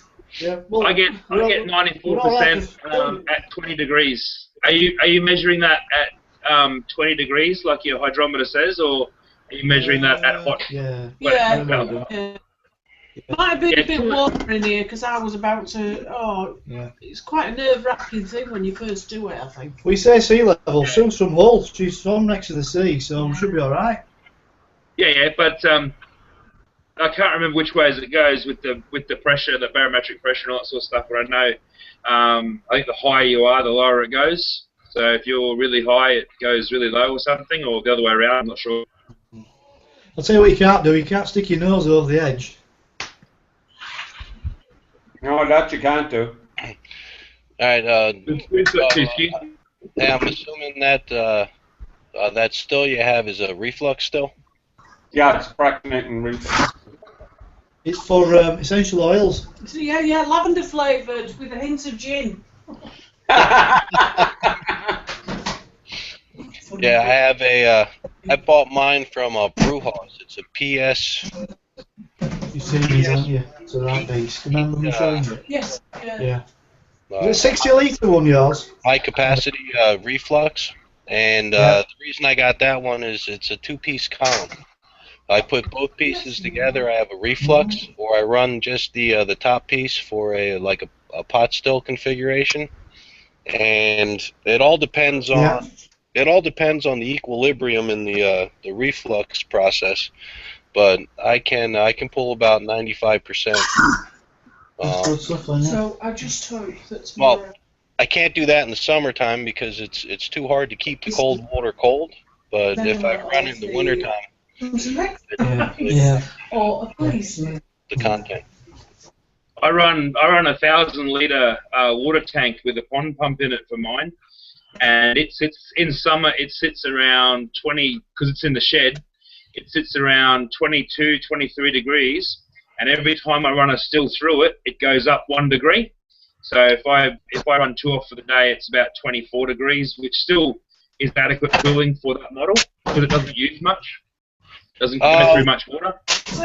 What I use, I use like a recirculating system. 8 gallons. Yeah, same as mine. Yeah, I start off with like 5 gallons of water and 16 pounds of ice. And Alright, yeah. as the ice melts, I add more ice to it, and as the volume increases, I get rid of some of the water, but it's easier to run it in the wintertime because the water actually it stays cold. In the summertime, if it's 80, 85 degrees, the ice bucket's not going to stay ice for very long. Another thing you can use, Bill, is an old car radiator and just trickle it through the top and out the bottom and put a fan blowing through the radiator because it will go through all the fins and everything. And people do that here in Australia with great results. Alright. Like if you want to save money, I don't know if you make your ice or buy it, but yeah, people just go to the car wreckers and buy a small radiator and just run it through the radiator. Yeah, I think that's only going to be a wintertime proposition. 8 times 7. Last time I ran it was in August, and I ended up using 56 pounds of ice over a 6-hour run. Wow. Was that at your cost, or did you make the ice? That was all I cost.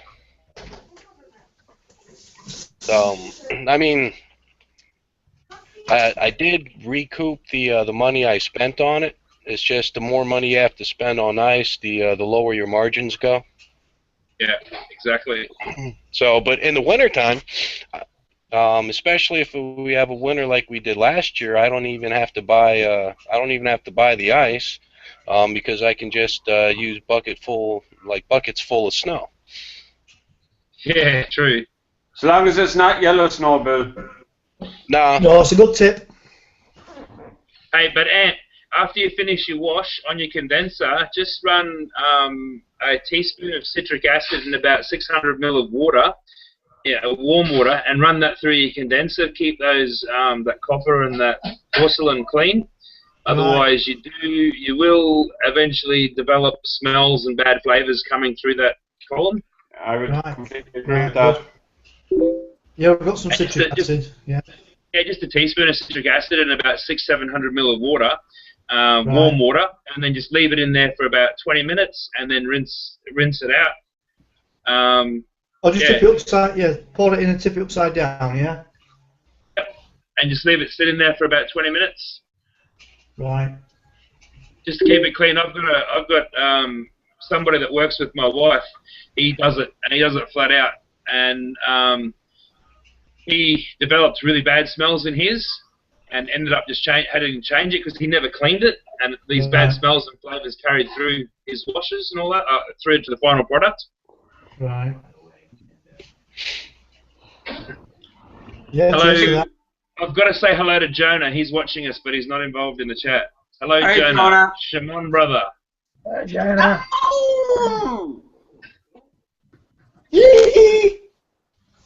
Hey, Tiny, I know I don't know if you commented on my post on. I think I posted on Off Tap Brewing on Facebook, but I did a run there the other day. It was a rum wash I did, and I got five. I was sitting in a demi-john side, 5 liters at 85%. What do I do with it? Well, I mean, would you do the whole lot as a dark rum, or split it and do half and keep it as a white rum and do the other half as a dark rum, or? I mean, it all depends what you want. Water it down and bring it down to what you want. Well, I'd like to do some dark rum, all right, traditional dark rum. But I'm just wondering what's the best way to go about doing that. Just soak it on oak chips, or?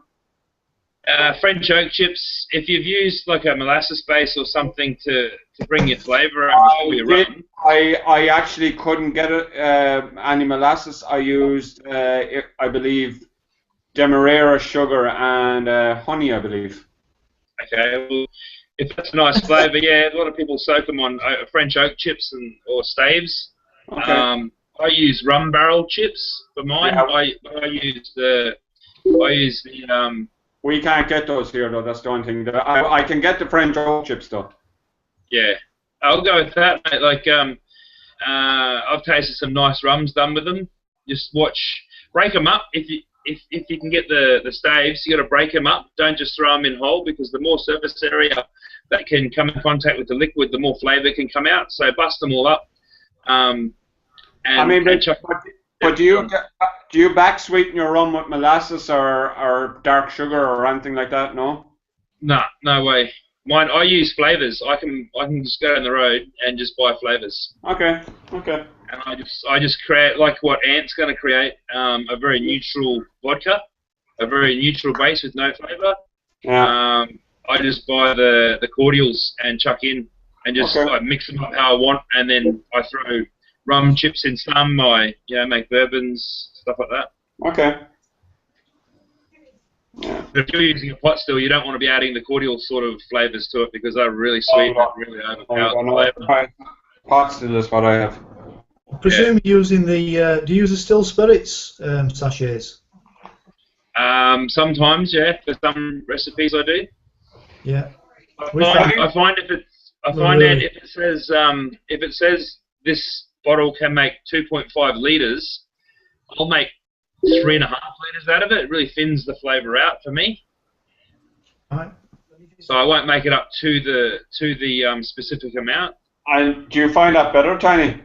Yeah, much better. It's not as harsh. The flavors that go into these things like vanilla and coconut and shit like that, and that just becomes overpowering. That's a fair point. You've used those flavors, though, Ant, haven't you, in your essential oil brews? Essential brews? Yeah. And yes. Yeah, you've used those still spirits flavor sachets. How have you found them? Yeah. Oh, excellent. Yeah, absolutely brilliant. The Bailey's one, a little bit thinner. It's a bit more like the Aldi's own brand version. It's not as thick, but all the others are absolutely. Have you used any? I mean, I don't know if they do them, but have you done any whiskies or gins or rums from any of those? Yeah, well, Sue likes the gin and the what's the Blue Sapphire called? Blue Jewel. Blue Jewel. That's very close. Bacardi's very good.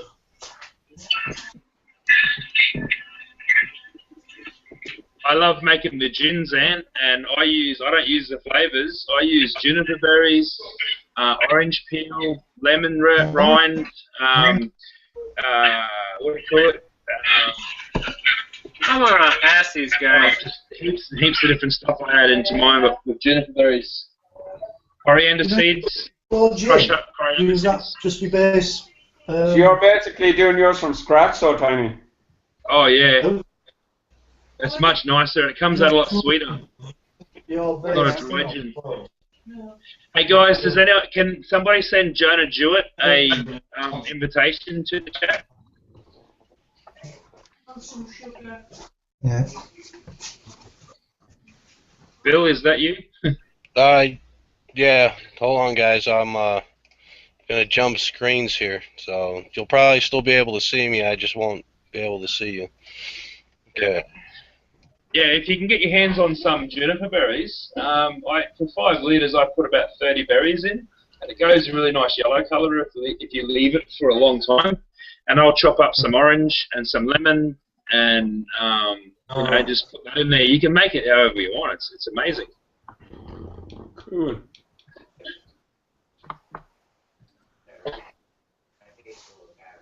But anyhow, guys, it's been nice chatting. I've got to fly. I've got to go and make some breakfast and cut some holes in some walls and run some pipes. So,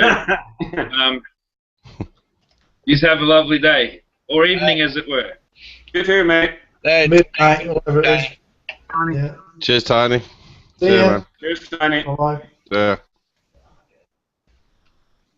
Clive, which sheds you're still in? Still under construction. Well, you must have a still.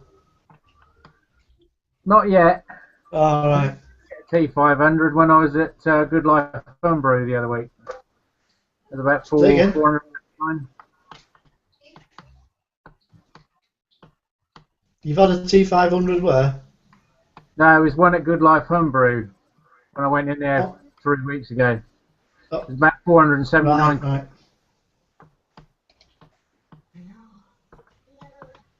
Well, that was without the extra top on it. You can get 2 different columns, can't you? Yeah. You can get a copper top for it as well for turning it into still, I think. There's about another 100 and some quid in it. I think it's a little bit more than that, actually. Yeah,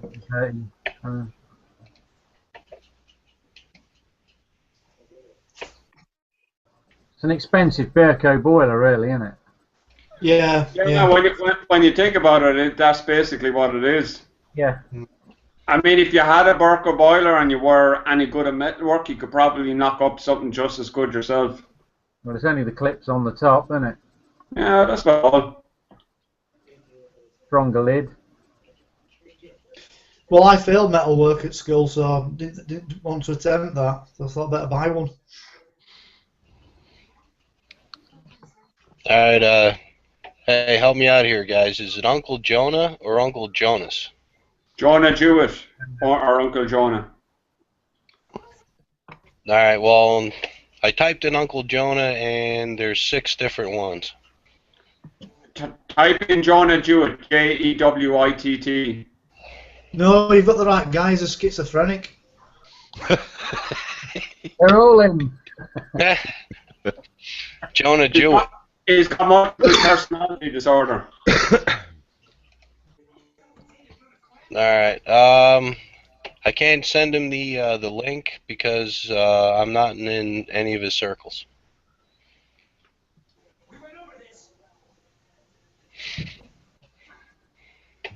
Can anybody else send him the link? That's me. Yeah, the link should be on the top of all of your screens. Just copy and paste to his Google Plus page. Well, I've just pasted it through to Brewer's chat. Don't know whether that will work or not. Alright, another thing you might want to try if you go to my Brewing with Bill's Google Plus page, it'll show the Hangout on it, and there's a Join Now button that you can click. I'm going to send it to him on Facebook as well.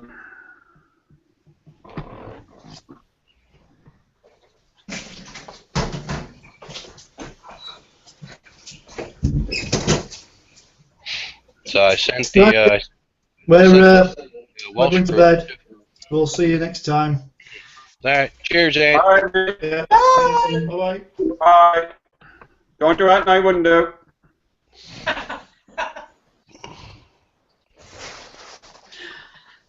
He's got the essential oils for it. Oh, he does.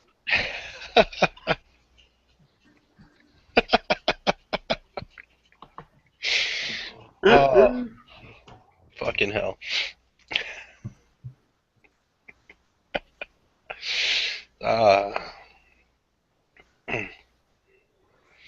Alright, and then there were 3. Is Gary still here or is he gone? Nah, he's gone. Hey, what happened to Christian? I don't know, he kind of disappeared. That onesie must have swallowed him. Go on, Bill. Google Plus channel. I saw a thumbnail is Christian's onesie. Oh man. You know, for Christmas, I'm getting a onesie with the feet attached to them, like the little kids wear. Oh God. And the first thing I'm going to do is slide across a hardwood floor with them. Oh man. Mm-hmm. So,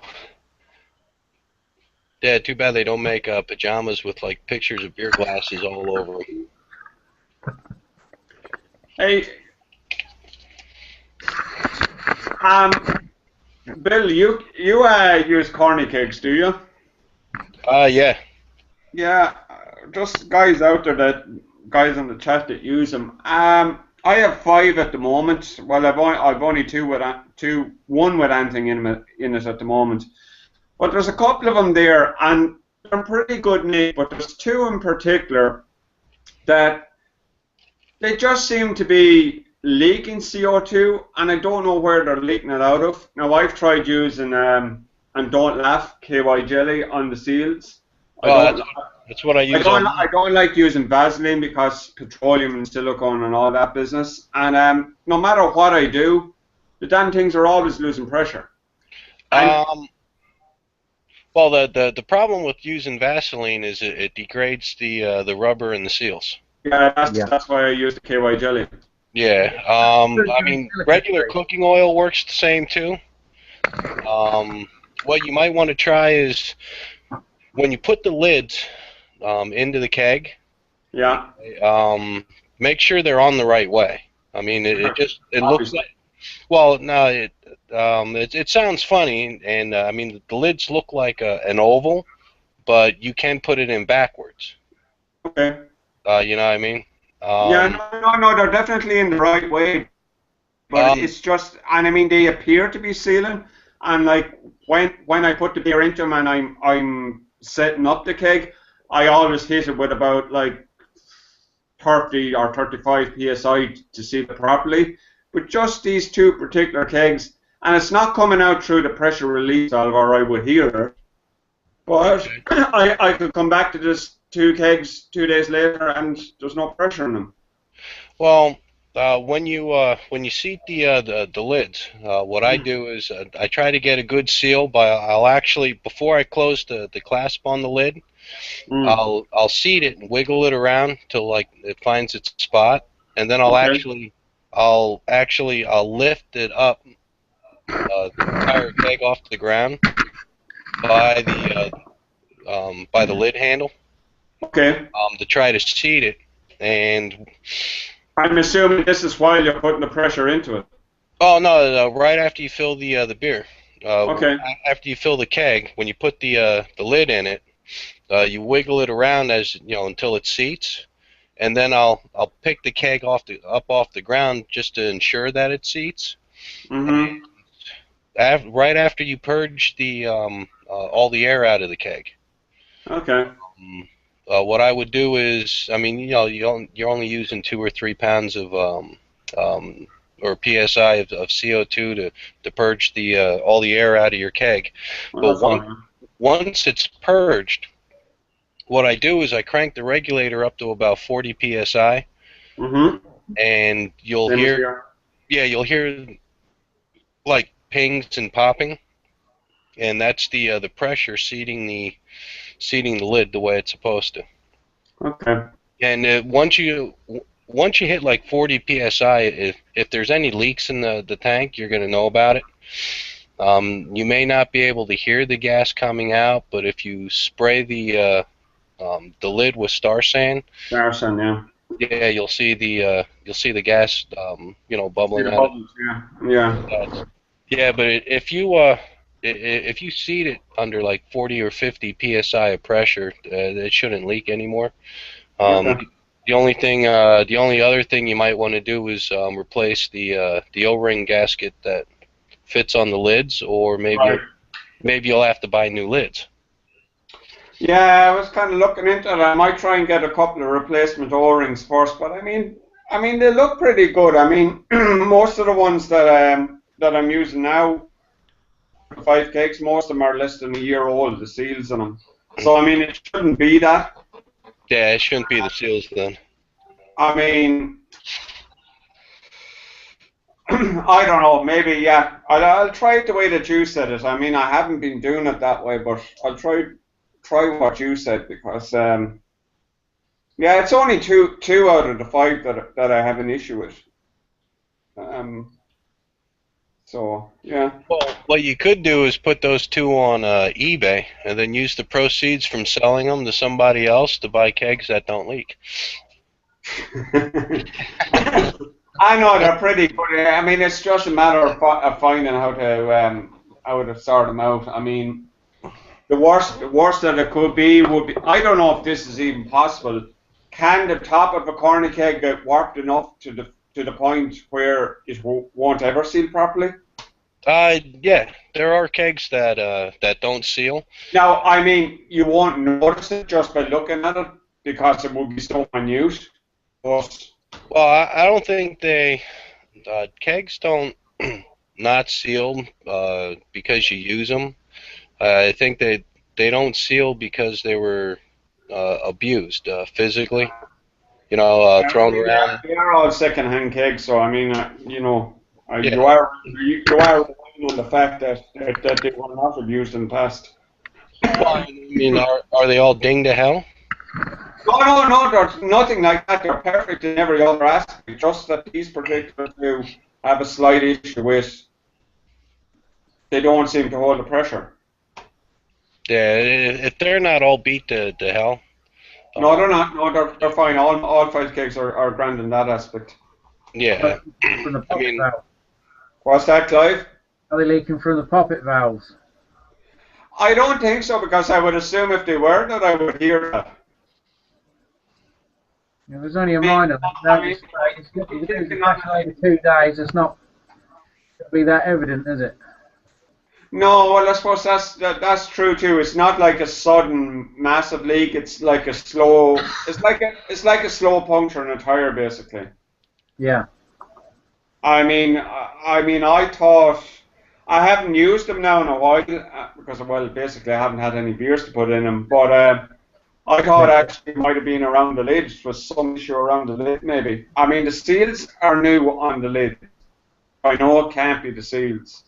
All I was afraid of basically is that where, you know, that the top of the cake, where the part where the actual lid goes, might have got, for want of a better word, bulged out or warped somehow in the past. I mean, that could be it. One of my from maybe being potentially overpressured or something. Well, it would take a lot of pressure to do that. I mean, those things are designed with a max pressure of something like 130 psi.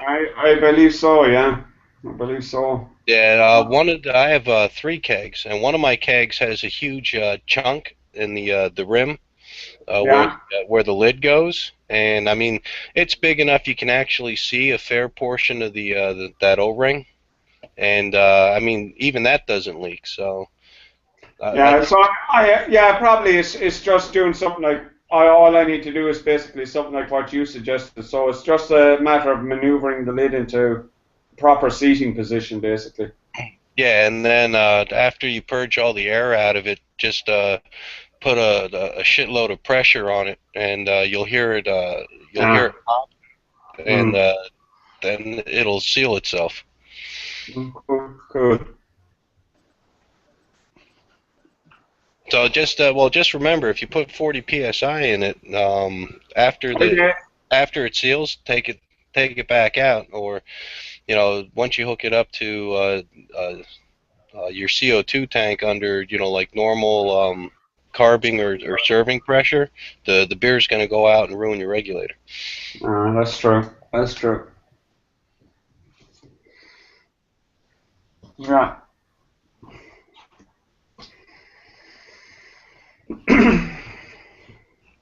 I do, Dave.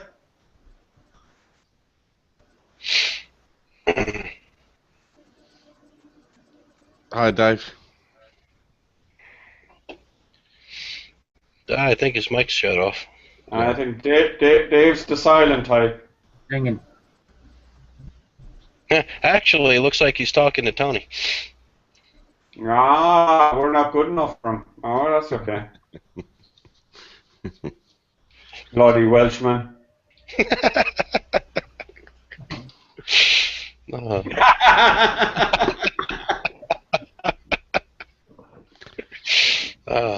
His mic not be working, but his sign language is.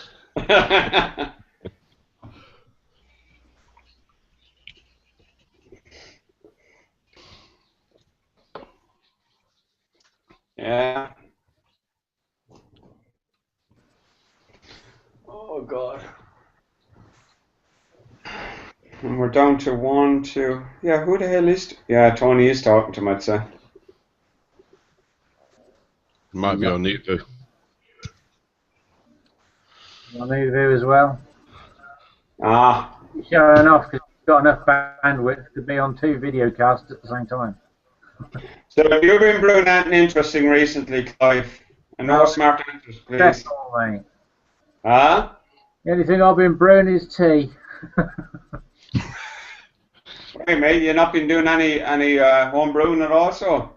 I just ain't got the time at the minute with the house mods that are going on at the moment and working full time now. Yeah, I just don't have the time.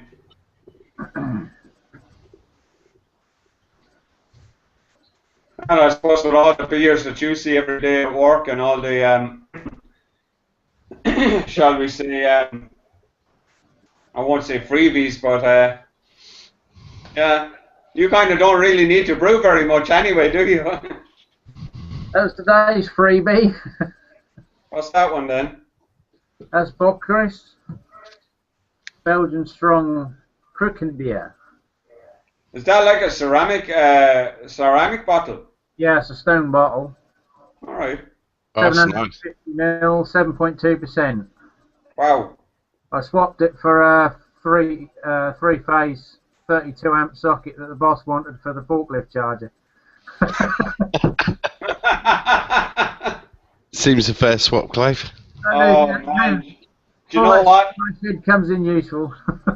I can't keep up with your wheeling and dealing, man. That's 10 quid in the shop. Jesus. It's a nice bottle, like. I'd like one of those bottles. Yeah, so would I. Yeah, it's proper Even stout. just to have it. It's not like the delirium bottles that are just plastic coated. It's proper stone. Proper ceramic. Yeah. Nice. And it's got the crown cap and a swing top on it, like the Brewdog bottle.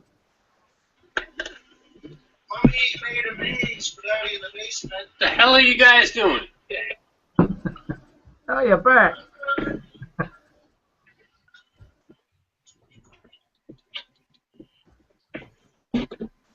Tony's come back now because his 15-minute freeboo's finished on the porn channel. Yeah, I've got 30 seconds left. What do you guys want to add?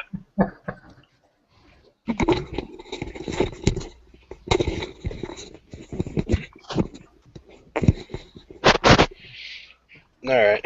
So anyway, completely off the topic of like beer and beer brewing. Hi, David. Hi, Dave. We've got a book among books that you've never seen books before. This is the book that you want to buy that is going to tell you all about Pennsylvania that you've never known before. Yeah, exactly. I wrote this thing in a week. I had it edited and published a week later, and the hardest thing I've ever had to do was try to market the damn thing.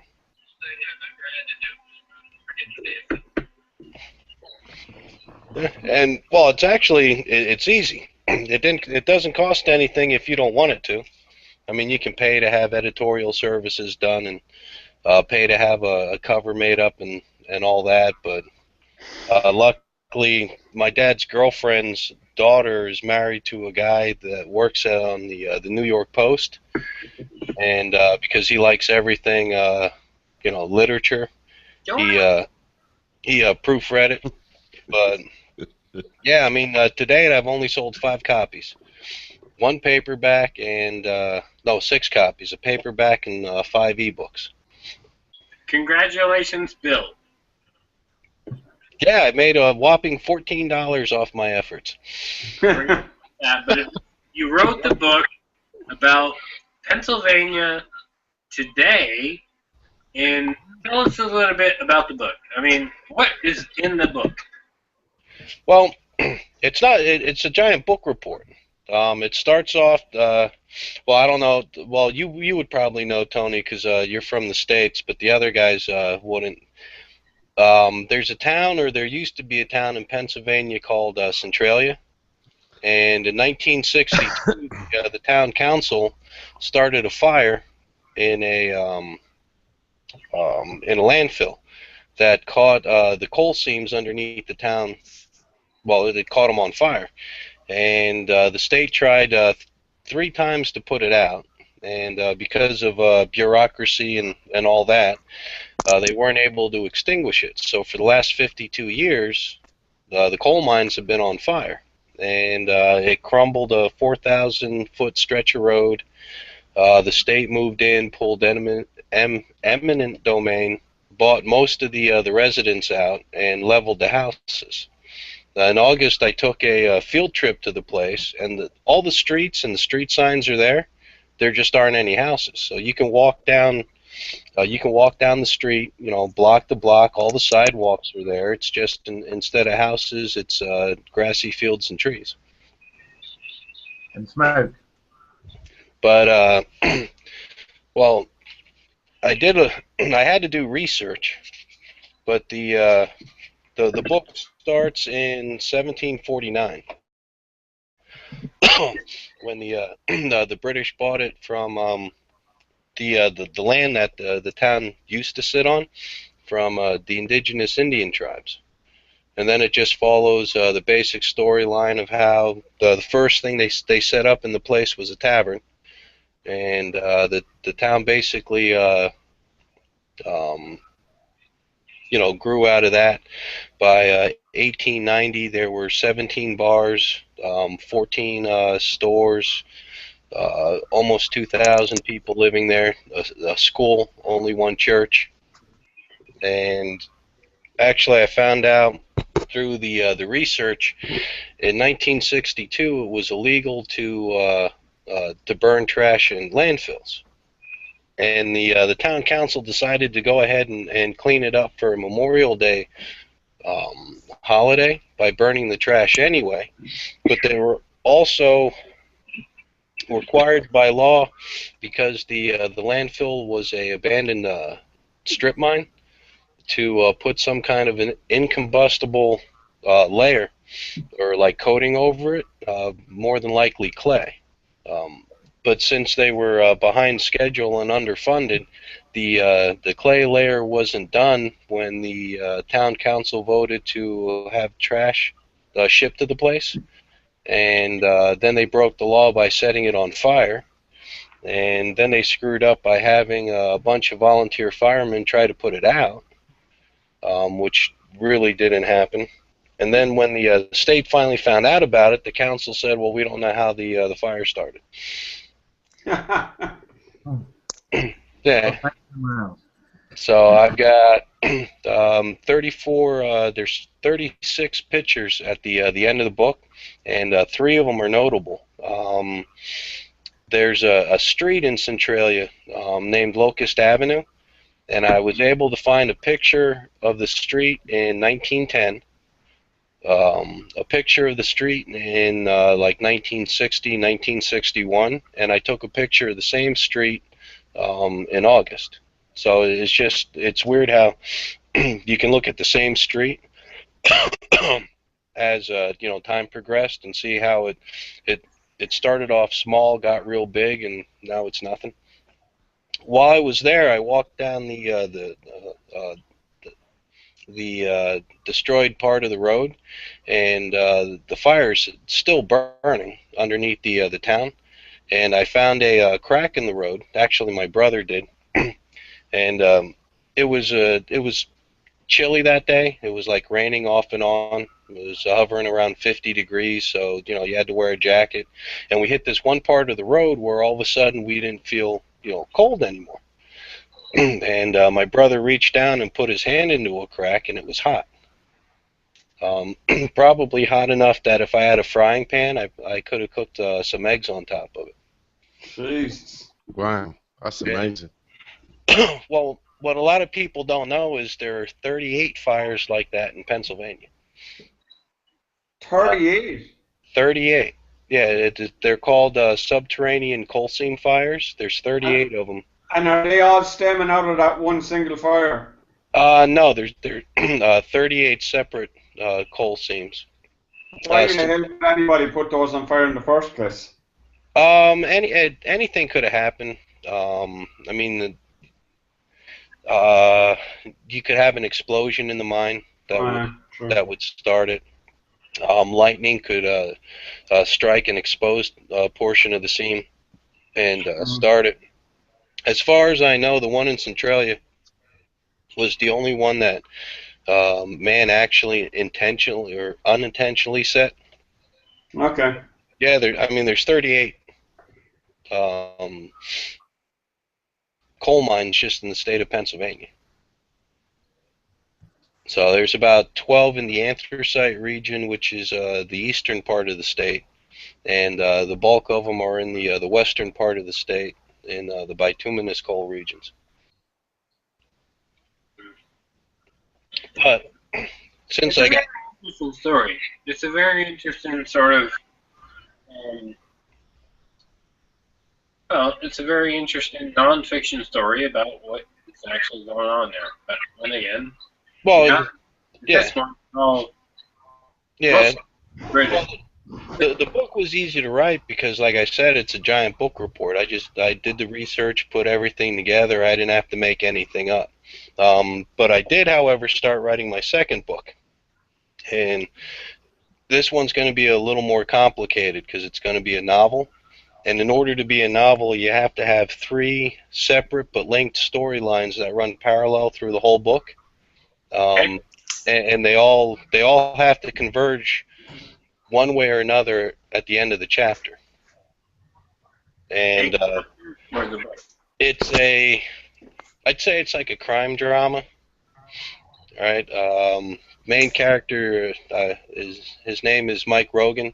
He's been a cop for 20 years, detective in New York City. Well, in the preface, which is the story before the actual story of the book takes place, he is he's chasing after a rape suspect who didn't register with as a sex offender and all that, and unfortunately ends up having to shoot the guy. And he gets all pissed off at just all the circumstances, and he figures, since I've got my 20 years of service in, I'm just going to up and retire. So he retires to a town in Maine, a little coastal town. I don't know what I'm going to call the town yet, but because he's been a cop for so long, he can't help but know people. And one of the people he knows is the chief of police in the town, who hires him as an independent consultant when the bodies of high school girls start washing up on shore. And towards the end of the book, the chief of police, or his buddy, ends up washing up on shore. So the town council votes him as the stand-in police chief until the crimes are solved. So, sounds good. Sounds good. Yeah, but I've got to come up with 2 other storylines. I mean, maybe, the guy hits it off with the real estate agent that buys him the house in that little coastal town, and he starts dating her. Maybe the chief of police has a kid with a gambling problem or something like that. Good stuff, man. Good stuff. Yeah, but this next book, I'm going to do it right, though. I'm going to pay $500 to have a 4-round editing done on it with a publishing house. I'm going to pay to have another publishing house do a review on it. And the good thing about the review is, they're going to be honest. If the book is shit, I'm going to get a review that's not going to make me really happy, and then I'll just go delete all my files. If the review is good, they will publish the review in a magazine that is distributed to over 10,000 book agents in the United States. Oh, that's good. That's Cool, man. That's pretty serious then, Bill, that, isn't it? Well, yeah. I mean, if the agents read the reviews, it'll give well, if they like the review that they read, they'll check out the book, and if they like the book, then hopefully I can get an agent.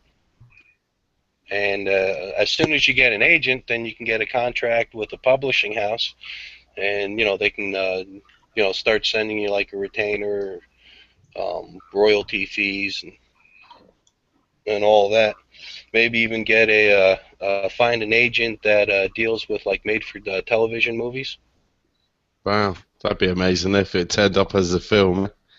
Yeah, it would be kind of messed up. You sit there on a Saturday night, turn on like CBS or something, and watch an hour-and-a-half movie based on a book that I wrote. Yeah. What got you into that then, Bill? Well, I've always been into it, really. When I was 8 years old, you know how like when you're a kid, every week you wanted to be something different. Yeah, tell me about it. Well, when I was 8 years old, I decided I wanted to be a writer. And, I wanted to move to Boston, Massachusetts, because that's where Ben Franklin was born. And that didn't have anything to do with writing, but my dad bought me a typewriter when I was 8. And I wrote, about 12, stories. And, I mean, they came from an 8-year-old, so I know they weren't any good, but my dad still has all of them. Which is pretty cool. And then, things got in the way, and I wrote all through high school, but then I stopped writing. And 10 years ago, when I left my ex-wife, I wrote a book called Twisted. And the reason that one was never published was I didn't know about like independent publishing firms. So what I did was, after I wrote it, I sent the manuscript out to about 20 publishing houses, and 2 or 3 weeks later, I got the same response letter from all of them. You know, the book is too short, the book is too long, the book is too dark, the book's not twisted enough, it's not what we publish, it's not what we're looking for. Find an agent and then give us a call, that kind of thing. Wow, that's interesting, man. Yeah. So then I found a place. It's called CreateSpace.com. It's the publishing arm of Amazon.com, which is the world's largest online retailer. Yeah. And it actually, there's like an 8-step process, and you just sign up for an account. You know, you give your email address and, you know, pick a password, and you're in. And it walks you through step by step. Through what you have to do. And like I said, you can pay for services, or, you know, you can do it completely free. They've got templates to download on the Microsoft Word, because if you look at a book, the text isn't straight up and down on the page. Everything's moved, you know, to the left or the right. And the website has templates you download for Microsoft Word that actually sets, you know, the margins. Depending on whether the page is on the left or the right. And once it's done, you can edit it yourself, have someone else edit it, pay somebody to edit it. But when it's ready, you just click upload. And they'll takes about 48 hours for them to review it. And they're not reviewing for content or anything like that. They're reviewing for, you know, headers and footers and whether the margins fit the publishing guidelines, which it will do if you use one of their templates, and then bam, you know, you go live. The book's for sale on every Amazon.com domain they have worldwide, U.S., Canada, Japan, Norway, Mexico, Brazil, and then I also published it on the Kindle ebook format, and I'm about a week away from having it on Barnes & Noble's Nookbook. Wow. So if that was successful, it was sort of how much money would you make on a book, like on a Kindle format? Well, when I sell a Kindle book, I make $1.70 because they're basically, there's no actually like physical book. Yeah. They're just paying for the data transfer. If I sell a physical paperback, I make $4.42. Yes, there's obviously more money in the paperbacks there.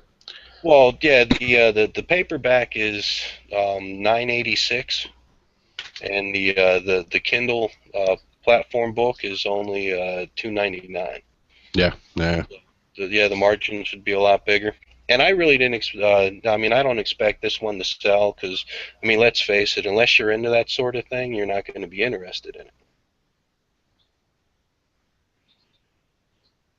Well, I don't know. It sounds a good book. So it sounds something that I would buy anyway. Well, yeah, it's something my brother would be into. But I mean, he's got, you know, all those like the historical type of books.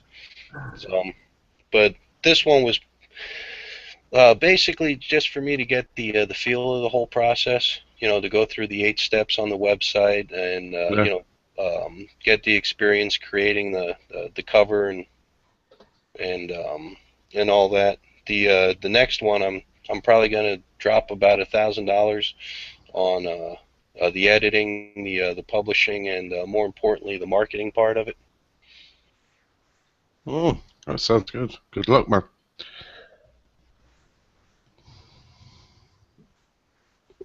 Could see you in the UK for book signings and. Well, the only paperback I've sold to date was bought by my dad's girlfriend, and I told her, you know, I appreciate the gesture, but I could have given her a copy for free. In fact, PA Brew News, Paul Rimley, he wants a copy, and what I did was, instead of making him, you know, spend a tenner on Amazon, I ordered a copy of the book for $2, and then I autographed it and I mailed it out to him. Yeah, you're not going to get rich like that, Bill. Well, I'm not gonna get rich anyway. Through the research I've done, it takes like 2 or 3 years for the sales to pick up, because since I don't have an agent and I'm not attached to a publishing house, I have to do all the marketing myself. If you write books for Walden Book or Outskirts Press or something like that, you've got a huge company that has all the marketing resources you would need. I mean, they'll run, the ads, they'll run the book signing promotions, they'll put it in bookstores. When you do it independently, it's just you. So I created a Facebook page with the pen name that I used to write the book, the pseudonym, and then I linked it to a Twitter account. And every day I have to go on the Twitter account and blog about something pertinent and hope that what I write is good enough to attract a following. Yeah. Because, sooner or later those guys are going to be like, oh, well, this guy writes quality stuff on his blog, and, well, look, he wrote a book. Maybe I'll buy it because it's got to be at least the same quality of stuff that he has on his blogs. Yeah.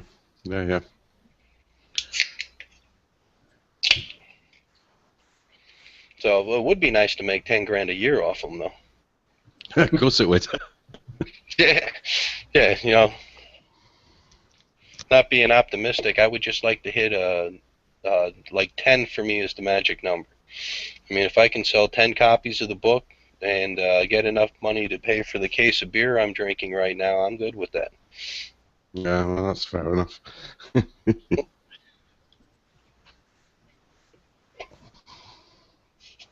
All right, well, enough about that. Actually, I think the coolest thing in this book, and you guys probably can't see this, can you? No. A little bit.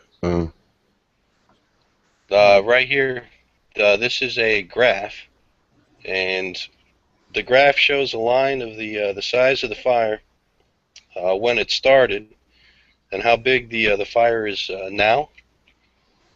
And they estimated there's enough coal under the town for the fire to burn for another 250 years. 250 years? Yeah, and that's if it doesn't jump to another coal seam. That's amazing. Yeah, I couldn't believe it. Coal to be lost, isn't it? Oh, what's that, Clive? There's a shit lot of coal to be lost over the years that it's been burning. Yeah, I mean, the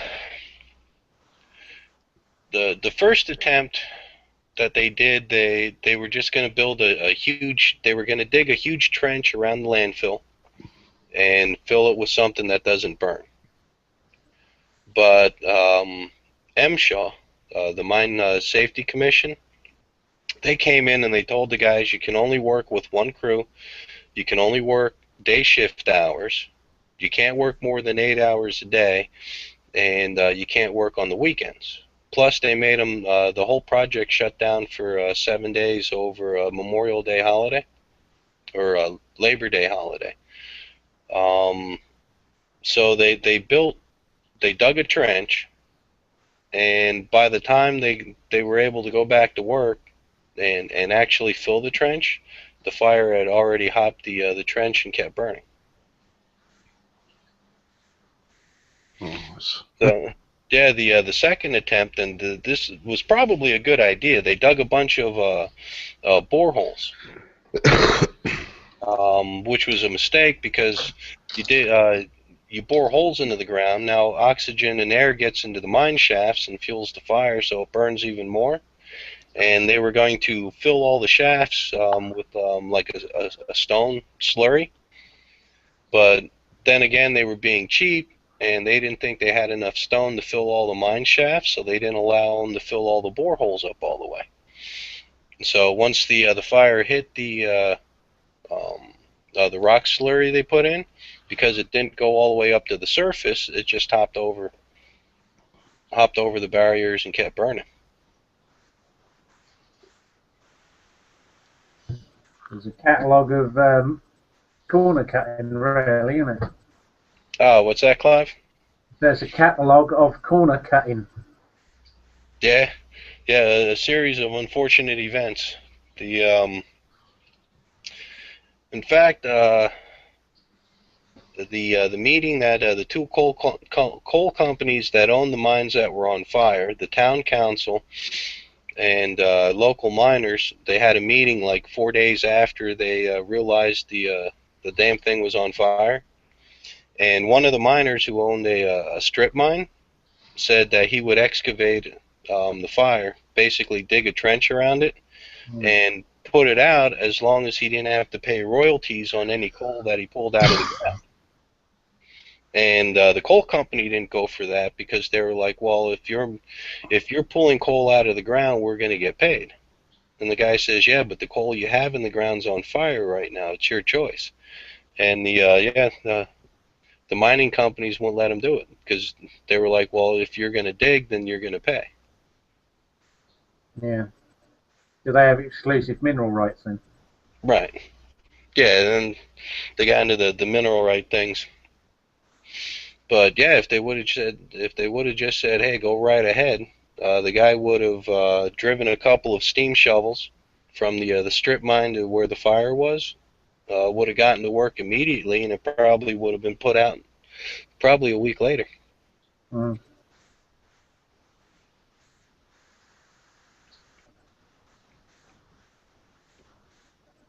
Yeah, it was amazing when they didn't put the fire in the landfill out all the way, and 3 days later the flames came back, so they hosed it down again.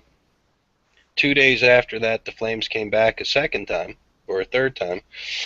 So they brought in a bulldozer to push the piles of trash around, try and get what was ever burning underneath the surface, and that's when they uncovered a hole that was 4 feet high and 15 feet wide, went straight down to one of the coal mines. Mm.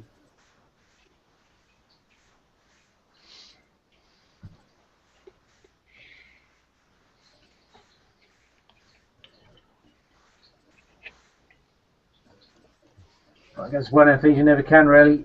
There's no engineering solution to it, is there? No one fix now. Yeah, and it's too big. Right, Yeah. they can't do anything about it now because it's Keep it and let it burn out. yeah, and it's burning on too many fronts. Mm. But what doesn't make any sense is they said, all right, well, it's going to cost too much to put out. But then they went and spent $40 million on paying all the residents to leave. Mm.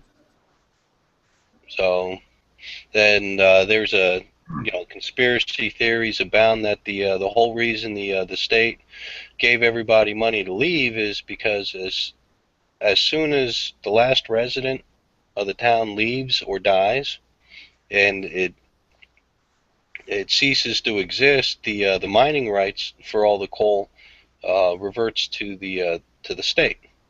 Yeah. And there's only one coal seam that's burning, and there's a shitload of coal down there. There's a graph in the book that shows all the coal seams in the area, and I mean it looks like a backgammon set. I mean there's just lines all over the whole graph. Yeah. So there's obviously big major money there, isn't there?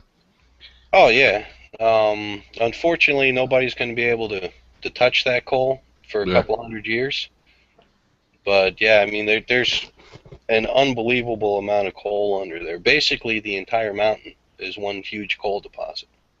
Jesus, that's amazing. Yeah. We'll know it'll want coal, though, won't it? Well, they'll probably stop mining coal. Obama and new pollution requirements are pretty much shutting down all coal-fired power plants in the country. Yeah, well, I mean, we had that. There was one, I think Drax is the last coal-fired power station in the UK. But that was, I think, during the Labour government, they kept it open purely to prop up the mining industry. But, Yeah. I mean, now it costs more to mine British coal than it would do to bring coal in from Czechoslovakia. But most people don't, you know, coal fires aren't that common now, really, and a lot of urban areas have smoke zones, so you've got to buy the premium rate smokeless fuel, you know, compressed nugget coal that's made out of all the junk. Yeah. I mean, there aren't many people around here where I live. I mean, I've just picked up a bunker full of coal from my in-laws because they're moving out, so I've got to help them up sticks tomorrow. So I've inherited sort of like their coal supply. If I just have an open fire, just you know, just for the sake that I've got an open fire now, and you know, it's handy for burning wood and rubbish. But, I mean, we're on kerosene out here. There's no sort of mains gas out this way, so you're either on kerosene or solid fuel heating. Yeah. Well, there's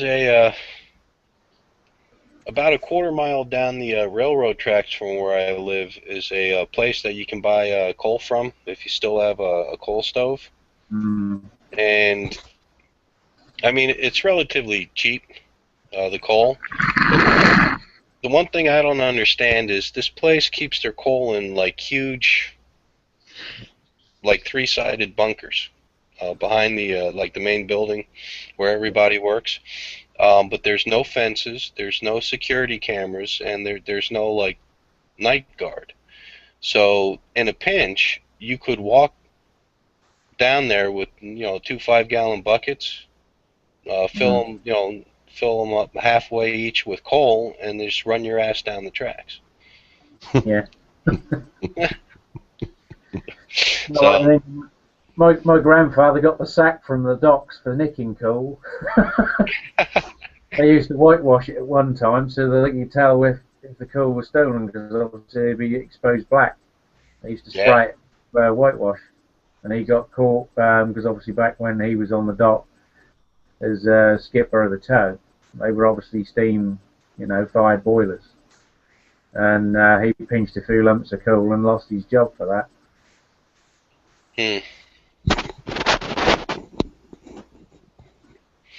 So yeah, I mean, the subject is like kind of interesting, but the more research you do about it, the more interesting it gets. Like I said, there's 38 fires like that in the state, and I didn't know that until I started going through all the reports from the EPA on the fire in the town. Mm. So I mean, yeah, man, yeah, 38 mines on fire, and you know they're worried about power plants pushing out pollution. Mm.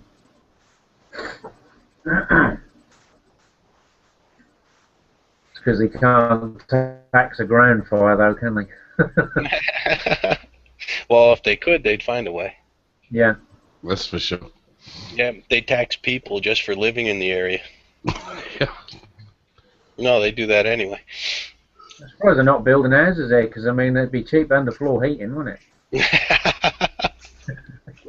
Well, actually, the fires burned through the town, so the actual physical location of the town, there's no there's no risk of like sinkholes and whatnot. No. Anymore, but there's one hill that's overlooking the town that my brother and I walked on, where you could still see smoke coming out of the ground on the hillside. Mm. And ironically, that was right next to a DEP monitoring station, which is just like this orange pipe that's sticking out of the ground. And every year the EPA shows up and they put a temperature probe in it to see how hot it is. Yeah. And Last year they showed up, and 10 feet, at a distance of 10 feet, it was 185 degrees. Fairly toasty then. Yeah, but one thing, another thing I didn't know until I started researching this. Coal can burn in an atmosphere as low as 1% oxygen. So it's not actually like on fire. It's smoldering. Yeah. And after the coal burns, it leaves coke behind. So I mean, the whole place isn't going to, collapse into a sinkhole anyway. Then coke can get hot enough to burn as well, can't it? Yeah. But yeah, I mean that was just weird walking down that down the road. I mean, of course the kids showed up and they spray painted just about every square inch of the damn thing now. But it was just weird. You're going from walking and being like chilled enough to have your hands in your pockets to hitting a spot that's warm enough for you to take your jacket off. That's mad. That's actually mad. Jonah, can you actually speak? Or can you just hear us? Yeah, I think I can speak. Oh, yeah, can you hear me? Yeah, hi, man. I didn't want to interrupt, man. In a bit, I'm you know what, I'm actually mess around, so I wasn't trying to interrupt you, man. Sorry. It is what it is. It's fine. I got more subscribers? Sure. Great. Perfect. Fantastic. So now I'm obligated to do a video every single week. But What's that, Jonah? I'm just cleaning out some of my shit, man. It's cleaning out Demijohn. double tasking, multitasking. Well, you got a head cam on.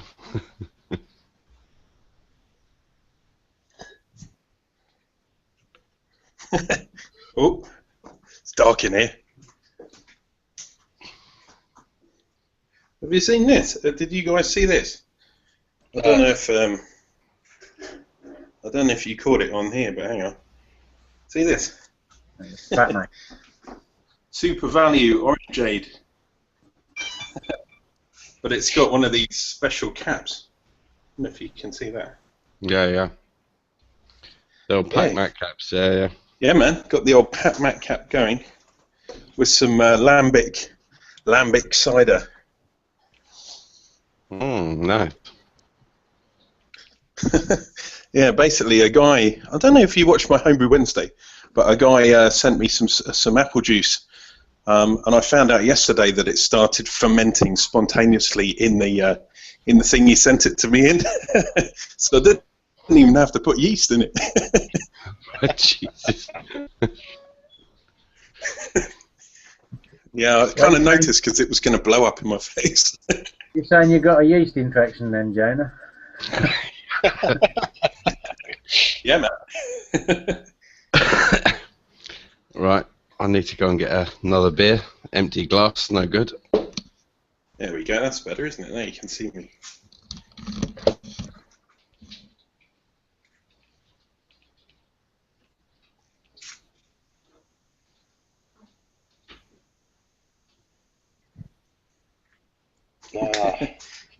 Alright guys, unfortunately I'm going to have to cut this short. The missus and the kid, whenever I do these chats, they have like a girls' night out and like a sleepover party at one of their friends' house. And apparently they're, for one reason or another, they're not having the sleepover. So my peace and tranquility will be shattered by a 9-year-old girl running around the place.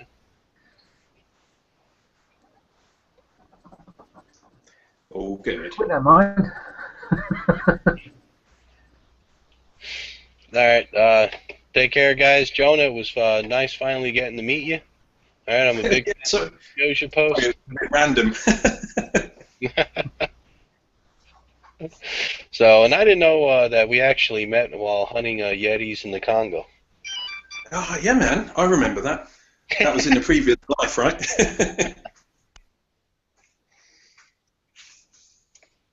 Jonah Yeti Hunter. The Yeti Hunter. I've got a thing on Discovery Channel. Jonah Grills. Alright, guys. Take care. Enjoy the rest of your nights. I'll probably do another chat in, I don't know, another 7-8 weeks, something like that. Yeah, well, hopefully we can narrow it down to only half an hour to get on. Well, I did better this time. It only took me about 20 minutes to get on my own chat. Yeah. So I think what I'm going to do next time is I'll advertise the chat, but instead of opening that one, when it's time to start, I think I'll open like a new chat and then just send out the invitations right away. Mm. So basically what I did tonight, I'm just not going to wait 20 minutes to do it. Yeah, it was once I sort of found the video page with the direct invite and then I got straight on. Before I was watching it like we are now, but there's no option with screens at the bottom, it's just your video, you know, just like you're watching something on YouTube. Yeah, and then I was thinking, I don't know if it was broadcasting on YouTube or not, the first one. Yeah, well, the first one was, yeah. Yeah, that was the most boring video I think anybody's ever going to watch, because I'm sitting here for 20 minutes like, okay, I'm the only one. We're just waiting, still waiting, you know. But, alright guys, take care. Alright, Joan, it was nice meeting you. Thanks for stopping by, Tony. I appreciate it. Have a great night, guys. Take care. Cheers, man. See you, mate. We're ending this. See you guys right later. now. That's it. That's all. Come on, let's continue. Hey, he's back again now. Does that mean it's all going to crash now? I don't know. Live from Norway. What are you guys talking about? Was from Norway, Tony Yates. El Point. Oh, Pussycat. Pussycat. Yeah, Pussycat. Pussy action Jonah's getting tonight. Tell that again, man. As you can tell, I'm on my mobile phone. So, yeah, it's not ideal, put it that way. Well, that's probably streaming better than I am. Well, you know, after like Bruin with Bill was talking about his book, of course, you know, it got a little bit, you know, focused on the book and a little bit less about Bruin. So I did get a little bit distracted. Sorry about that. That's kind of where I came in, I think. I'm easily bored, and I was just messing about a bit in the background there. Mm-hmm. So what about you, Clyde? What's going on there? Nothing much, really. Just sort of work and all the mods that are going on in the house, really, for the disabled access. So it's sort of dust and muck and builders and shit. It's all the shit. It's all about the shit, man. It is, yeah. All right. So let's finally get serious about Bruin. Hurry up, then. Yeah. So who's the serious one?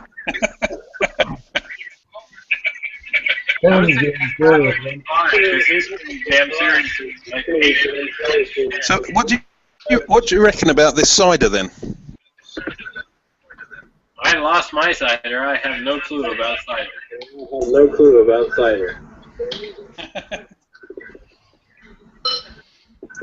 This cider has literally, I don't know exactly what you'd call it. Is it? It's not a lambic cider. It's like a real cider or something. You know, when it ferments of the actual apple skins. I don't know. It probably tastes really bad, but hey, it's going really like crazy. I suppose it's still probably cider.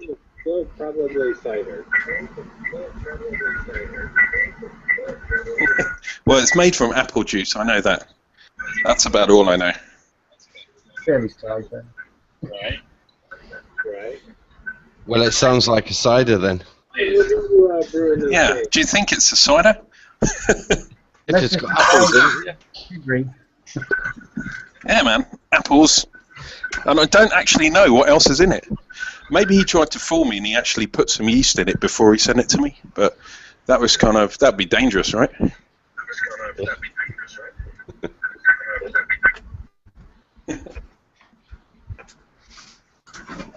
So, alright. So, when are we going to do our In the Brew House series there, Mr. Jonah? Yeah, I would love to, bro. We'll have to get a time together, a time when I can actually get onto a proper webcam. That would be handy. Like right now, that would be the cool time.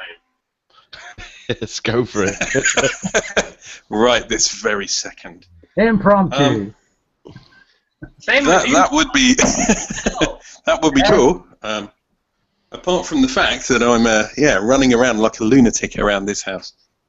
I love the view of that your palm. You know, it's like the Jonah palm. A palm. Is it like this, Mr. Scott, Mr. Jonah? Nanu. Prosper, sir. Live long and ferment. Yeah, no, I think that one.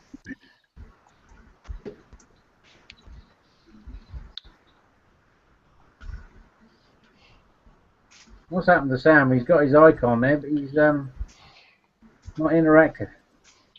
No, I'm here. It's I mean, Sam is just a beer and a very large badge. And he's very thirsty. No, he's three. That's mine. Well, I can see you're